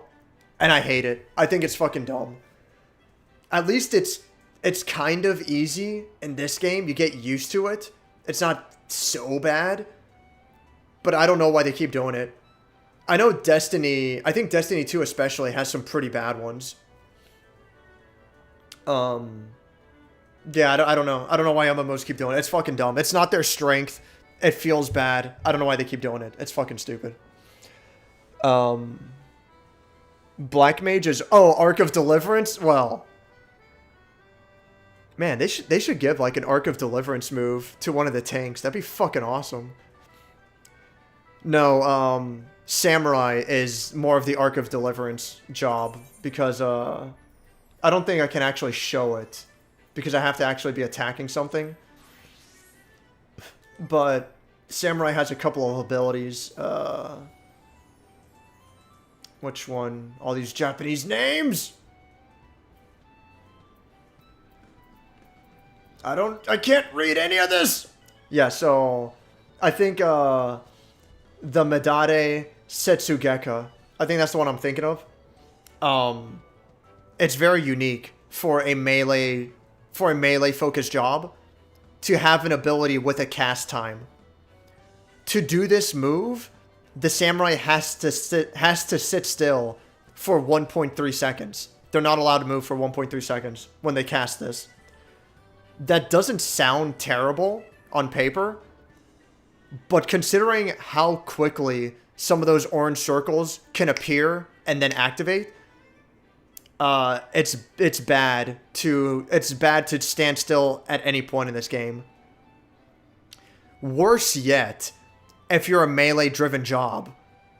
At least if you're one of the mage jobs, you don't have to be in the boss's face to do damage. You can do damage from anywhere if you're a ranged job. But if you're a melee-driven job, you have to be in their face. But even then, very few melee-driven jobs have a cast time. All of their attacks are instant, which makes samurai so unique that for some of their attacks, they actually have to stand still, which is very dangerous. Dragoon is also in a similar case where they have to stand still for a couple of their attacks. Notably, their jump attacks. They have to stand still. But if you can pull it off, Samurai and Dragoon, especially Samurai, they're the highest damage dealers in the game. Samurai is fucking dumb how strong they are. Yeah, that's why I don't play them, because I suck at this game. I exclusively stick with Dark Knight, White Mage, Red Mage. Those are my 3 favorites by far. And if I'm feeling frisky, I'll play Black Mage. Every other job I don't even fucking look at. I'll level them up to max for shits and giggles, but I won't play them seriously. And I like Dancer. I like Dancer a lot. I think Dancer is extremely fun. But as far as like damage dealer go, I would much rather play either Red Mage or Black Mage, by far. But yeah, so fucking fashion challenge. Oh my god, do I have Twitch open? I don't. I'm gonna go ahead and log into Twitch. You know what? No, because I have to fill out a fucking report card for Twitch, so I'm not even gonna fucking bother. Never mind. Fucking stupid.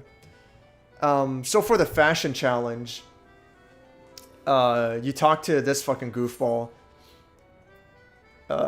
confirm this week's challenge, and it tells you it's only 4 pieces, headpiece, body, pants, and feet, and it gives you a clue as to what each one's supposed to be.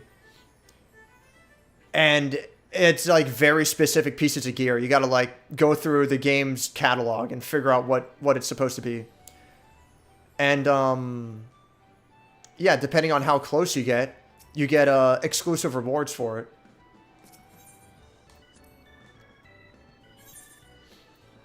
So this stuff I can just buy with money. There's like stuff for the apartment. But if do I have that? Daring Dallonsees? Do I have that? Oh, I have that because it won't let me buy it again. Okay, yeah, I already have both of these. That's fine. But yeah, if you do well on the fashion challenge, then you get exclusive rewards. Even if you go into it and you get 0 points, which is actually quite difficult to do, you probably have to like just talk to him naked, I guess. But even if you get 0 points, you get a really good participation award. So it's worth it to check in with him each week. But yeah, I've never bothered with the fashion challenge. But it's there if you want it, you know.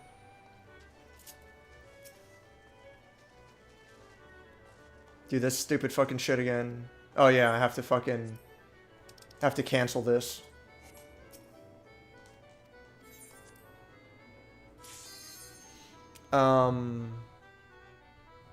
Is Samurai all about counters and impossible to use now? There are counters in this game. So that move called the Blackest Night that I showed off earlier, and now that I think about it, I do believe that Dark Knight gets it earliest for sure. But I do believe that every tank gets it now. So you've seen situations that the enemy will announce the attack they're going to do ahead of time. And often, well, not often, but quite a few times, the attack will be unavoidable.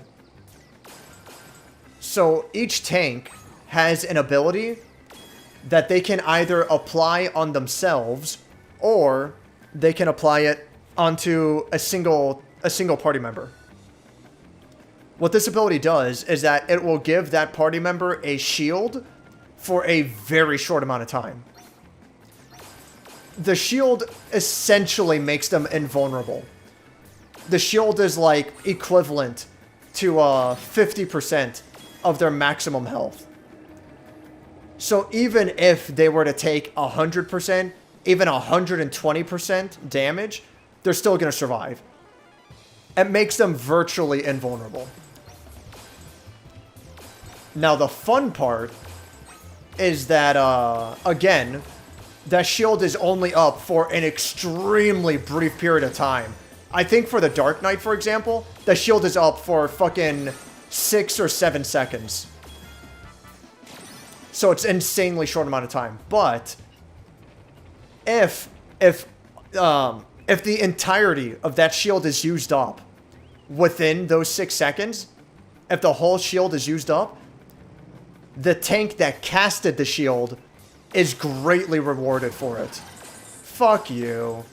I just lost my perfect score because a bomb target got in the way. It spawned in the way of my bullet. When my bullet was already mid-flight, a fucking bomb spawned in the middle. That's fucking gay. That's fucking gay. That's retarded. Yeah, so I'm off by 20 points. Literally, I'm off by one missed target. And I miss out on 1,000 currency. Fucking gay. Fucking retarded. So, anyway, if you put up the shield, and the shield is hit for 100% of its power, then the Dark Knight, if the Dark Knight user, for example, they are greatly rewarded for it. I think, like, so the shield cost 3,000 MP to use, okay? Also, these two attacks I'm highlighting that the Dark Knight has, that are really fucking strong, they also cost 3,000 MP to use. But if 100% of the Blackest Night Shield is used up, then the next time they use one of these attacks, it's free. That's like insanely good. So yeah, the point is, you want to look out for when the boss is targeting a player with an unavoidable attack. And then, if it's yourself, you put Blackest Night on yourself. If it's another party member, you put Blackest Night on that party member. You gotta be quick about it. And if you pull it off effectively, you essentially parried the attack. And you're rewarded for it, which is fucking awesome. So in that sense, you can look at it like, yeah, there are technically parries in the game. But it's actually not the, it's not the samurai that would do the parry, as you would expect.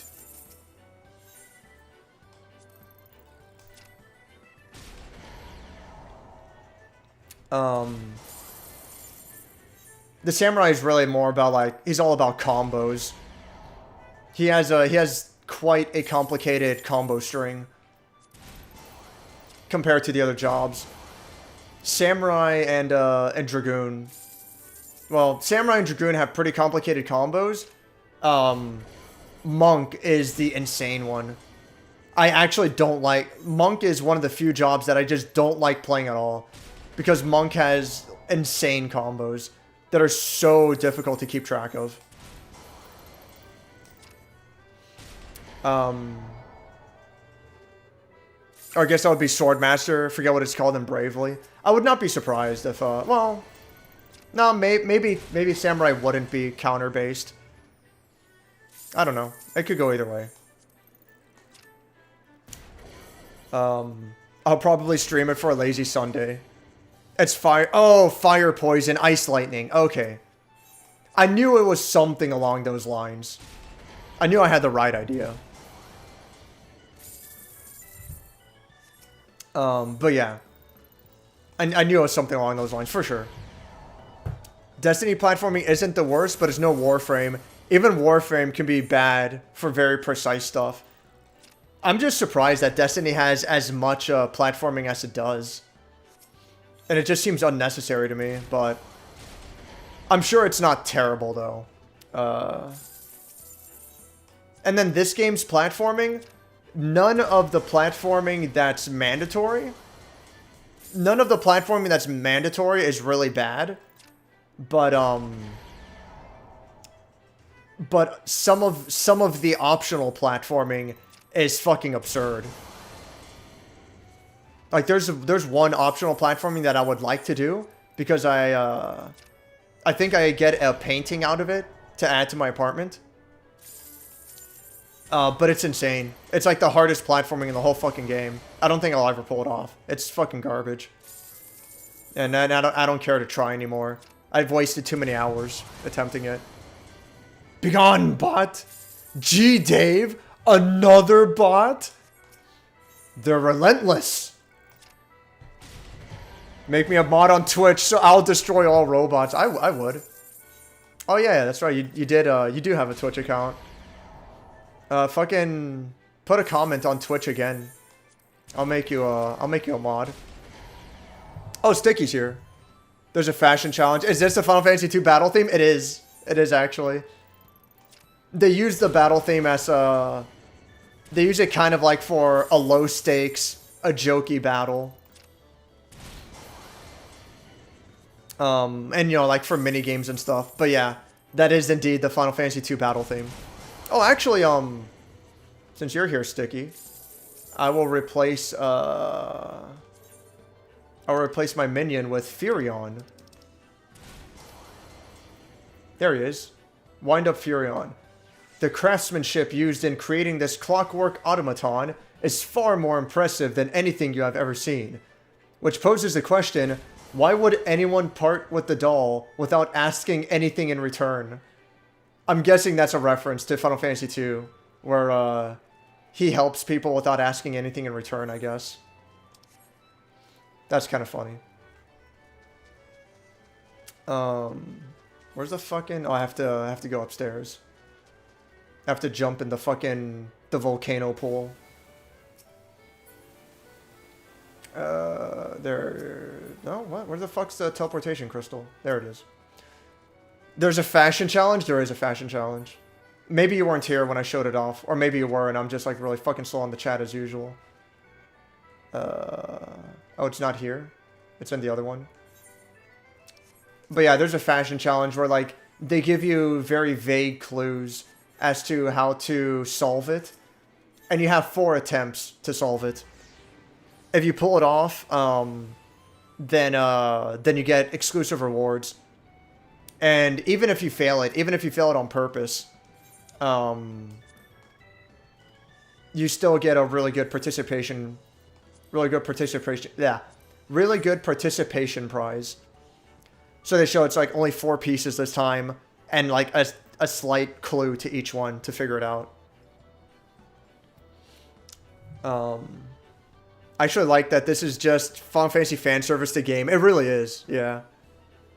It's very much like that, and I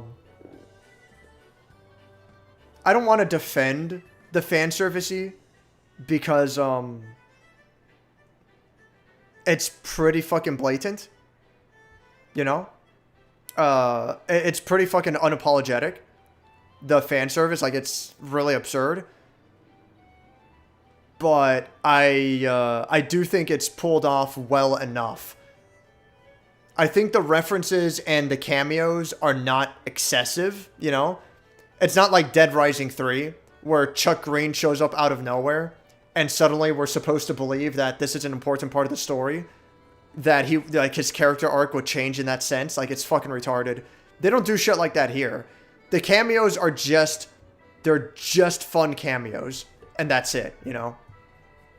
They're just fun cameos, and it's usually not something to take too seriously.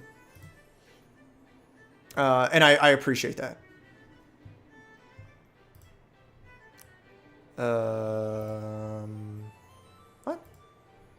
Oh, there we go. Hacha. Granted moderator privileges. Is that what it is?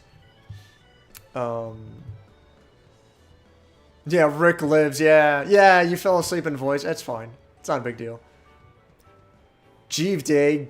Gay and retarded ass insults. Sorry. Looks like I'm not even buying famous bots. Oh. Looks like not even buying famous bots will help you.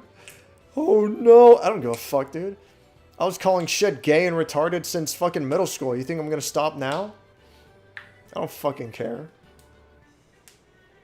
Look, if you get offended by having someone just waywardly, you know, off the cuff, just say something's gay, if that offends you, like, look, if I'm calling someone gay, if I'm calling someone a faggot, and I'm like purposely trying to be like rude against them, and I'm trying to tell them like they're wrong for being gay, like that's fucked up. Look, like you do you. You know, that ain't my business. That ain't my scene. But I'm not going to stop you from living your life. And there ain't a damn thing wrong with that, okay? So, you know, if that's the way that I would come across, like, yeah, that's actually fucked up. But there's nothing wrong with just saying something's gay. Like, fucking what? Who fucking cares, you know? It is what it is. I don't fucking care. I'm gonna keep calling shit gay and retarded all I fucking want. I'm fucking see if you can stop me. Cancel me. I'm fucking crazy. At least I muted my mic before I did. Oh, okay, that's good. It's almost 4. Yeah, for sure, man. Yeah, it is almost 4. Fuck. I totally didn't even have my headphones on, too. I don't remember anything about Final Fantasy II's plot. I remember the Emperor. I remember Leon. He went against the party because he figured the Empire would have a better chance of winning, and if they could get the war out of the way sooner than later, then that would reduce the total amount of bloodshed, and that's probably for the best. Which I really like that. I like that story arc. I like that concept. You know, things like that. Final Fantasy II seems like it has a really interesting story. I would like to try Final Fantasy II if it didn't have a fucking retarded battle system. It's just very unfortunate. Oh, man. Wow, I get a wacky new interface, do you? What's that about? Oh yeah, you just get a sword next to your name now. Yeah.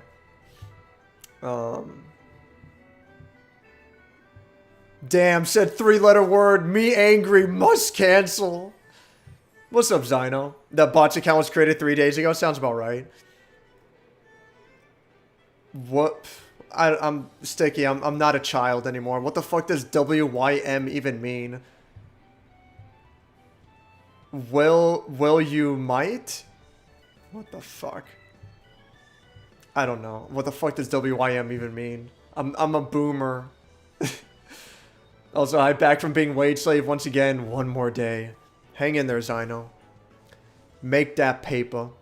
Oh, what you mean? In Final Fantasy 2, just spam teleport. Yeah. I don't know. Is Final Fantasy 2 really as easy as you're making it sound, Sticky? But in that case, then I'm just playing I'm playing a visual novel that's really fucking padded out. And if that's the case, I don't want to fucking bother. What haven't I done?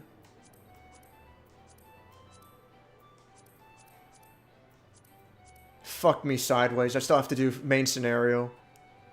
The worst one. How's my currency, by the way? Okay, yeah, I don't have to worry about turning anything in. And main scenario will get me close to maxing out, so that's pretty great. Yeah, sure, fuck it. Main scenario it is, because, By the way, Sticky, when you're like, oh, I want to see the boss fight, I never got to do it. I still haven't done it. I've been waiting on and off this whole day trying to sign into the boss fight against the Warrior of Light, and no one ever joins. So hopefully I can do it tomorrow. Not necessarily on stream, but just do it tomorrow fucking period. Because I can't progress in the story unless I do the boss. Like, it's kind of a fucking problem. I'm really hoping that's not going to be an issue. Well, we'll see. I'm going to do main scenario. Meanwhile, main scenario, I get in like 30 fucking seconds. Watch. It's going to be less than a minute. What do you mean? Yeah, what do you mean? I totally forgot Soul of Rebirth. Oh, that was the epilogue for the added epilogue for Final Fantasy 2, right? Where you play as every character that died. I think that's kind of cool. It was pretty easy, yeah.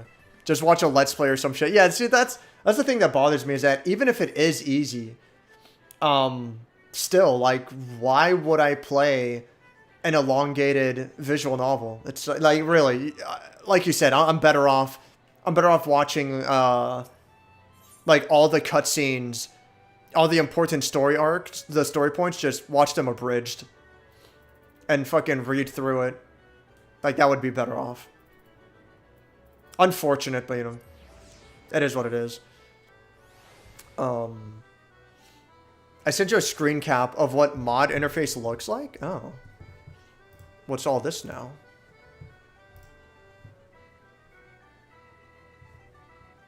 Oh, what the fuck? Mod actions. Banned by Force Facebook. Banned by one Doom Game Critic. Awesome. That's fucking great. Oh, what is this? Channel tools. Emotes only in chat. Followers only chat. Slow mode. Interesting. That's kind of cool. I don't think they give you... yeah, they definitely don't give you abilities like that on YouTube or DLive. All I ask default is that you do not abuse your mod powers, or I will take them away from you in an instant and never give them back. But I think, speaking of which, I think default and sticky, they hang out with me way more fucking often than anyone has any intelligence or right to do so. It doesn't make sense why you guys hang out as much as you do, but I know you well enough that I can call you friends, and I trust your judgment. So go ahead and take modship and do with it what you will. But if you abuse it, I'm taking it away and never giving it back.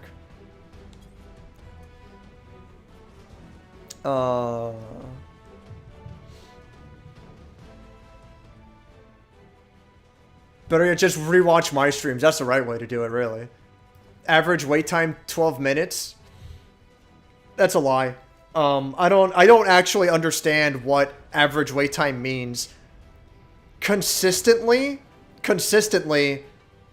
like, so it'll give you a quote-unquote average wait time, you know, supposedly, but what it is in reality, consistently, it's either less than 5 minutes or it's more than half an hour. And more than half an hour means either 35 minutes or 35 fucking hours. Like, it's fucking dumb. Average wait time in this game doesn't actually mean anything. You either get in right away, or it's gonna be a fucking an age and a half. I'll explain this dungeon, which I think I've done it before, but I'll explain it again. But I'll explain why this dungeon is so fucking dumb, and we literally run past half the enemies in this dungeon. I'll explain it after I catch up on the chat.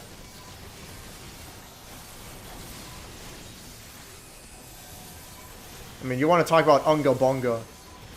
It doesn't get more caveman than this. Me put you in world of hurt. Feel pain. There's not a lot to abuse here. Well, you know, like, don't set it to, like, don't set it to followers only. Things like that, you know. I will decimate the population. There will be no mercy. No. The default used to be... He used to be so soft-spoken. He would never yell in the chat. He has now become Dark Default. He's become Shin Default. Overtaken by the Satsui no Hado. He's gonna do his super move. Raging Banning. I'll show you how dumb I can be. Yeah, I don't know, man. I don't know. It sounds fucking dumb for me to say, like, don't feel obligated to watch my streams. It's like, yeah, obviously. That should be fucking obvious. No one's obligated to watch anything I make. And that's perfectly fine. But what I want to come across is like, I'm surprised anyone bothers to watch my shit. Whether it's the streams or the videos or whatnot, you know? You're the only one that streams at unreasonable hours for me to watch live during the week. Fair enough. Still slowly catching up on the Deusac streams. Those Deusac streams are so unfortunate, man. That last stream that Sticky did in particular, what a fucking shame. I shouldn't have been that way. Sticky, do you have no interest in going back to Deus Ex? Because, after you beat that DLC chapter... I mean, you know, you've been in the game before. You never did the DLC before, but you've been in the game before. After that DLC chapter, there's like... one chapter left, a chapter and a half left, and that's it. Actually, fuck. Sticky, did you do the part where you either save or abandon Malik? Did you already do that part? You know the part I'm talking about. Did you already do that part? Is that before or after the DLC? Because if that's before the DLC, then it's like, fuck me, you still do have a fair bit to go. You still got like easy a full 2 chapters left to go. Maybe 3 chapters, I don't fucking know. But if you already did that, then after the DLC, you're like right at the end of the game. Well, I'll wait till I catch up on the chat. Ooga booga, you make painting. Me put you in world of hurt. Motherfucker. Xavier is fucking art. It makes no... Xavier's too fucking good. I don't fucking care what anyone says. Xavier is one of the greatest shows ever made. By the way, funny joke. This scene cannot be skipped. My favorite. I got a whole fucking rant about this dungeon that I'll get into later. But I got plenty of times because I'm stuck in this dungeon for like a fucking half hour, so... Unga, me, bunga, bonk time. All you gotta do is mash forward and attack, right? Easy peasy. I'll just stay on D alive until a robot appears. That's fine. Yeah, I mean, you do what you want, you know? There's like Singapore and then Panchaea. What? What are you talking about? Just mash buttons works every time. Why do they make missing link mandatory? I know, dude. I don't know what the fuck to tell you. They must have thought it was such a good idea. And they're like, we don't want to give players the option to miss out on this. And they just made it mandatory. But like, I don't know, man. They should have done it like Darkest Dungeon, for example, and plenty of games do this, where you can go in the options and just turn off DLC, you know? Like it's nuts. I don't fucking get it.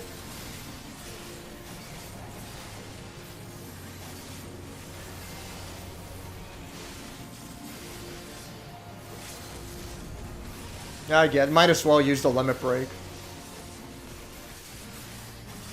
Considering this boss is already dead now.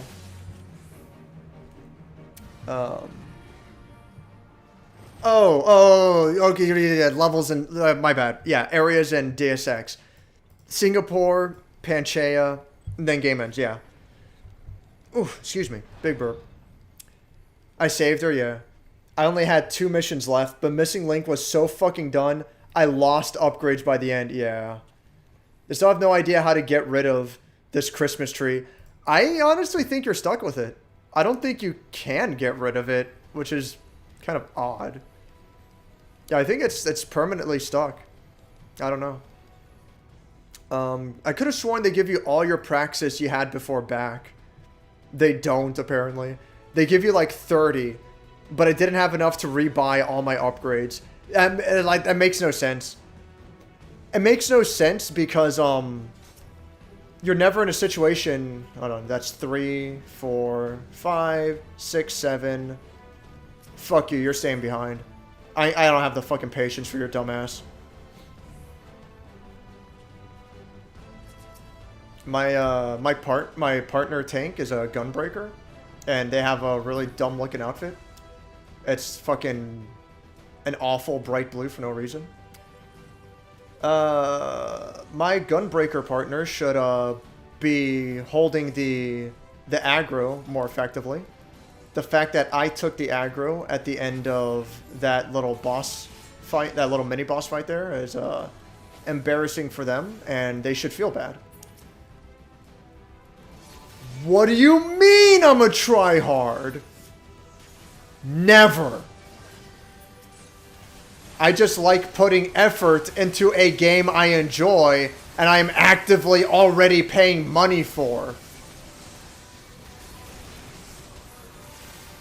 Seriously, like, I don't want to be a dick, but like, the fact, I don't know, man.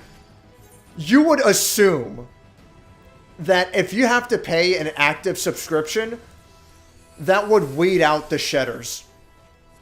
That would weed out the people who are fucking garbage at this game. Because if they suck at the game, they're going to stop playing. Is that everyone? I'm pretty sure. If they suck at the game, they're going to stop fucking playing. Also, the samurai is, if they don't start participating towards the later boss fights, I'm gonna vote to kick them out so they don't get the reward. Because they can go fuck themselves. Everyone has to fucking participate. Why the fuck do you get a free ride? I did that the other day, actually, when I did a main scenario. Is we got to the very final boss of the dungeon, the very, very, very end, right before it was about to end, and I voted dismiss. Everyone kicked that guy out, and at the last second, another person comes in. So that person got the full rewards of the dungeon, and they only had to spend 2 minutes instead of like the full fucking half an hour that it usually takes. Anyway, back to what I was saying before. In Deus Ex, like, they never take away your praxis. So you go through the whole game with all your abilities. The fact that they actually take away abilities in the director's cut is very strange to me. It's very bizarre. Granted, you don't necessarily need every ability in the game. You can do just fine because, like, the game's not that difficult. I mean, I say it's not that difficult. Like, you can die very easily in that game, but the abilities aren't that, or they're not so good that you need them all. Like, half of the abilities are pretty much flavor, I would say, you know? You don't really need them all. Half of the abilities aren't really that good. Fuck, I gotta sneeze and it's not gonna come out, I'm sure. Feels bad. Sure as fuck never feels good. Singapore is where you fight the Mannequin Man. Yeah. So Singapore is also where you either save or abandon Malik, one or the other. So that's Singapore. And then after Singapore is Pangaea. Pangaea, right? The original continent.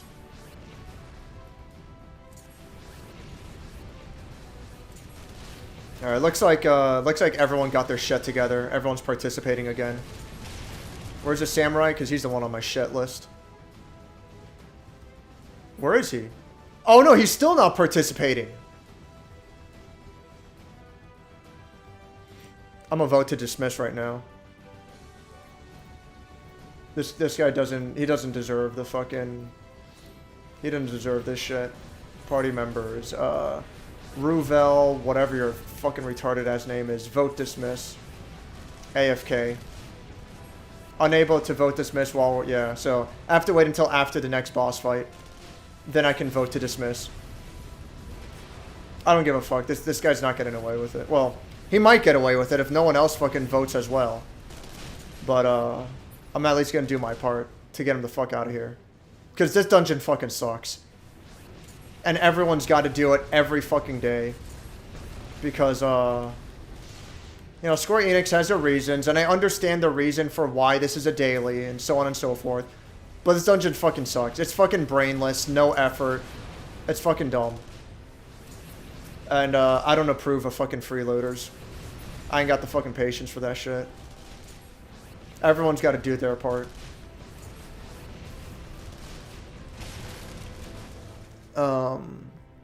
Then you go to Toronto and have a rap battle with some old guy. Oh, is that, is Pangea Toronto? Is that what it is? I don't even know. I thought it was like Antarctica or something. I don't know, whatever. Then beat the shit out of a robot lady under the ocean and win. I don't remember that. Under the ocean. I thought it just ends after you talk to the old guy. Like, there's a little bit left. Did they add a boss fight in the director's cut, or am I just forgetting? I don't remember. You actually did get all your praxis back, but you spent some stuff... Oh, on some stuff like Typhoon. Is that what it is? In a way, you lost upgrades. I must have had so little. They gave me more at the end, maybe. They look like a fucking nerd. Imagine putting in effort in anything. It's just like... Honestly, dude, if you're paying an active subscription, how the fuck...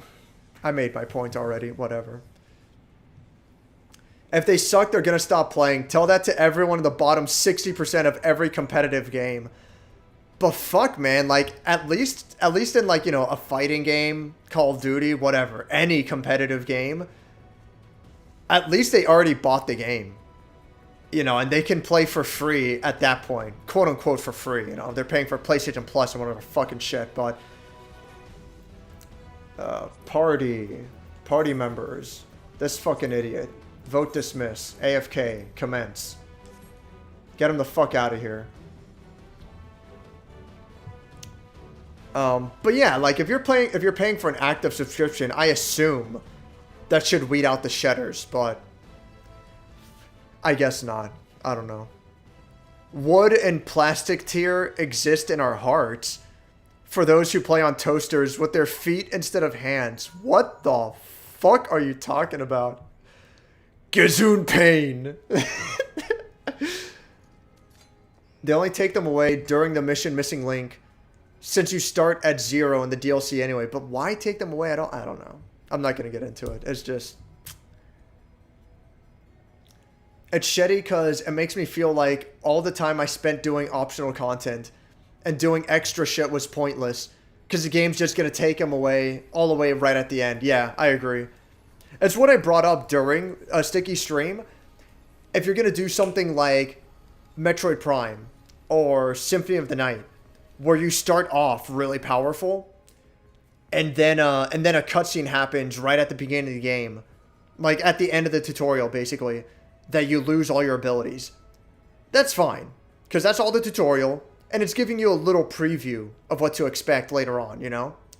I think that's totally cool.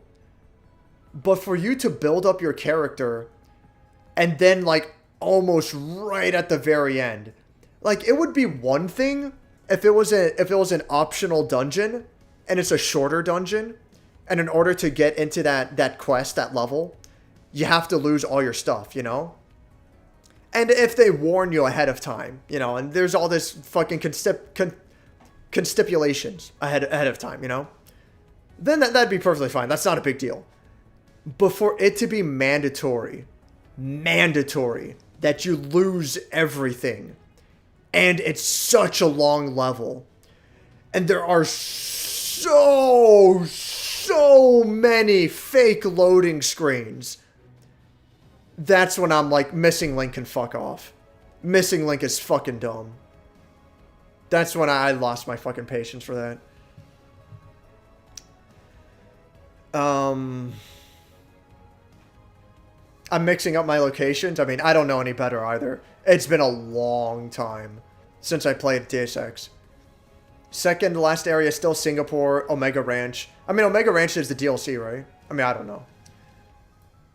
Final boss was there before? I completely forgot. I completely forgot about that final boss.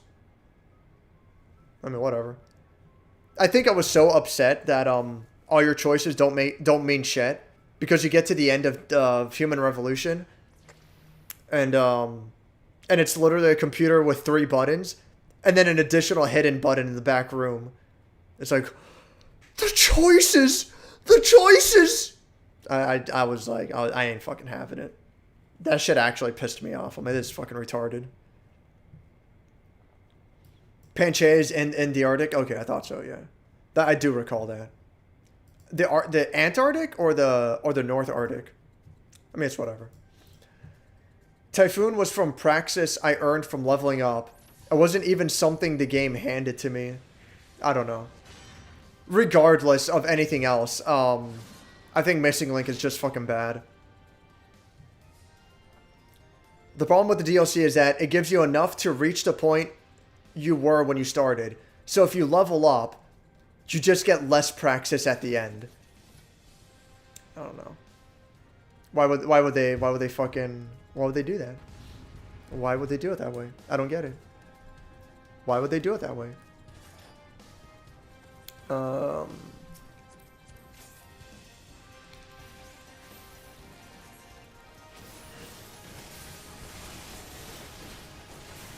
Alright, want to fight in the middle? Fine.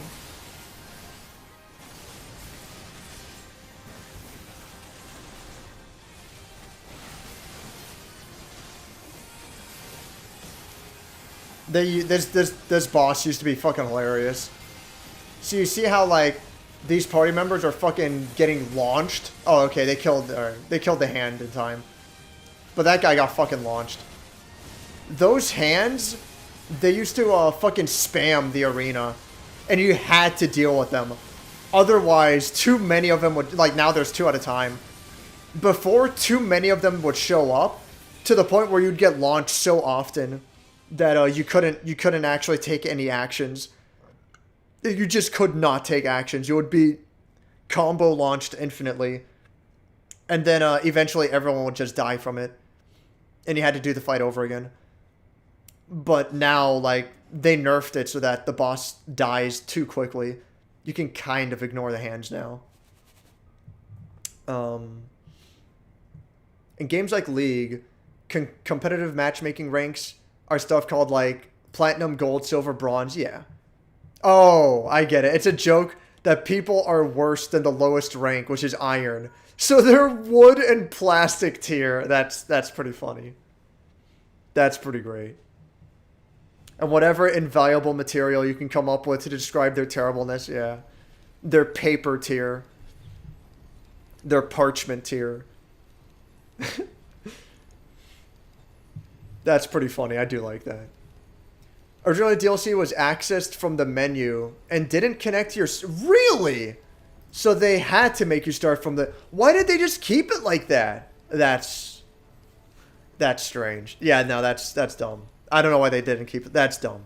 I don't know why they didn't. Yeah.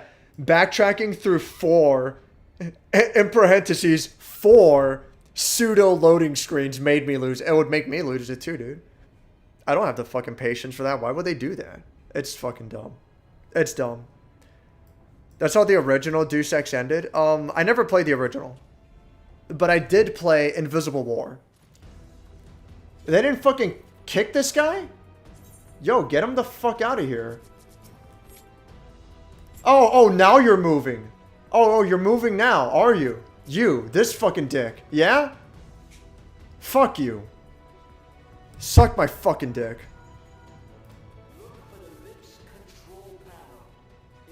I'll fucking lower the audio slightly so that I'm not talking over a stupid cutscene. Why do they do it like that? Because they're from Montreal, of course. It ends with just 3 buttons you just pick. So I haven't played the first one, but I played Invisible War. And I was actually impressed with how Invisible War handled its endings. So check it out. Invisible War is similar where none of your choices technically matter until the very end, okay? At the very end, you make your choice. What happens at the very end is you're basically in this like very large arena, this very large open world arena that's like very big open spaces.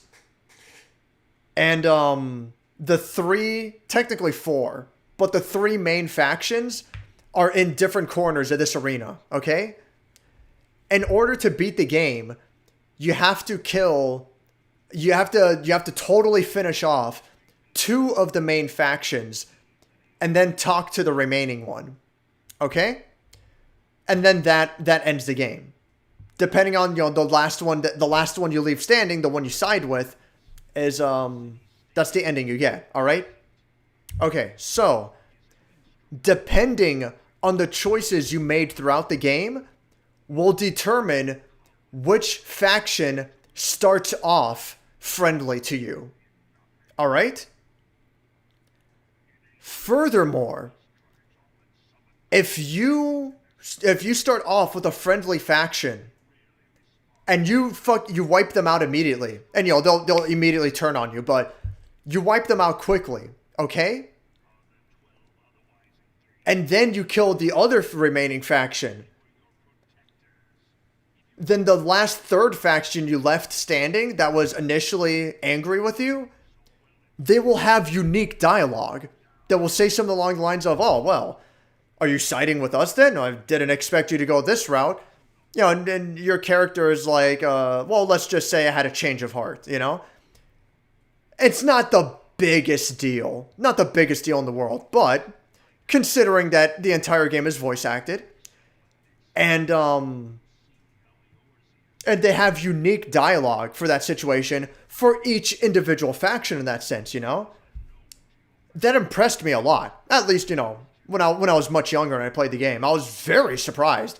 I redid that final mission several times, and I was, to get each ending, and I was surprised at the unique dialogue I would get depending on who was on my side or not. So again, it is very much, it is very much your choices don't matter until the very end. That's still very much the case in Invisible War. But the fact that you get unique dialogue depending on who you were friendly with throughout the game, I thought that was very cool. I'm going to bring up the audio because I always like this line that he says. First, he turns into the Gold Power Ranger.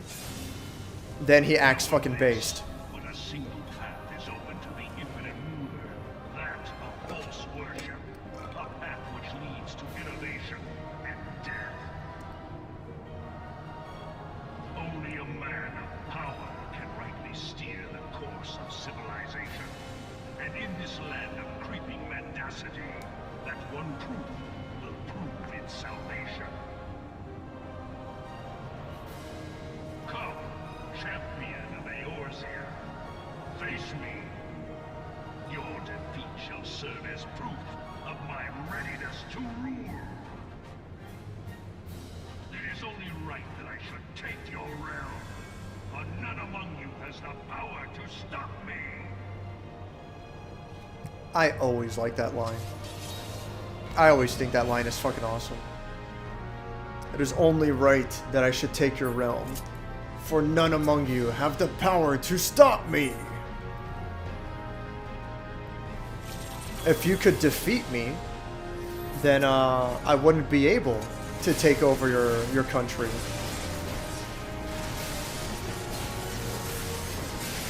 It's pretty fucking big-brained when you think about it. You ain't wrong. You ain't wrong. Yo, this Gunbreaker fucking sucks, man. Oh, he finally took the aggro. And I took the aggro right back. Is he keeping the aggro now? Yeah. I think he's totally keeping the aggro now. Okay. The Gunbreaker's actually trying now. Good for him. I may very well give him the commendation just for that. For putting in an effort when he doesn't have to. That's respectable. You couldn't beat your way out of a cardboard... No, it's a cardboard egg. Out of a cardboard egg. No, wait. No, it was a cardboard bag. Yeah, I know. Because it would be an egg. Ooh. This guy might be better than me. You're right. I am better than me. Look, buddy. Know when you've been defeated. Accept your defecation. No thanks. I'm full. Because I eat pussies like you for breakfast. Shit, I forget the rest of the lines. Yeah, I don't remember the rest of the lines after that. Oh well. I know how the first Deus Ex ended. You're gonna burn, alright. JC Denton becomes a god. The end. Yeah, no spoilers, but it's, just by saying it, it's a slight spoiler, but if you know nothing about the direct sequel, Invisible War, JC Denton's in that one. As an extremely important NPC character. So no spoilers, but if you never played Invisible War, he's in that game. You have 10 seconds to accept this soy food before I add you to the list of NSF casualties. 5 seconds. 3. 1. Make it last. I killed homeboy out by the tracks. By the way, I saw your daughter. She doesn't look so good. Allow me then. I fucking love that video. It's so dumb. I fucking love that video. Hey there. Just wanted you to know that you can have this soy food. No. Not yet. It's such a great video. Human Revolution kind of does that. Every ending has 3 versions. Oh, really? So, all 4 of the different endings also have 3 variations depending on game choices. So that's more interesting then. I didn't think it did that. That I did not know. That's not as bad then. That's kind of interesting. Bear witness What a strong boss, yeah. I mean, like, of the Ultimo I said I was gonna rant about it. I still have time to rant about it because there's still a lot more left to this dungeon. But this dungeon basically got nerfed. It didn't even get nerfed to the ground. It got nerfed to the fucking Earth's core. It doesn't exist in this universe anymore. This dungeon the difficulty is non-existent. And there's reasons for that I'll get into. But anyway. I still really don't get the meaning of the cardboard bag joke. I think you had the best explanation that I've heard about it. Where it was, you know, you couldn't beat your way out of a cardboard bag. Obviously, you're not strong enough. And he's like, yeah, I wouldn't beat my way out of a cardboard bag. It would be an egg. Because he would, you know, it's like he would be reborn through the egg. Oh, excuse me. Hiccups. I remember you gave that explanation once before, and that's the best explanation I've ever heard of it. But you can see I'm like actually taking attacks on purpose because this boss is so fucking worthless.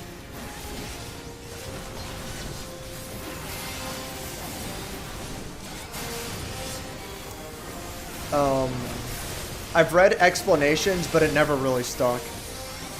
I mean, who knows what it really fucking is, but I think the one about the egg is, like, kind of the best you're gonna get. Oh man, you know what? This thing really reminds me of the Mantis enemies from Etrian Odyssey. What, fucking the ultimate weapon? This guy? He is a little bit Mantis-like. I can definitely accept that. Oh, Gunbreaker, you're not trying anymore. No, I have the fucking aggro by a goddamn country mile.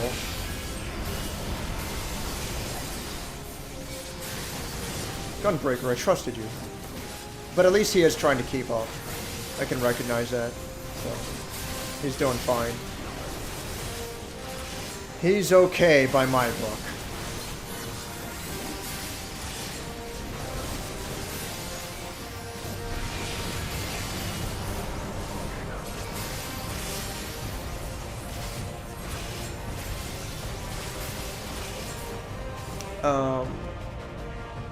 There's actually 12 endings. That's a lot more interesting then. Apparently the variations are due to how many people you killed. Oh, that's right. You couldn't seek. Yeah, you couldn't seek your way. I said beat because the boss was talking about fighting. Oh, okay. That's right. You couldn't seek your way. Yeah. Let me fucking lower the in-game music and then like this terrible fucking voice acting. So here's the explanation on this dungeon. When Square Enix first released this game, they first made this dungeon. This dungeon is an extremely important part of the story, and they wanted to be clever and creative with it. They made the cutscenes. So this is the only dungeon in the game where there are a shitload of cutscenes at several parts throughout the dungeon.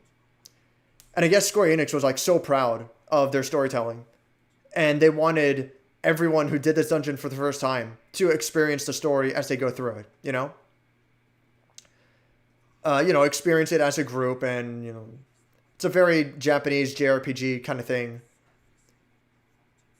The reality is, at first, everyone did the dungeons, but the reality is that not even like a month down the line, no one wanted to do the dungeon a second, God forbid a third time, because there were so many fucking cutscenes. It's fucking absurd.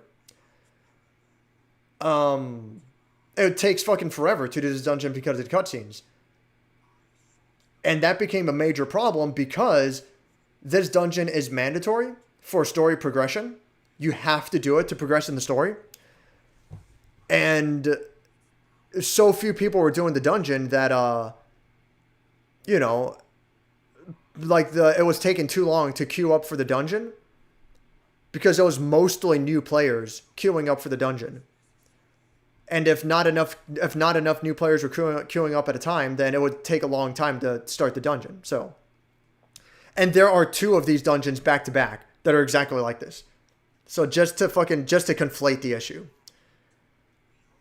In order to help solve that, they made like the 2 dungeons I talked about. They made both of them back to back. No, you don't do them back to back. It just gives you a random one. But they made those dungeons their own special daily mission called the main scenario. And main scenario gives you some of the best currency rewards in the game. It gives you a shitload of currency rewards. So it's very good, and it's super easy to fucking do. You just brain dead your way through it. It just takes fucking forever. That was Ultima, by the way. Remember how fucking useless Ultima was in Final Fantasy 2? Now it's literally fucking Hiroshima. Now it is literally fucking Hiroshima. Ultima was a joke in Final Fantasy 2. Now it's literally a fucking nuclear weapon. Anyway. Like, Ultima's not even that fucking good in the other Final Fantasy games. Jesus Christ. But yeah, anyway. So they made it so that it's a daily dungeon. So now everyone's fucking doing it, but everyone still hates the cutscenes. So they changed it so that you could skip the cutscenes. Before everyone had to vote to skip the cutscenes. Yeah, I'm 100% positive. Before you had to vote to skip the cutscenes. And if someone didn't vote to skip cutscenes, then everyone would try to ban them from the dungeon. They would try to kick them from the party because it takes fucking forever. All right. But if everyone voted to skip the cutscenes, then everyone gets through the dungeon super fucking quick. And then it's not so bad, because all the bosses are super fucking easy. That's the other thing, is that the dungeon used to actually be really difficult, but they nerfed this dungeon harder than any other dungeon in the game.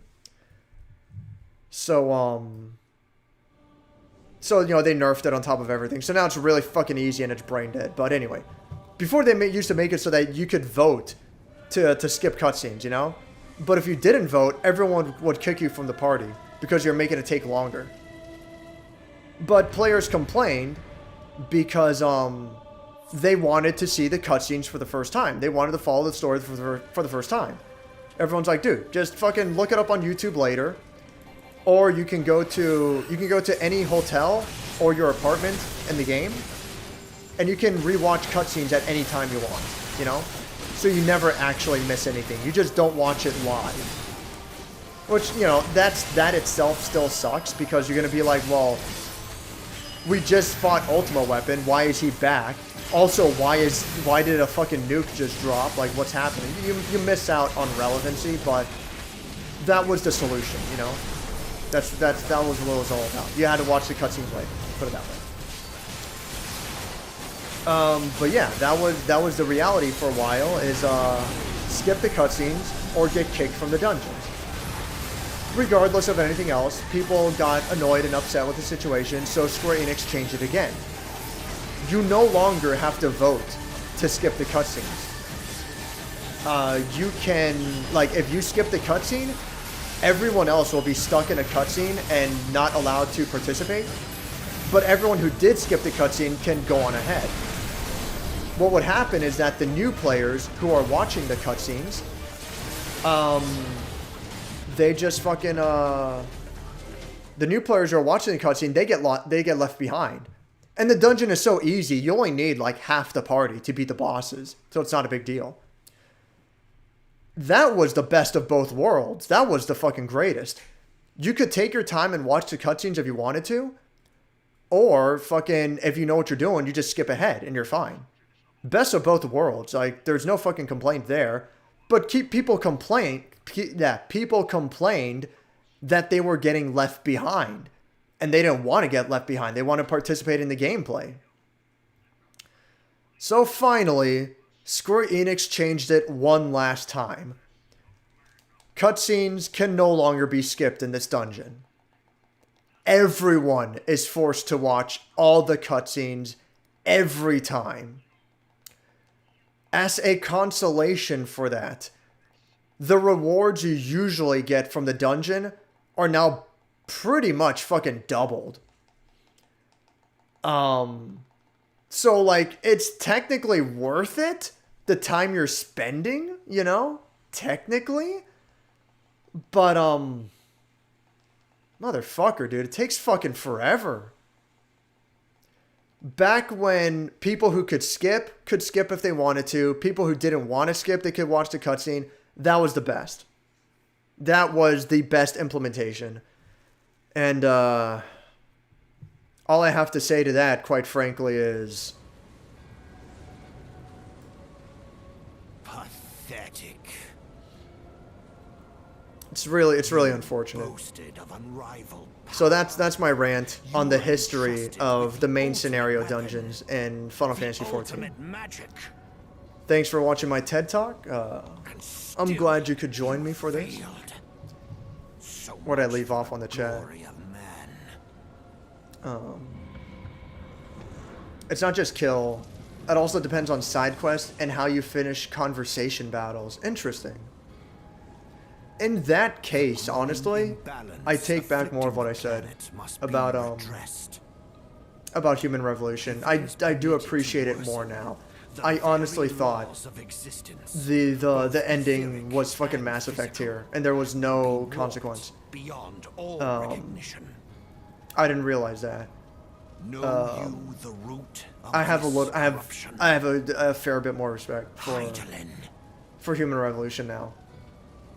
Like a parasite. You can get bad endings even if you don't kill anyone. Doing things like losing conversation battles and letting Malik die put you on the bad paths. So I must have gotten the bad variations though, because I let Malik die. I didn't know you could save Malik. Yet to pave the way for the master's return. I like how this boss like talks a big game, and even when this dungeon was brand new and it was at the highest difficulty, even then, this boss was always a fucking jobber. Needless to say, he was always fucking trash. Ultima is old magic. It's outdated and sucks. Left my ass off. Yeah. Every game does it different. In most of the Final Fantasy games, Ultima Magic is the strongest single hit attack in the game. In most of the Final Fantasy games. And this one, it's not actually a spell you can use. Maybe Black Mage can do like Demi Ultima now, actually. Maybe Black Mages can use like a weaker Ultima. But in this game, it's not necessarily supposed to be a spell you can use. It's a story plot point. It's the strongest attack that the Ashians use against you. Which was definitely controversial. I know people were upset that it's not a spell that Black Mages get, because that would be pretty fucking cool. But at least Black Mages get Flare. If Black Mages didn't get Flare, that would actually be fucking shitty. But they don't get Zeta Flare, so technically Donald Duck is still stronger than the Final Fantasy XIV characters. What the fuck? Like, just waiting for the timer to run out for him to die already. Yeah, give it to the tank. He actually tried. I respect that.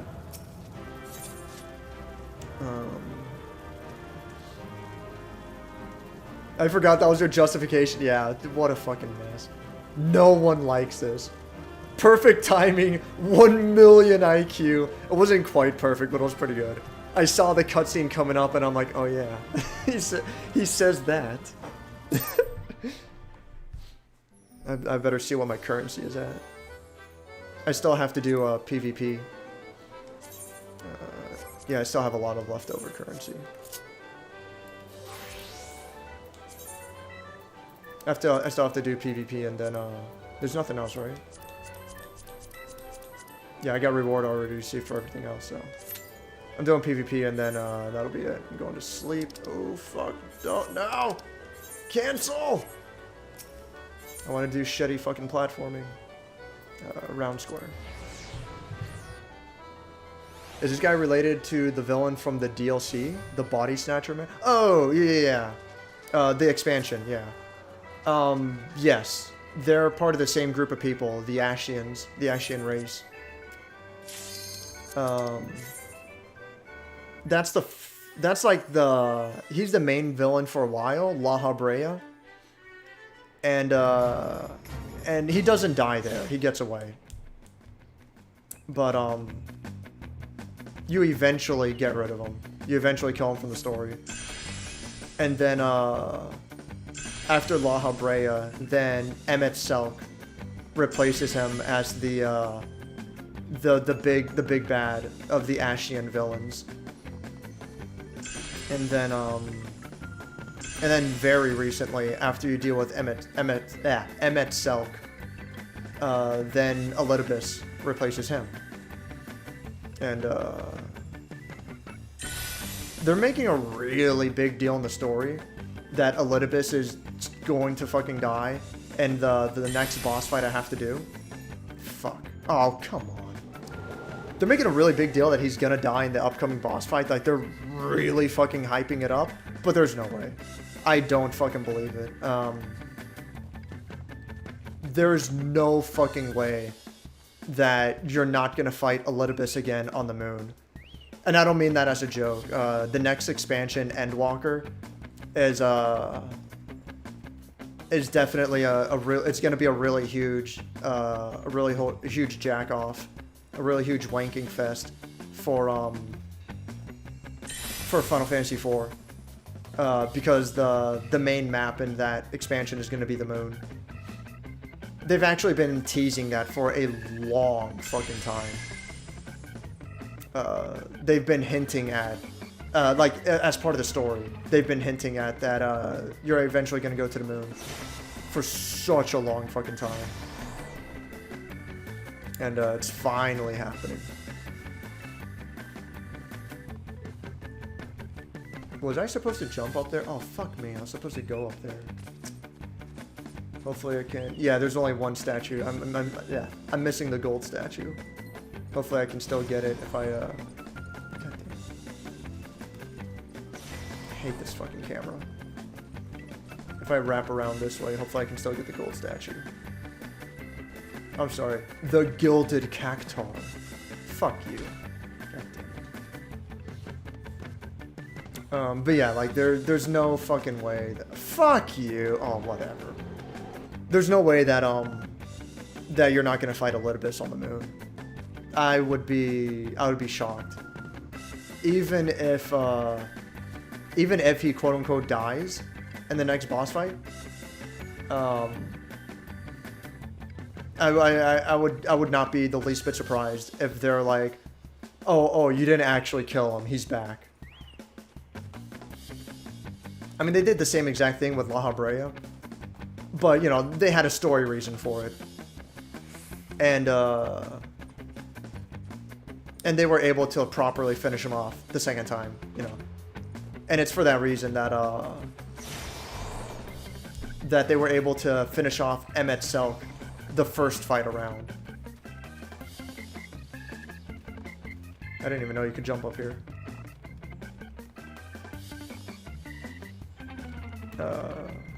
But Elidibus has... Emmet Selk is new to the story. Elidibus has been in the story since the fucking start. He's like the final main villain. It would be very strange if they got rid of him. I don't know. I'm interested in seeing where they take the story. I guess like if they get rid of Elidibus, then it's gonna be Xenos Jan Galvis as the main villain, who's the fucking the Sephiroth looking nerd. PvP. Last thing I gotta do.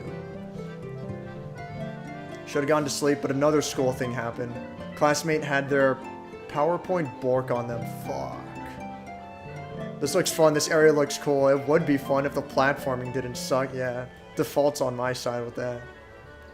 I would build a brick house out of disbelief if they put in the creator or the Menads. Oh, from after. Oh, yeah. I don't know much about After Years. So talking about if they bring up After Years references, I wouldn't be too surprised. Like it just, I don't know what to tell you, dude. Like it is what it is. These people are fucking crazy. They'll do it. You think a little thing like pride and owning up to your mistakes of making shitty fucking games, you think that'll fucking stop them? SquareEnix will defend After Years to the day they die, because they're fucking insane.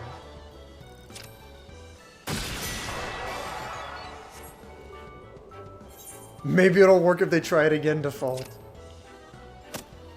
They'll do it, and it won't work.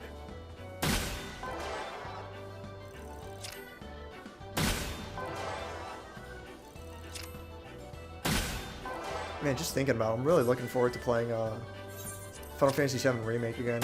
It's so unfortunate that that Thomas isn't. Oh fuck me. Thomas isn't as into it as I was hoping he was gonna be. It's very unfortunate. But it's so good to see it from another perspective, and I understand his complaints entirely. Final Fantasy VII Remake is not intuitive at all. It's the kind of game that you really have to sit down and understand the rules, you know, read into what each ability does, experiment and figure out the right time and point to use each individual ability. But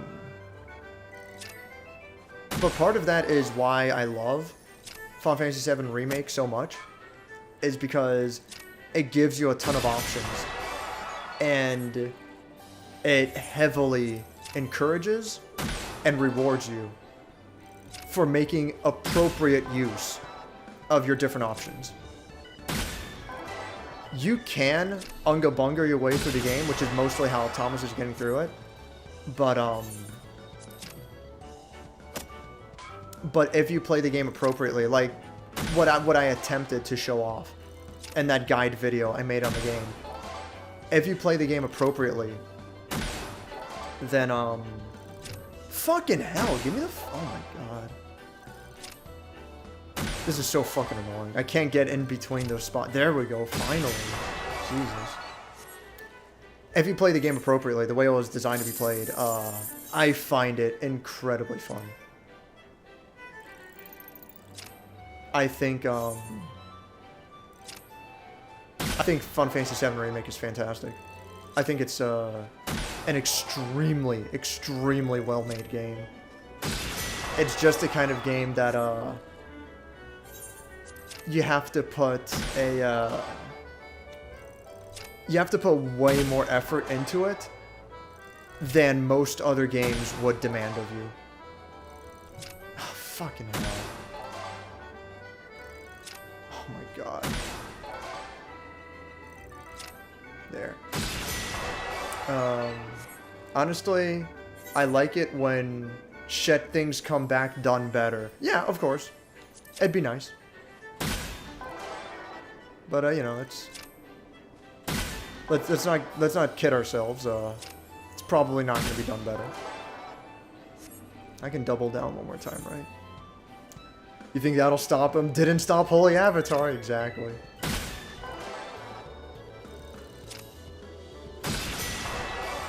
I'm not going to double down again. It's not worth it. Less than 20 seconds left. I'm going to go ahead and do Fates instead.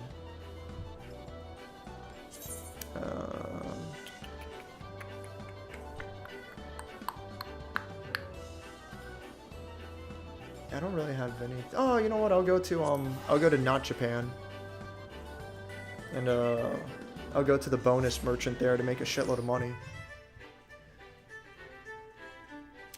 Honestly, the plot about the creator using the crystals to harvest. What the fuck? What is this about? Oh yeah, how about my esoteric currency? How's that going on?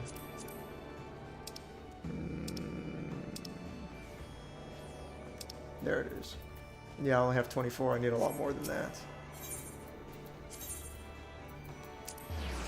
Using crystals to harvest data about civilization is a cool concept in a vacuum. Yeah. I'm sure that could work. I'm not necessarily against that. It just didn't need to be piggybacking on FF4. Yeah, I'm sure.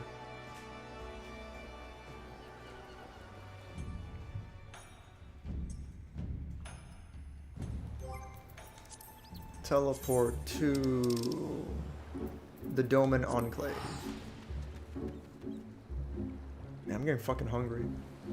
But I really want to do one PvP to get my daily.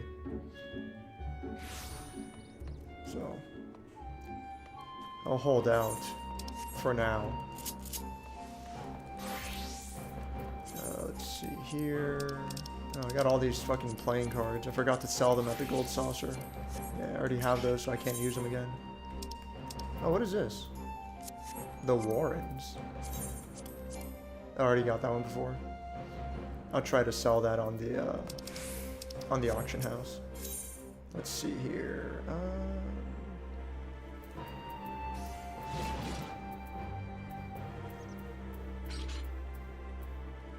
Oh, I want to actually keep those, though. These are actually useless. Yeah. So... oh yeah, I kind of want to keep that, too.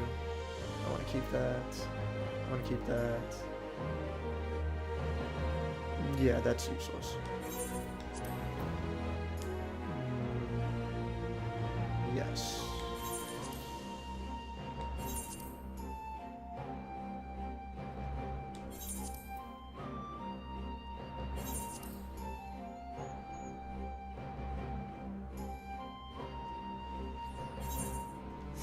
Yeah, it's useless.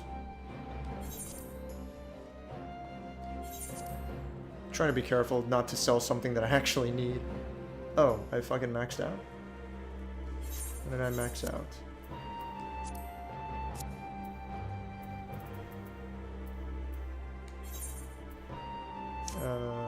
Yeah, you know what, fuck it. What is this? 554. I'm off by, yeah, that's actually a good sell. Fuck it. Yeah, that's good. Yeah, it's pretty much perfect. Okay. Yeah, so I'm missing out on 260 gil. That's fine. That's not a big deal. That's a good amount of money. So this is an optional part of the game in the Stormblood DLC. When you first get to this area, it's an empty land. So Stormblood is all about like people who have lost their home due to warfare. So the people here want to build a new village. What you can do is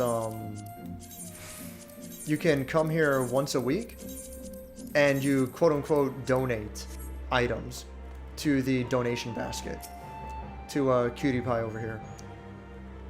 Even though it's a donation, she still pays you very well. Like, she pays you way more than the typical merchant. And it's fantastic for items that you can't sell otherwise. So after you have donated enough, then different pieces of the village start filling out. And the Risai Juku, that's like the school. The Enclave Dements, that's the farm. And like, you can I fly here? I don't think I can fly, right? No, I can't fly, but I can ride. But yeah, like, this is all like empty when you eventually get here, but as you keep donating money, this is like the soldier barracks, this place here. This is the farm I'm coming up to.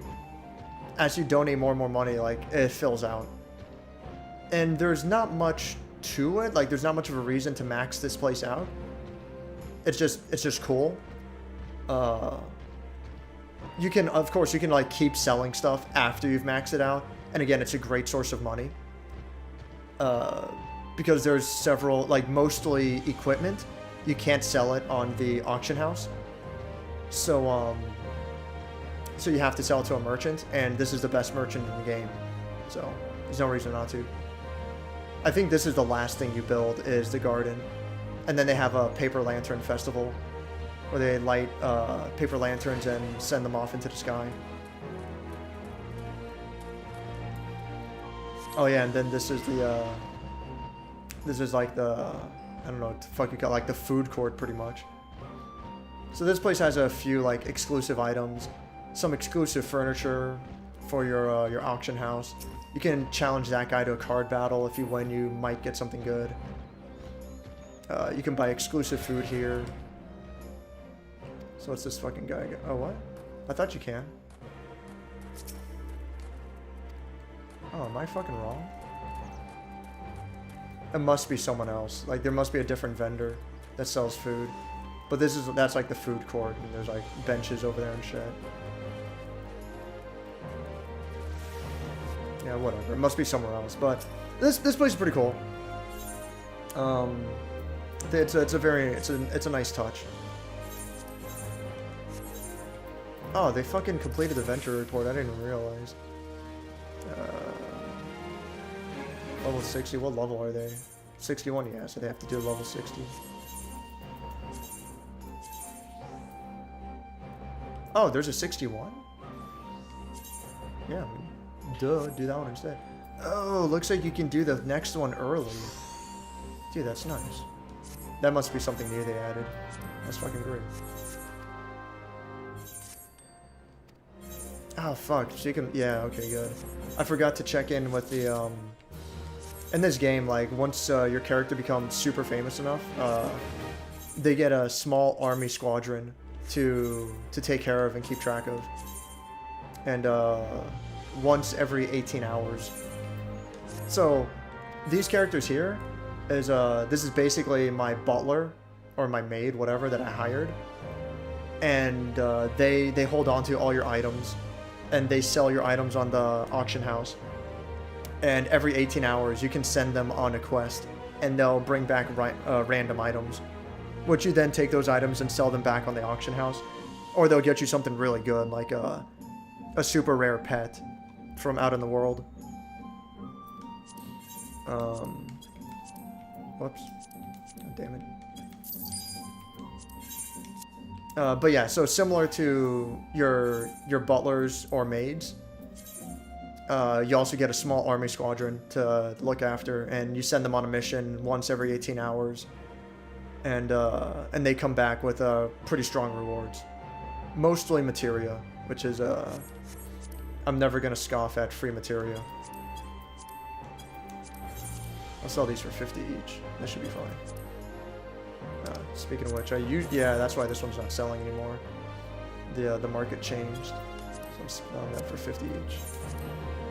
And of course, the auction house market is managed by actual players. You're selling to other players in the game,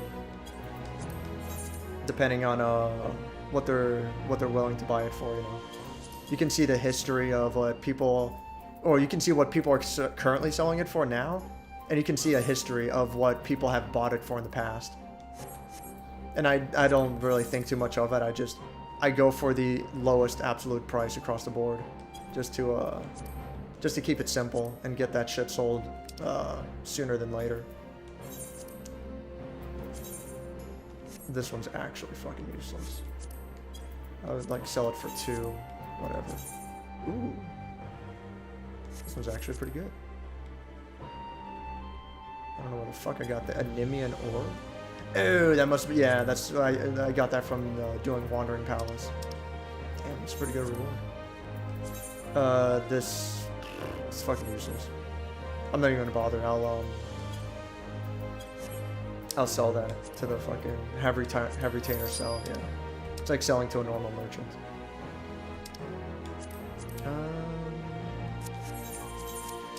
I entrust you with my extra bag of money.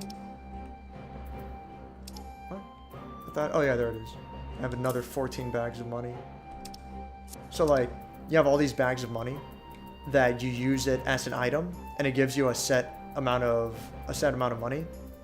The problem is that if, for example, if for whatever reason I want to move to a different server, I can only bring a certain amount of money with me.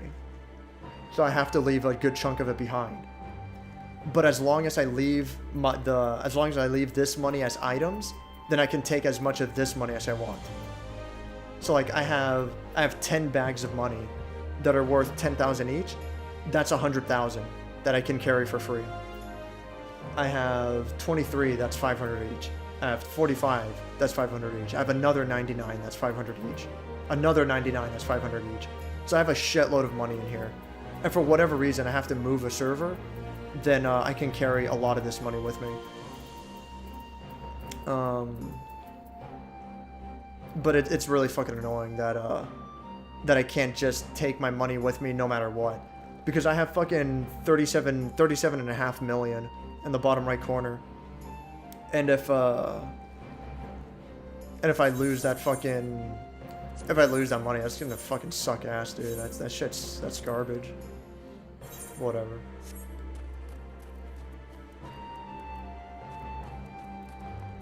Fucking Sticky's like, I know where I'm chilling. Dude, you don't even know. Let's go up to one of these benches, alright? Social emotes, sit. Hell yeah. Dude, like a fucking bowl of miso ramen? Yo. I'm there. And that's what I'm all about. Let's see, what else can I do? Change pose? Yeah. Get a little more comfortable. I'll stop fucking around. I'm being fucking dumb now. I gotta go to my home country of Gridania and check in with my army. Yeah, I'll go to Lim Solominsa and actually no. It would be cheaper if I teleport to Revenant's Dawn and then teleport to my apartment from there. Donations? Bruh, you got 37.5 million, yeah. Surely you could just spare $1 million and leave them for a year. Default, no. I don't think so. That's my money. It's my money and I want it now. Yeah, I don't know what to tell you. You don't actually have the option to give them money. They turn it into a weekly thing to, you know, to force you to log into the game every week because, you know, that's the way this retarded fucking game is. Actually, this will be funny. I just realized this this chocobo stable is not in the best state. So I'm gonna get a magic broom. You remember the magic brooms from Final Fantasy 1? I'm gonna get a magic broom to clean this chocobo stable. So check this out.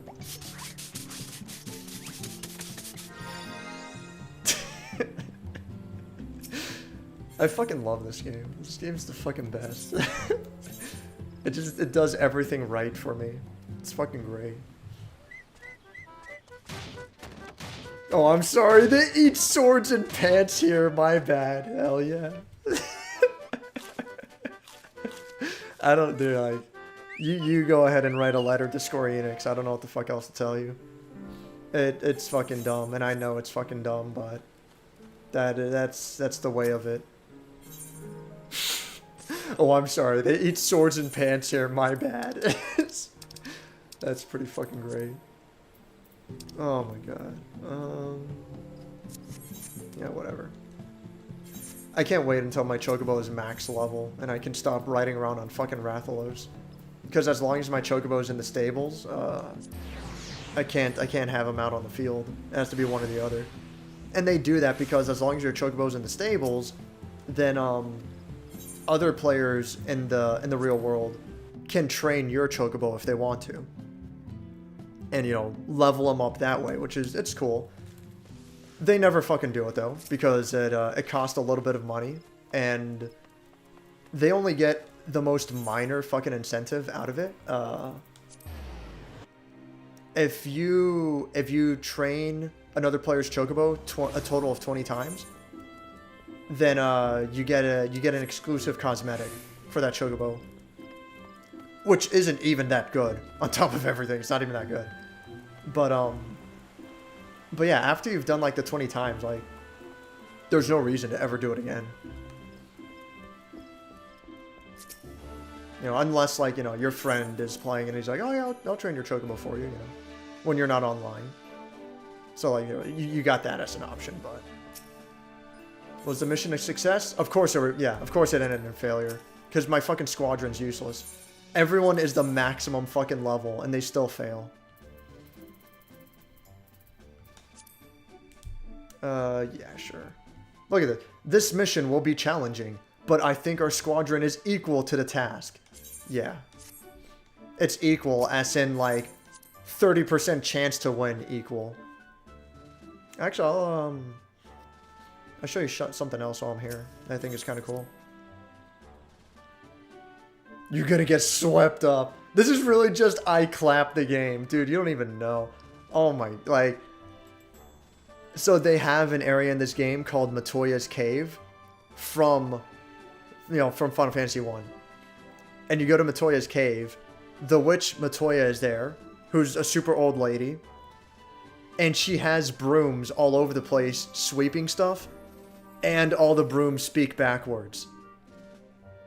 It has no actual relation to Final Fantasy 1. It's not Matoya from Final Fantasy 1, you know, it's nothing that is actually connected to Final Fantasy 1. It's just a random cameo. It's just a random reference. And it's fucking great. I fucking love it. And I'm all for it, yeah. Honestly, a series that's long running in Final Fantasy deserves a big jerk-off game like that. Yeah, I agree. And I 100% agree with that. The series is long-running enough that they can do that.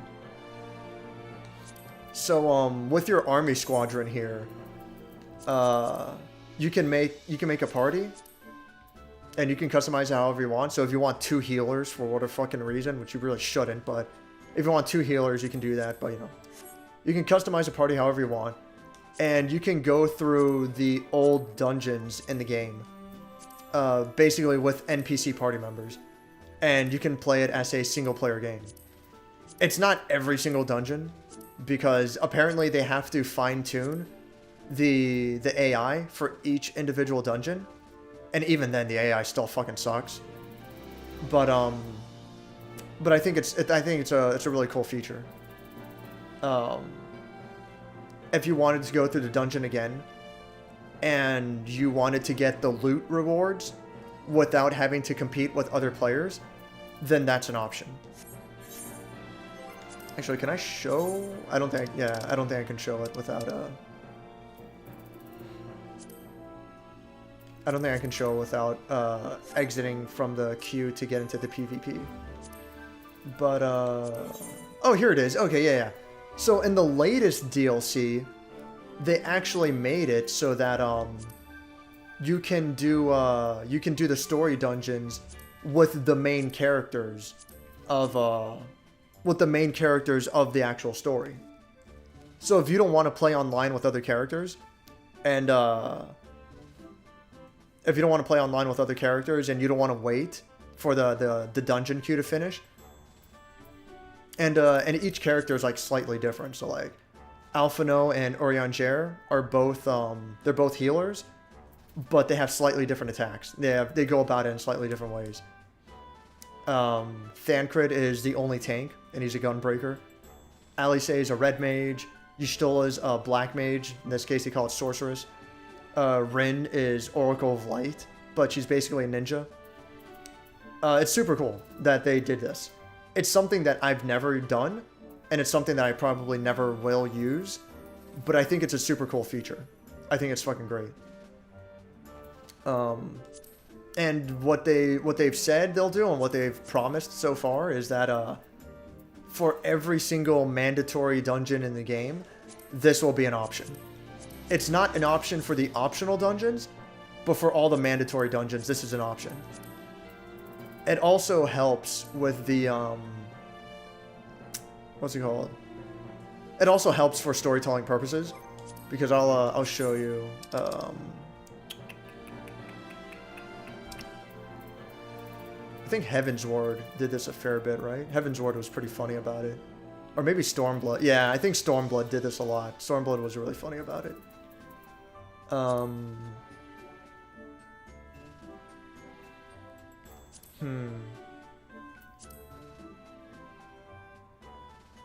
now I remember. Yeah, one of my favorite. Yeah, Siren Song Sing.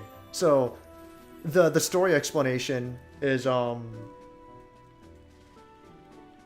like reading through it right now. It is in here, isn't it? Yeah. So, with the aid of Captain Carvillain and his misery, you and your companions embarked on a lengthy voyage to the Far East. Alas, no voyage across the 5 seas is entirely uneventful.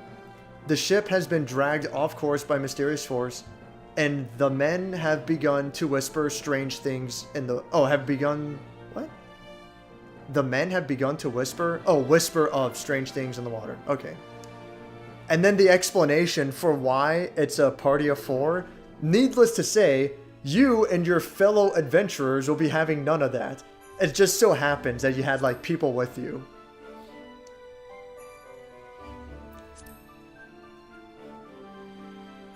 Yeah, and then this one too. So for this Bardam's Medal, it's supposed to be like a private fucking challenge in order to prove yourself to the people of the Azim Steppe. Each must do this by themselves, of course, and you shall. Though, if by pure coincidence some of your fellow adventurers happen to have made this long journey to the Far East and simply insisted on accompanying you, surely no one would be any the wiser. And like, even though you're supposed to do this solo, it's never brought up that you do it as a party. And they keep doing that as a joke throughout the game, and I fucking love that. But they essentially got rid of that in this latest expansion, where there's a story reason, and your actual main characters do the dungeons with you now. You know, canonically, they do the dungeons with you now. So, I thought that was neat. I thought that was a really cool fucking thing they added in. It would be even more of a jerk-off game if I could make my... Oh god, default. No. Yeah, I don't know, man. Fucking... Go play as a giraffe. That's the alternative. I don't feel like doing it. I'll do triple triad once to show it off. Go play as a giraffe instead. That's the big joke, is that the elf people, they're so tall, and their necks are so fucking long that people call them giraffes. Not in game, like that's just a joke among the players. It's fucking great. So it's like, you know, just fucking just go play as a fucking giraffe instead. Or play as a fucking She-Hulk. Oh dude, this person, their cards fucking suck. I'm gonna kick their ass. Maybe I will play this person over and over until they get their card while I'm waiting for the PvP. Look at that, he couldn't even take that card even if he wanted to. Yeah, fuck it. I'll lose this card, but it's fine. He's gonna take that card right away. Yeah. It's fine, though. It's not a big deal. You know what? I can do this. Yeah. It doesn't matter. I'm gonna win no matter what. Like, there's no fucking way he's gonna beat me. Let's go ahead and throw in Shantoto for good measure. Easy. Oh, there we go. Yeah, that was actually the unique card that I didn't have yet. And now that I use this card, his symbol should go away, right? Yeah. So he doesn't have anything unique anymore. Oh, achievements. I rarely look into the achievements, but they add stuff that you can claim every now and then, so should look into that. I think I have to go to the amphitheater and walk from there. Are you able to change your character's look after the fact? Or would I need to start a new character and pick a new race? So... where is my... Fuck, I gotta go all the way over here. Short answer, yes. Long answer, I'll explain in a second. Short answer, yes. Medium answer, you need to pay money for it, real money. Long answer, it's free with concessions. God damn it. Oh, for fuck's sake. So right now I'm trying to get to the summoning bell to access my maid and show her the items that I have on hold.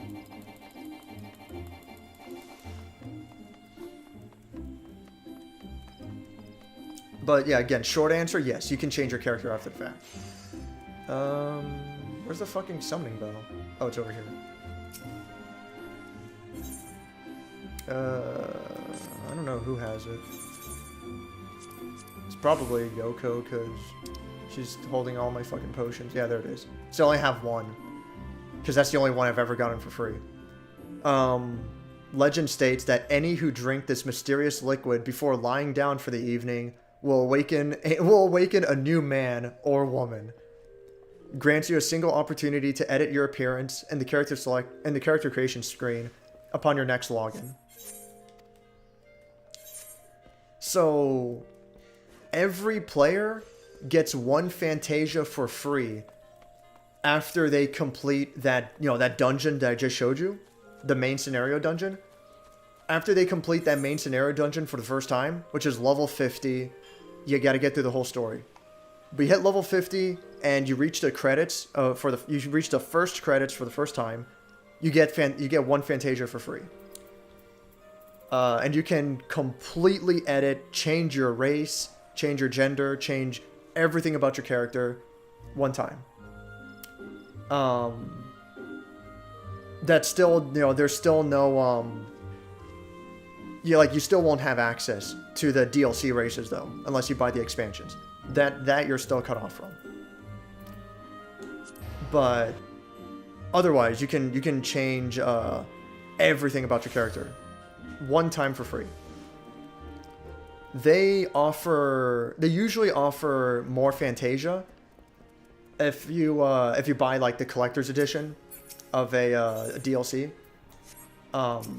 Maybe if you do the fucking if you pre-order the main game, they might throw in Fantasia as well. But for the most part, they're very stingy about it. I think you have to pay like $10 for Fantasia. So the option's there, but it's like, obviously I'm never going to do it. I'm fine with how my character looks. That being said, what you can do, basically for free, an extremely low price of gil. I think it's like 2,000 gil, which is fucking nothing. I have 37 million. What you can do for an extremely low price is you can change your character's hair. So I'm going to give myself a fucking pompadour. You can change the color.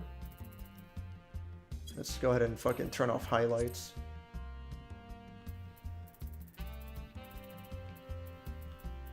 Yeah, sure. Pink. There we go. Fuck it.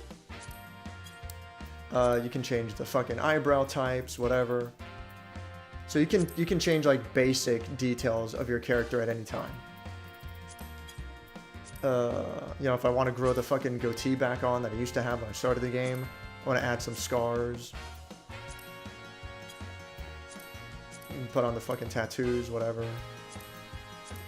Put on face paint. So give myself some fake blush. Or if I want to put a dragon on the side, let's go ahead and change the color of the face paint so like it's a bit easier to see.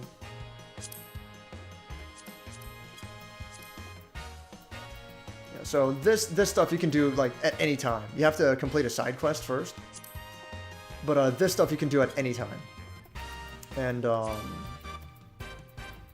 it's basically free. It costs like 2,000 gil or something. I think it's fucking nothing. I'm gonna go ahead and be Meatball Head.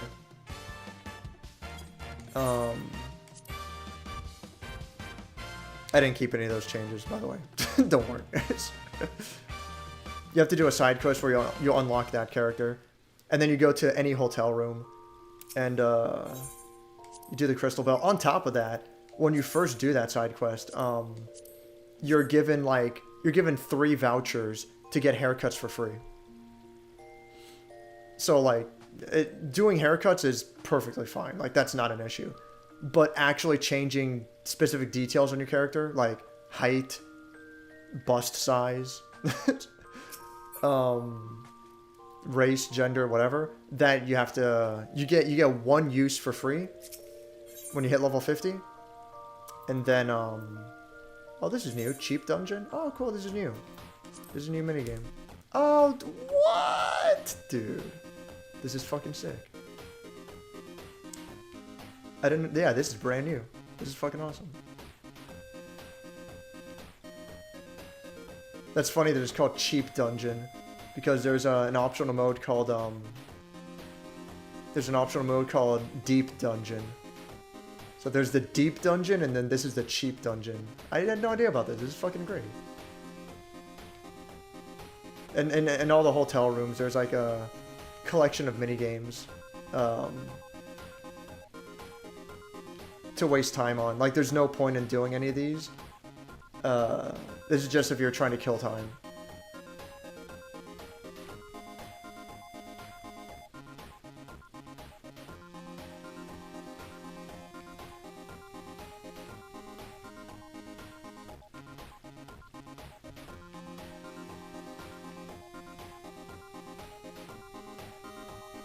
I'm just gonna do this once and like never do it again. That's so nice that they add more and more minigames. This is like the best one they fucking made so far. This is fucking awesome.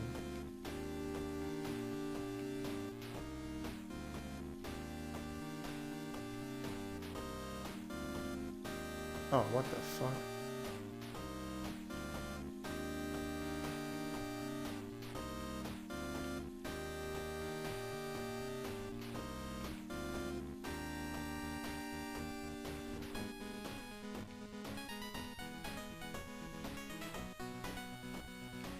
I also like that the music that's playing is it's a chiptune rendition of the Deep Dungeon theme.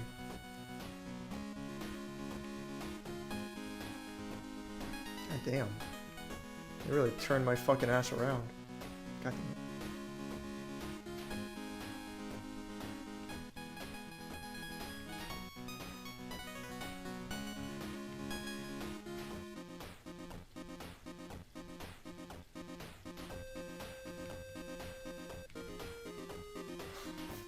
Motherfucker. Jesus. Oh, what the fuck? I mean, there's no way there could be another path now, like... Everywhere else is blocked off.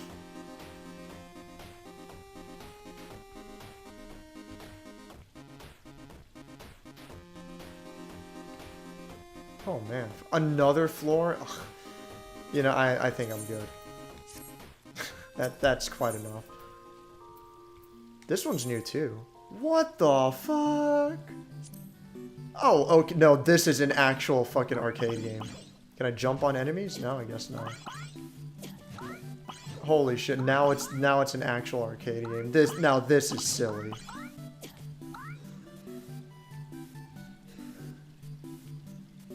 What the fuck? Oh, what the? Okay, I didn't expect the scenery to change.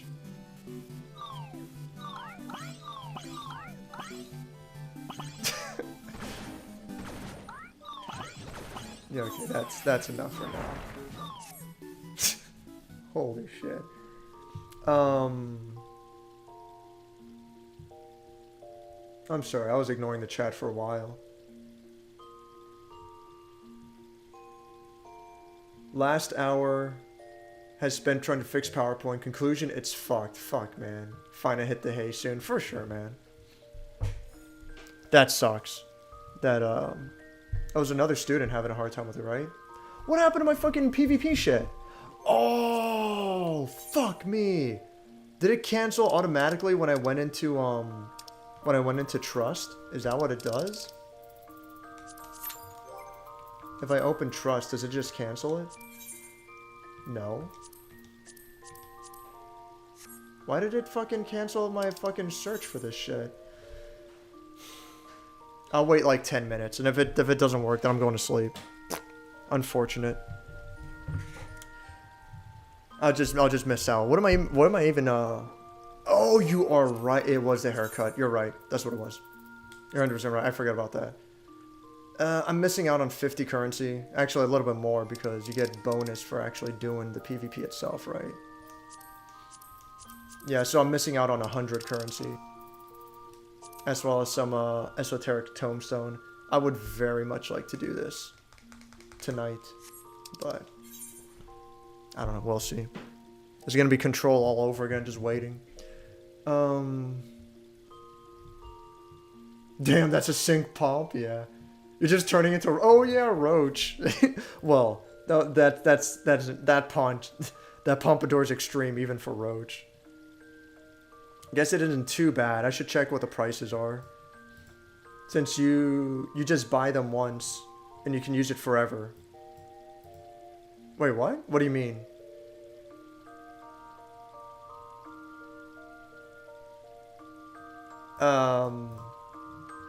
Whoa, that's sick. I assume you're talking about the Fantasia potion. The Fantasia potion's one-time use. They give you one Fantasia for free when you hit level 50. But once you use it, that's it. It's a one-time use. So if you wanted to change your character multiple times, then if you want to change your character multiple times, you have to pay each time. And they'll do things like if you want to buy 10 Fantasia potions, then it's like 40 or 45 bucks. So you get a slight discount, but it's like just figure out a character you're happy with in the first fucking place. I don't know what to tell you. I mean, it's your money. You do what you want, but I assume you're talking about the Fantasia potions. Do you actually need the membership to access the extra jobs and races? Yes. You do.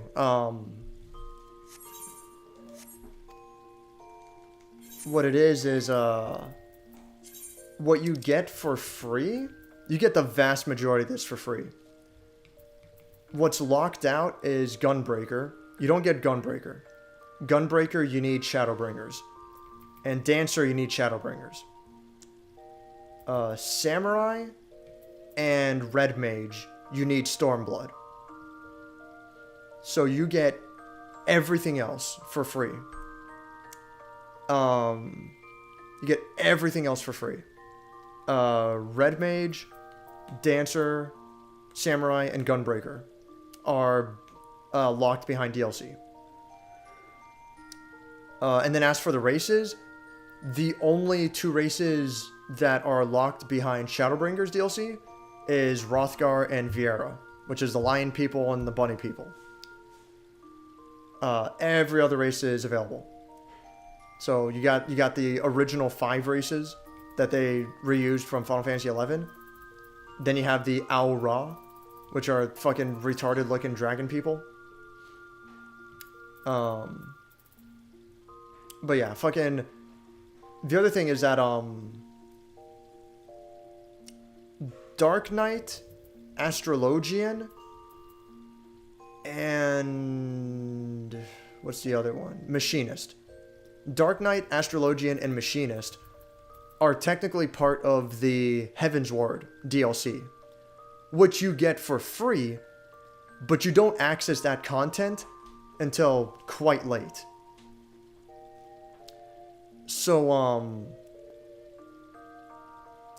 you don't pay for Machinist, Astrologian, and Dark Knight, but you don't start with them either. You don't unlock them until quite late into the game. As a small consolation, so you have to be minimum level 50 to unlock those jobs. As a small consolation, once you do unlock them, they start off at level 30 right off the bat. That's just how it is. And then same with like Samurai and Red Mage. They start off at level 40. And Dancer and Gunbreaker start off at level 50.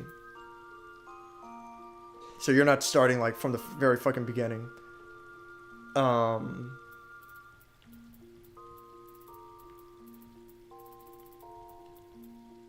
then every other job you can start from the very start of the game. The exception, you don't unlock Ninja until level 15, which is extremely early, so that's not a big deal, but you don't unlock Ninja until level 15. Every other job is available from the start. Technically, Scholar and Summoner is a special case. You know, I'm not even gonna get into it. To put it simple, you don't unlock Scholar until level 30. I'm gonna leave it at that. You don't unlock Scholar until level 30. You don't unlock Ninja until level 15. Dark Knight, Astrologian, Machinist, you don't get them until level 50, and a fuckload of story progression.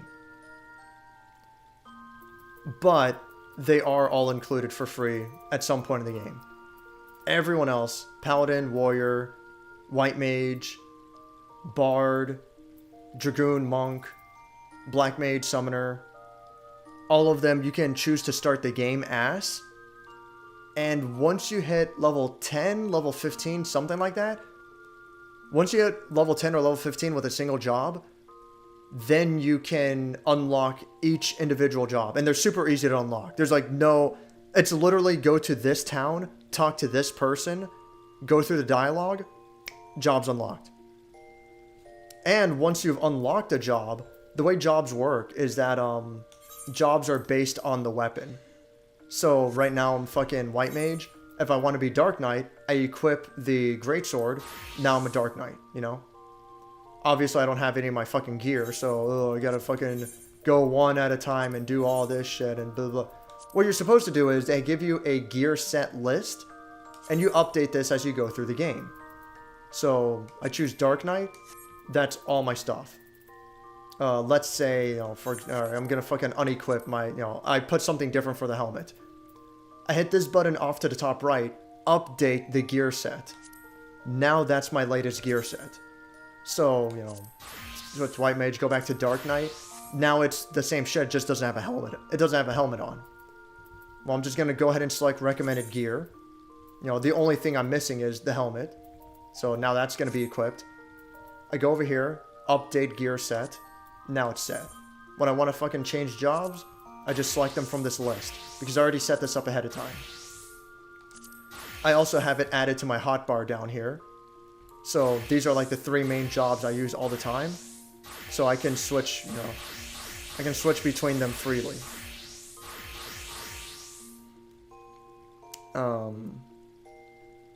So yeah, they make it extremely easy to switch jobs in this game. Unlike Final Fantasy XI, where you had to go to one of the major cities, go to your house in the city, switch job there, and then you're stuck with that job until you go all the way back to town. And considering how far everything is, like switching jobs in Final Fantasy XI is unrealistic. You're going to stick with a single job for an extremely long period of time before you go back to town, switch jobs, then level up that job for extreme. It's a mess. The Savant Dragons. That's actually the race I chose with my first character. So you played this game before then. I thought I started as Scholar when I played. What it is that... How can I even explain this? Let me go to fucking Summoner real quick. I'll unequip the Soul Crystal. Oh, job-specific gear is equipped? Ugh, Jesus. Oh my god, the book is job-specific. Alright, whatever, just deal with it. So what it is in the game is that you don't actually start as a paladin, for example. What you start as is, isn't there any... I want to give one example, but I only have job-specific weapons, so I'm not allowed to unequip the job crystal. Yeah. Oh, here we go. Yeah, I can do it for White Mage. Okay, cool. Okay. So, for White Mage, for example, you don't start the game as White Mage, you start the game as Conjurer, which is literally White Mage. Once you hit level 30, you get the Soul Crystal for your specific job. And then you upgrade to White Mage. That is a nothing fucking distinction. Like, that means nothing for the vast majority of the jobs. The sole exception being Summoner and Scholar. Summoner and Scholar is extremely unique because they share the same base class, which is Arcanist. And that's what you would have started as. So you start as Arcanist, and when you hit level 30, you get the job crystal for both Summoner and for Scholar. You know, individual quests that you have to do, but you basically get them at the same time. You get the job crystal for both Summoner and Scholar at the same time. And they both share a lot of similar attacks, but Scholar focuses on healing, Summoner focuses on offense.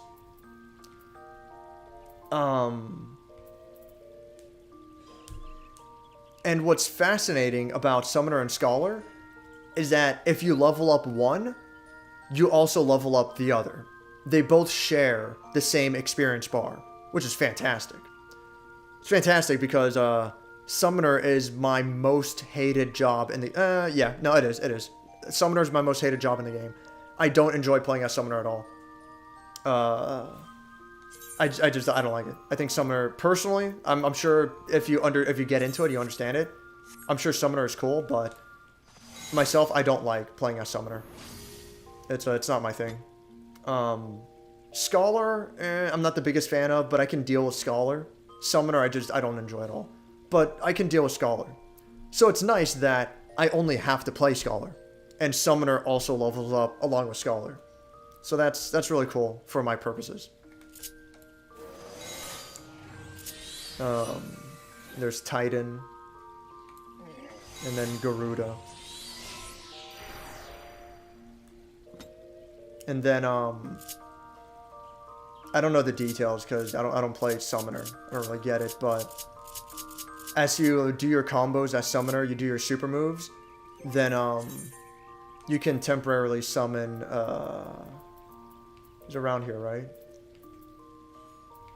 Yes, level 70 you unlock Summon Bahamut, but you can't do it anytime. You have to do your combos, build up your super move meter, And then you get Summon Bahamut. And then at level 80... What's the move called? I don't know. Whatever. At level 80, you have the choice to summon either Bahamut or summon Phoenix. And Bahamut's for offense, Phoenix is for support. Again, it's like a super move tied kind of thing. And by the same token, Garuda has a lot of damage over time. Ifrit is for direct damage. And Titan is for playing solo. Because Titan acts as a de facto tank. Titan's the worst tank in the whole game, obviously, but he's a tank nonetheless. And let's say you're in a rare situation where you're in a party, the healer dies. So you can't rely on... Well, I mean, then again, Summoner's unique that he can cast Raise. So Summoner can do that. But for whatever reason, let's say the healer died and the tank died at the same time.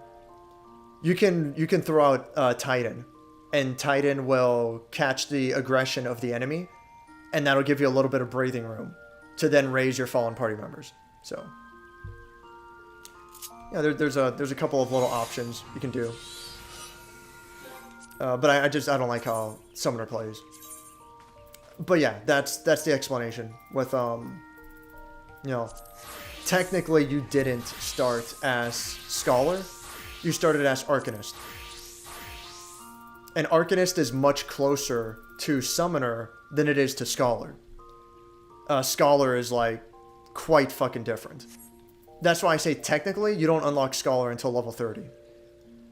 On top of that, Scholar is designated a healer, Summoner is designated offense, and Arcanist is also designated as offense. So, again, like, our Arcanist is closer to Summoner than it is to Scholar. Yeah, that's my explanation.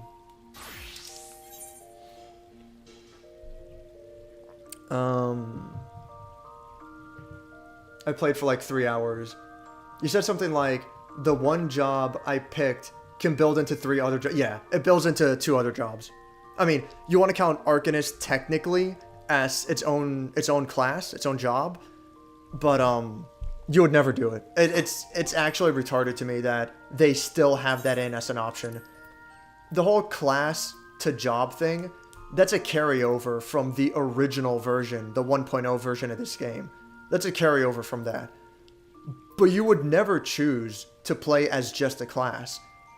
Because by choosing to play as the class, you miss out on all these abilities. The vast majority of your job's abilities. And on top of that, the class is just fucking weaker stats overall. It's stupid. It makes no sense. You're gimping yourself for no fucking reason.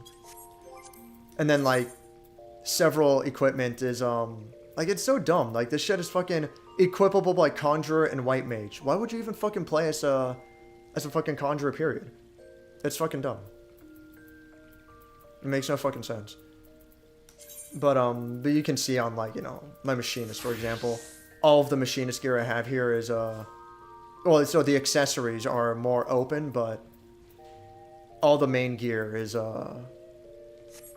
it's job specific. Also, I got like a little fucking cowboy outfit. Looks goofy as hell, but that's the Machinist job set. This sounds familiar. Okay, yeah. Just wait for them to add Berserker as a job. Literally stand there, do nothing but ooga booga. Me put you in World of Hurt. They could do that for because Blue Mage is a special job that doesn't work like any other job. You can't use Blue Mage in dungeons with other party members. You use Blue Mage in special solo challenges. And there's also the Blue Magic Spellbook, where you explore the world and you attack enemies to learn new spells from those enemies. And it gives you a hint along the bottom. So like, there's an enemy somewhere in the Dravania hinterlands who gives you magic spell number 62.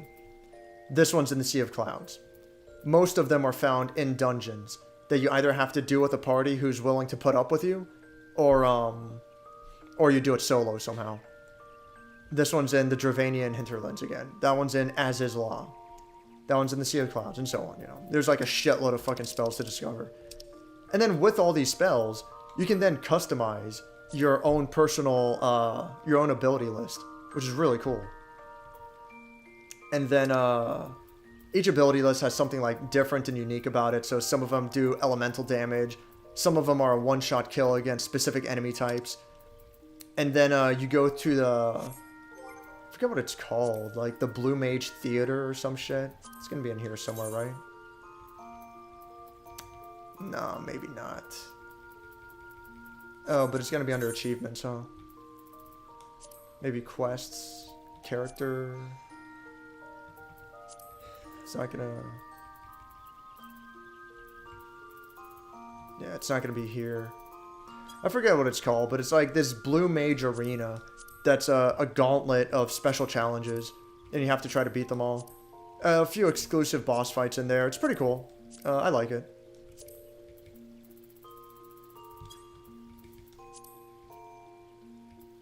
Yeah, fuck it, whatever. I don't care to look for it anymore. Unless it's under battle? Oh, it is. No, it's not. This is other stupid shit. Ugh. Yeah, I don't care. I lost interest. What's his idle pose? It's so stupid looking. I'm gonna check out if I can claim anything from achievements. But yeah, they could do a Berserker thing, you know, and make it a specialized kind of job, or like you can only attack and the whole job is based around positioning, and there's like a set of challenges for the Berserker job specifically. They could do that if they wanted to. It actually doesn't sound that difficult to implement, but it would also be fucking stupid and a waste.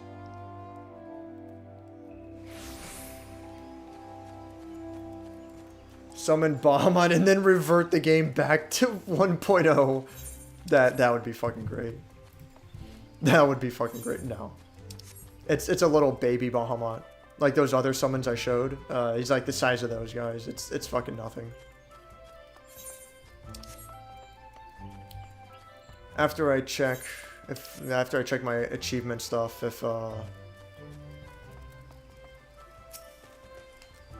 if I don't get into the PvP match, then I'm just gonna go to sleep.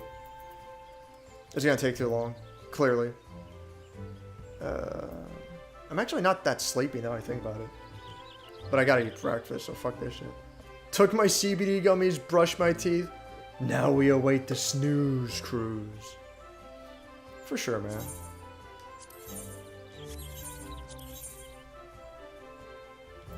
What? Oh yeah, that's to spend currency, yeah. Oh yeah, so here we go. This one's for sticky.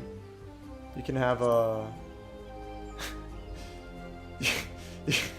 you can do this. Once you get enough achievement points, you can get this as a cosmetic, which I'll never fucking use because it's fucking retarded. What is this? Oh, cool. This is Furion's ribbon from Final Fantasy II. That's cool. You can have this as a cosmetic for doing achievements. Do a fucking a goblin mask, goblin hat.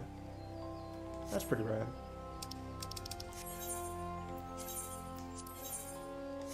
What else? Oh, cool. There's a free playing card here that I didn't even know about. Nice. What else? Time for a snooze, yeah. Yeah, don't stay up on my account, man.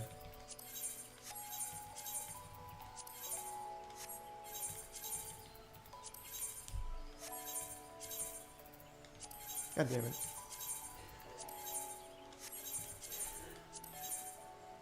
Oh, this is new.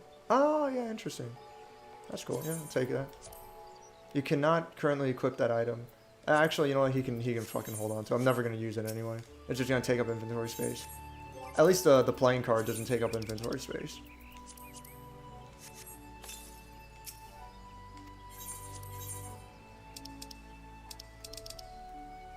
Oh, Cascadeer Uniform Magic, yeah. BDI, I already have that. I got Wind Up Cursor. I got most of these from, just from playing the game for so long. Like, fucking pre-order bonuses and shit.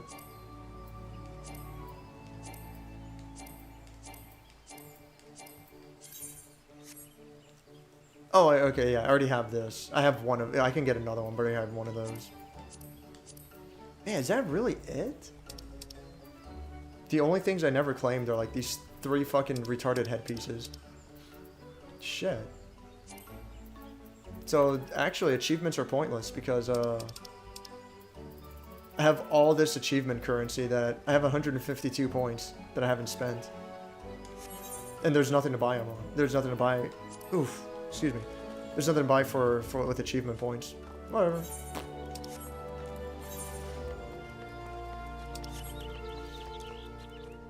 Fat Choco!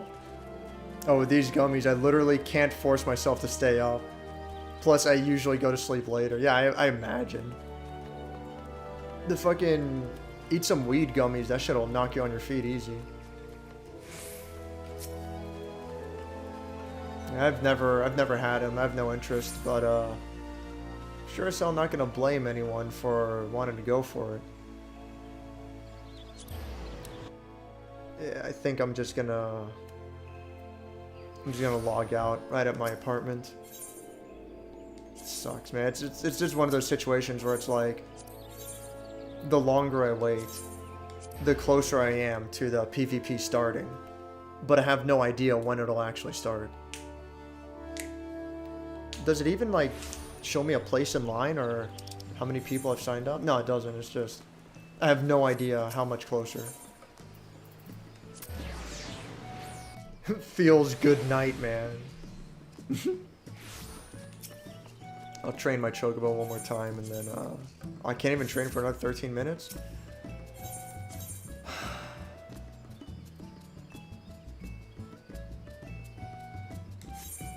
Alright, I'm just gonna... I'm gonna idle for... You know, until I can train my Chocobo again. So when would that be? Fucking 6:03, pretty much? Check back again at fucking 6:03. Now I'm just gonna fucking sit here like a dickhead. Catch up on the Discord chat.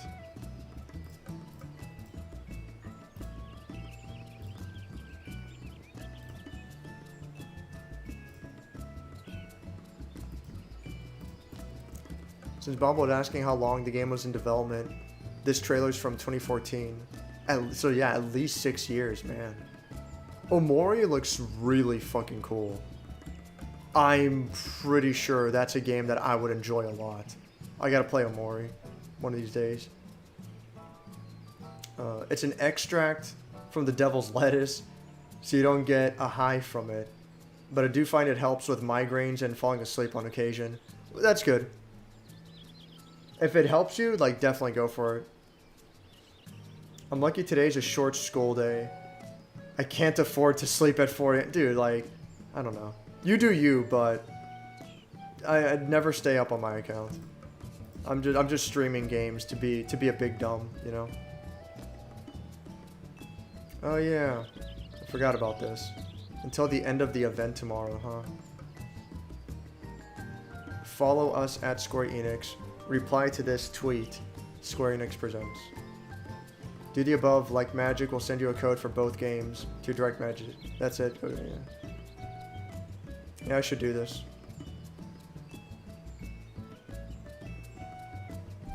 Oh my, it's their stupid fuck. Those are the top-down arcade games of the Lara Croft series that they made. They're kind of cool. I'm not against it. I kind of want to play it one day. But, yeah, those are like the low-budget games. They don't even fucking care about. Makes sense they would give it away for free. Just don't think you're getting anything super special, but I don't know. Yeah, there are co-op games. It's kind of cool. It's whatever.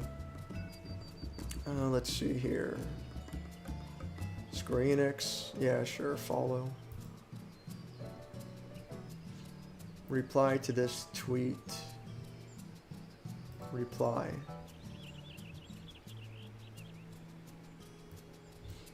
SquareEnix presents.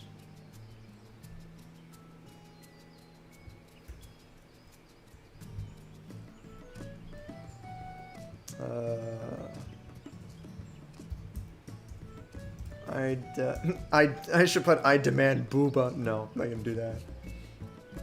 I'm gonna put I'm here for the free goodies.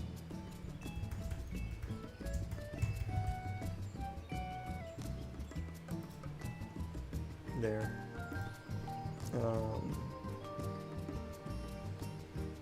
I gotta watch some RPG Maker tutorials. I just want to play more Omori right now. Omori looks so fucking cool. I fell asleep watching the stream, Sticky. But there's so much about the game that seems good. The visual style seems fantastic. The atmosphere is very interesting. The writing seems good. The whole like, oh no, it's actually a horror game. Like I'm really annoyed with that shit. I'm not in the mood for that kind of shit anymore. But Omori does look really fucking cool. I want to know what direction it's gonna go in down the line. I'm gonna be honest, like I'm not even gonna watch too much of your Omori stream because I don't want to spoil it. But that's got to be a game I got to play one of these days, especially if it comes out on consoles, which apparently they said it's going to. They don't have a release date yet, so we'll see how that goes. But what was I gonna say?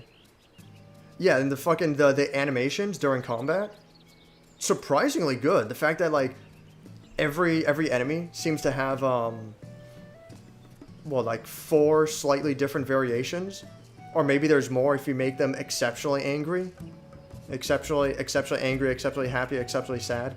Maybe there's like even more animation variations.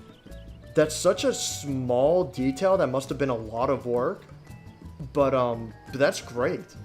That's really fucking cool.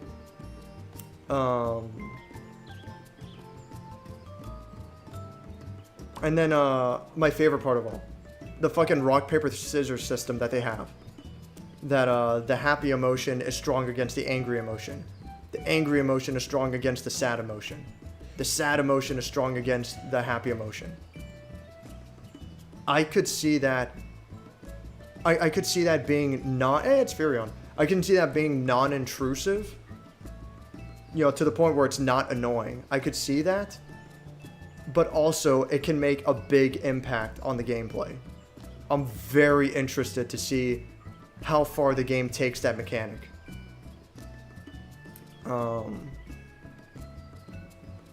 Yeah, I don't know. I gotta play that game one day. If it comes out on consoles, I might just buy it immediately, just to play through it. Well, if anything, I'll wait to hear your opinion on it overall, Sticky. When you beat the game, I want to hear what you think about it. But just off of my very small, brief first impression, I'm thinking that's a game that I'll just buy right away if it comes out on consoles. I did the Square Enix thing. They never messaged the code. They tricked me into following them. They can't keep getting away with it. I need booba. Snagging on sunset now. Bug Snacks was the ultimate oops all horror. Yeah, Bug Snacks. That's another one that it seems pretty dumb about it. I love the follow-up attacks. That's so cool to me. It's like, look, dude. When I talk shit about Chrono Trigger, thank God Wes and Doomed aren't here. No, I'm just kidding. When I talk shit about Chrono Trigger, when I talk shit about Final Fantasy VII, alright? This isn't from a place of malice. It's not from a place of anger. It's from a place of frustration and disappointment. the fact that both of those games are regarded as gold standards of the RPG genre. Not just JRPG, just RPG period. Both games are fucking praised up and down to no end. People literally are mentally unable to stop themselves from jacking off Chrono Trigger. They can't do it. There's this mental block that prevents them from not jerking this game off. I don't just mean Western Doom specifically. I mean like fucking everyone in general. People fucking love this game. It's incredible. But when you get down to it, they don't do enough. And the most common excuse is like, it's an RPG. You auto attack. You level up. Nah, it's about the story. No, dude, like, fuck off. There is so much potential for this genre that's not being met. And that's one of the things that makes me praise Bug Fables. So Bug Fables is one of the best RPGs I've ever played in my fucking life. Bug Fables actually puts effort into its game. The optional bosses are actually fucking challenging without being outright obnoxious bullshit. You just have to have the right build in order to deal with them. The main campaign, the game as a whole, is actually very challenging if you play on the hard difficulty. And if you want to be a little bitch, go ahead and play on normal and no one is going to judge you out loud. But if you're going to play on hard mode, the game's actually challenging and it demands you to pay attention. And if you play on hard mode, you get exclusive equipment. It rewards you for playing on hard mode. Every boss that you beat on hard mode, you get a unique piece of gear. It's fucking great. But at the end of the day, you know, Bug Fables is it's literally a Paper Mario ripoff. It's an exceptionally good one, but it's a Paper Mario ripoff. They're not really innovating, so to speak. They're just taking something new, they're taking something old and they're doing it much better. And they're presenting it as their own. And there's nothing wrong with that. I applaud that. That's great. But then I look at something like Omori, and they have this rock, paper, scissors system that's embedded into the combat. And I'm going to assume that if you keep your character neutral, then you're severely limiting yourself. I'm gonna assume. You know, I'm gonna guess that there's gonna be a boss that keeps himself sad all the time. And because of that, his defense is significantly higher. And you have to switch to anger in order to beat the boss effectively. That's the kind of stuff I'm expecting. Or, you know, there's a boss that, like, has super high defenses and whatever, and the boss keeps calming himself down so that he stays neutral. And you have to switch the boss's emotions and switch your own emotions appropriately, and there's this constant push and pull. I can see that being really interesting, and that's just the emotion mechanic.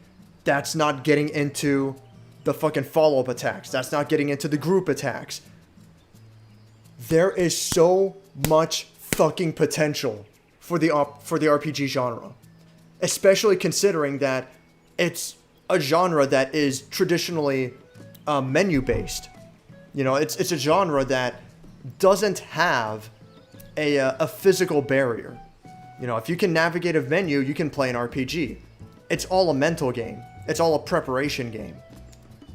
There's so much they can potentially do with this genre. But then, you know, everyone fucking defaults back to Chrono Trigger and Final Fantasy VII. Even though those games are literally, without exaggeration, without hyperbole, auto-attack the game. With the grand exception of, like, 2 bosses in each game, maybe, that will actually push your shed in. You know, and it's disappointing. It's a shame.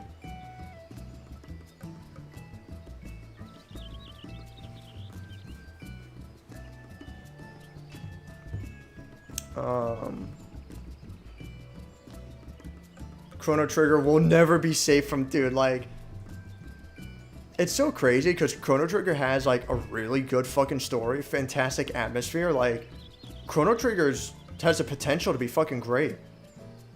And the gameplay is there, too. Like, they started something with the gameplay. But they don't make proper use of it. I don't know. It's just not there. Like, who fucking cares about elemental weaknesses? Who fucking cares about fucking, like, oh, I have to interrupt this, you know, I have to interrupt the boss's attack with this special move, you know, or else he's gonna hit me with a heavy move. Oh, darn, he hit me with a heavy move, and I just healed through it, and nothing bad happened. I don't know how to describe it, man. Play it yourself. I played the PS1 version of Chrono Trigger. I literally fucking mashed the confirm button the whole game.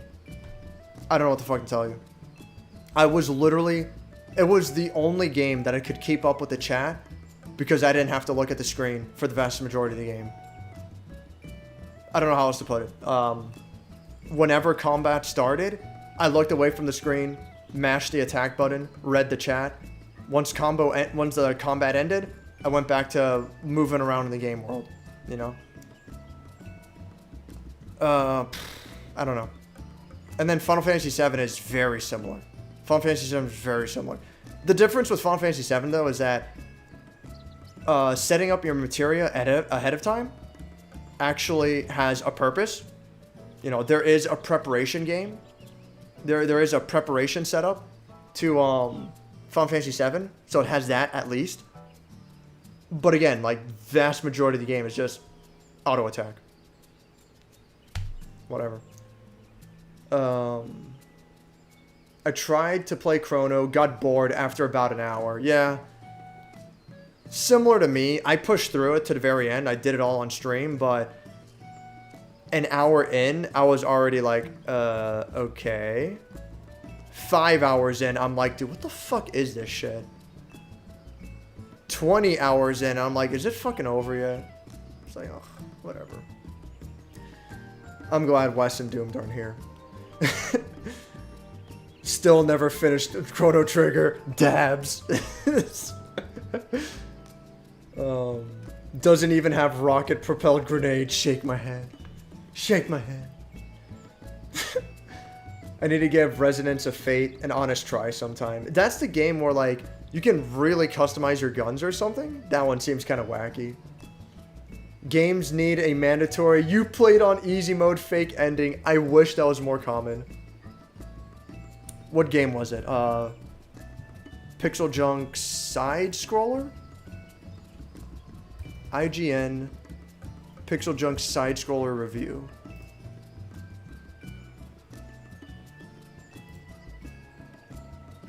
And the fucking cuck didn't change his score. Like, the fact that people still go to IGN is ludicrous. These motherfuckers should have gone out of business long ago. I'll read you this excerpt from this review of Pixel Junk Side Scroller. There are but 3 stages made up of 4 short levels each, and then a last stage and boss encounter. Seeing everything Pixel Junk Side Scroller has to offer is a matter of minutes instead of hours. Finish the last stage and defeat the final boss, and what is your reward? A swift kick back to the title screen with no more than congratulations. In parentheses, note, this sentence was briefly removed from the review. Click here to find out why. Oh, I would love to. Click here to find out why. Oh, what's that? 404, page not found. Now I'll never even know why, unless I do additional research. Let's go for it. IGN, Pixel Junk Side Scroller Review, Twitter. Let's go to images. Is it about the first result? Close enough. Here's the image. I'm going to go ahead and post this onto Discord, because this is my favorite. And yet, IGN is still in business.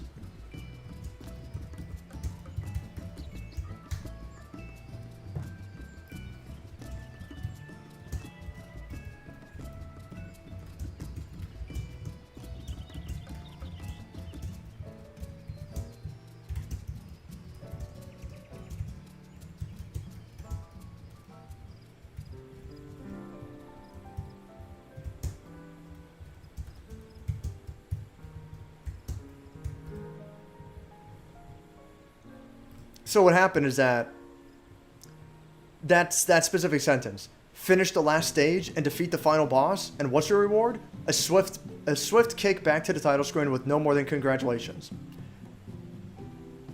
The writer then put it on Twitter, you know, here's my review. The developer for Pixel Junk Side Scroller responded to him and said, you didn't play it on normal, as is obvious from your review. Completing it on casual difficulty doesn't unlock the last stage. The writer responded, rest assured, I definitely beat it on normal. Usually a big fan of your games, sorry this one didn't click for me. The developer responded back, if you beat it on normal, you would have seen the entire ending sequence. No further responses. That sentence was then quietly removed from the review. And the developer calls him out on it again. Whoa, that's really unprofessional. You removed a section from your review showing you clearly rushed through the game in casual. And then IGN got a lot of shit for it. And they put the sentence back in and then added, note, this sentence was briefly removed from the review. Click here to find out why. You click there to find out why, and before, it would be an article of the writer explaining he didn't feel that playing the game on either normal or casual was a significant difference to, you know, his experience, you know? And because of that, he felt it was fine to remove the sentence. He didn't think it was going to be a big deal. But people made a big deal about it, and he put it back in and wrote up that article and whatnot. And how can you be so fucking devoid of integrity? I don't fucking understand this planet that I'm participating in. I don't fucking get it. I don't fucking get it, dude. Like, the fact that IGN continues to be in business is proof alone that that people don't actually care about video games. They just want to see the score and is it an 8 or above? Gonna go buy it. Is it an 8 or is it a 7 or below? Ignore it forever. That's all people fucking care about. I mean, like, I'll fucking post it again. I'll post a fucking holy gospel that is pound of flesh.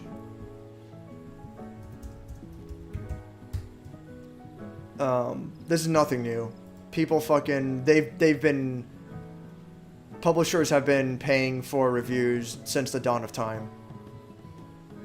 No one actually cares about video games, and that's why I do reviews. Because I can either sit here and keep bitching, or I can at least pretend that I'm making a difference. And then that's what I'm doing.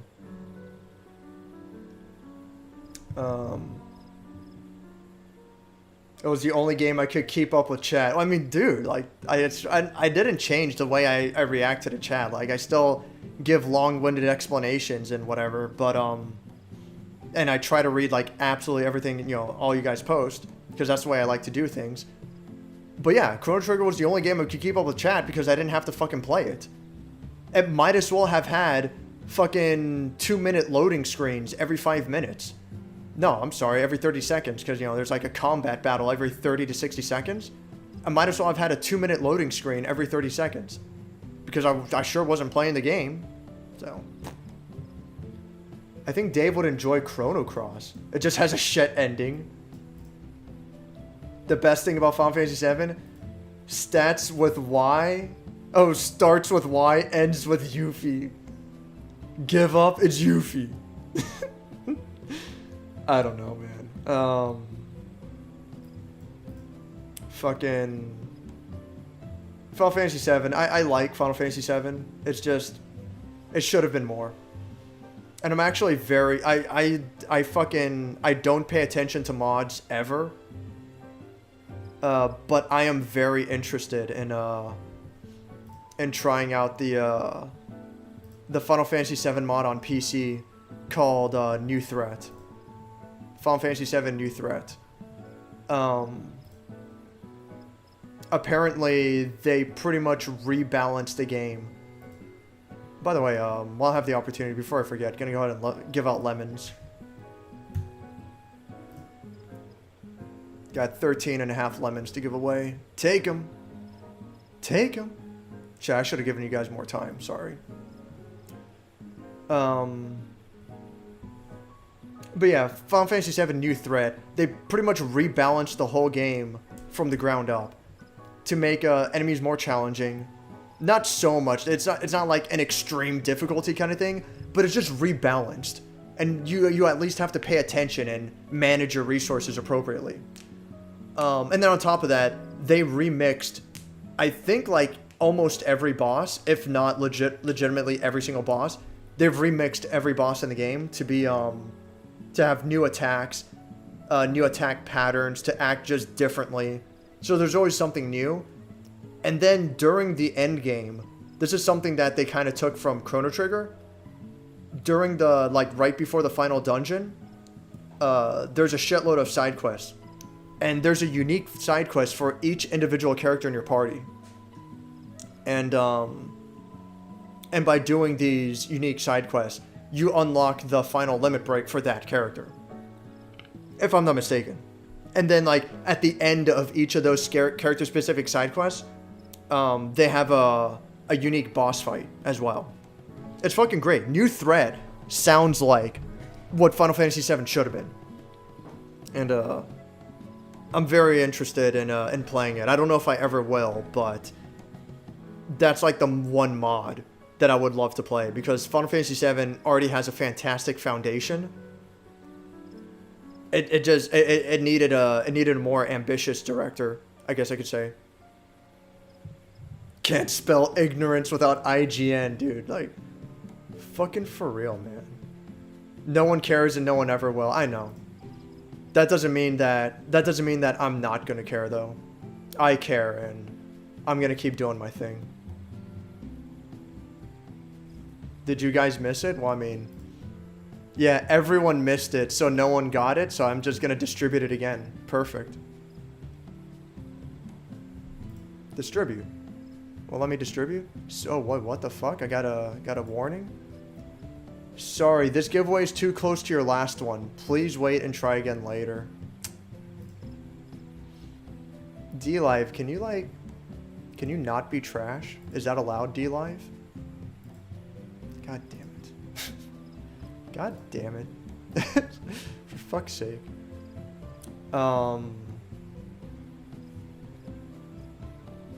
Humanity's beyond saving. Burn it to the ground and start all over. There's a line from Jammer Lammy I love. It's when you lose in the second to last stage, the singer says, "Start all over. You should be banned from every game." What? Dude, that's fucking great. If you lose the second to last stage, do you have to do the whole game over from the beginning? Because that would be fucking awesome. That sounds exactly like Chrono Cross, actually. The characters have their own arc where they unlock their final attack. Yeah. So maybe maybe that guy took, like, inspiration from Chrono Cross, for example. You just restart the level. Oh well. I would give the developer so much credit if that song was super easy to beat, like it was very easy to complete. But if you do lose it, you get chastised for it, and they're like, "No, fuck you. You have to do the whole game over again from the beginning." That would be fucking awesome. Oh man. That's the level where Lammy slips on a banana peel, dies, and goes to hell. I think I've seen that. I mean, I haven't seen her slip on a banana peel, but I did see, like, an environment where she was in hell. It's actually pretty hard from what I can tell. The only one of those games I've ever played was Parappa the Rapper 2. And I was very disappointed by how easy it was. It was enjoyable. Like, the songs were decent, and, you know, it's not a bad game, so to speak, but I'm gonna keep trying to give out lemons periodically.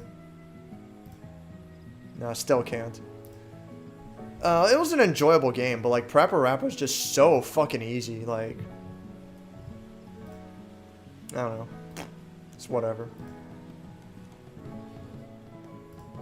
But I'd like to play Parappa the Rapper 1 and Unjammer Lammy sometime.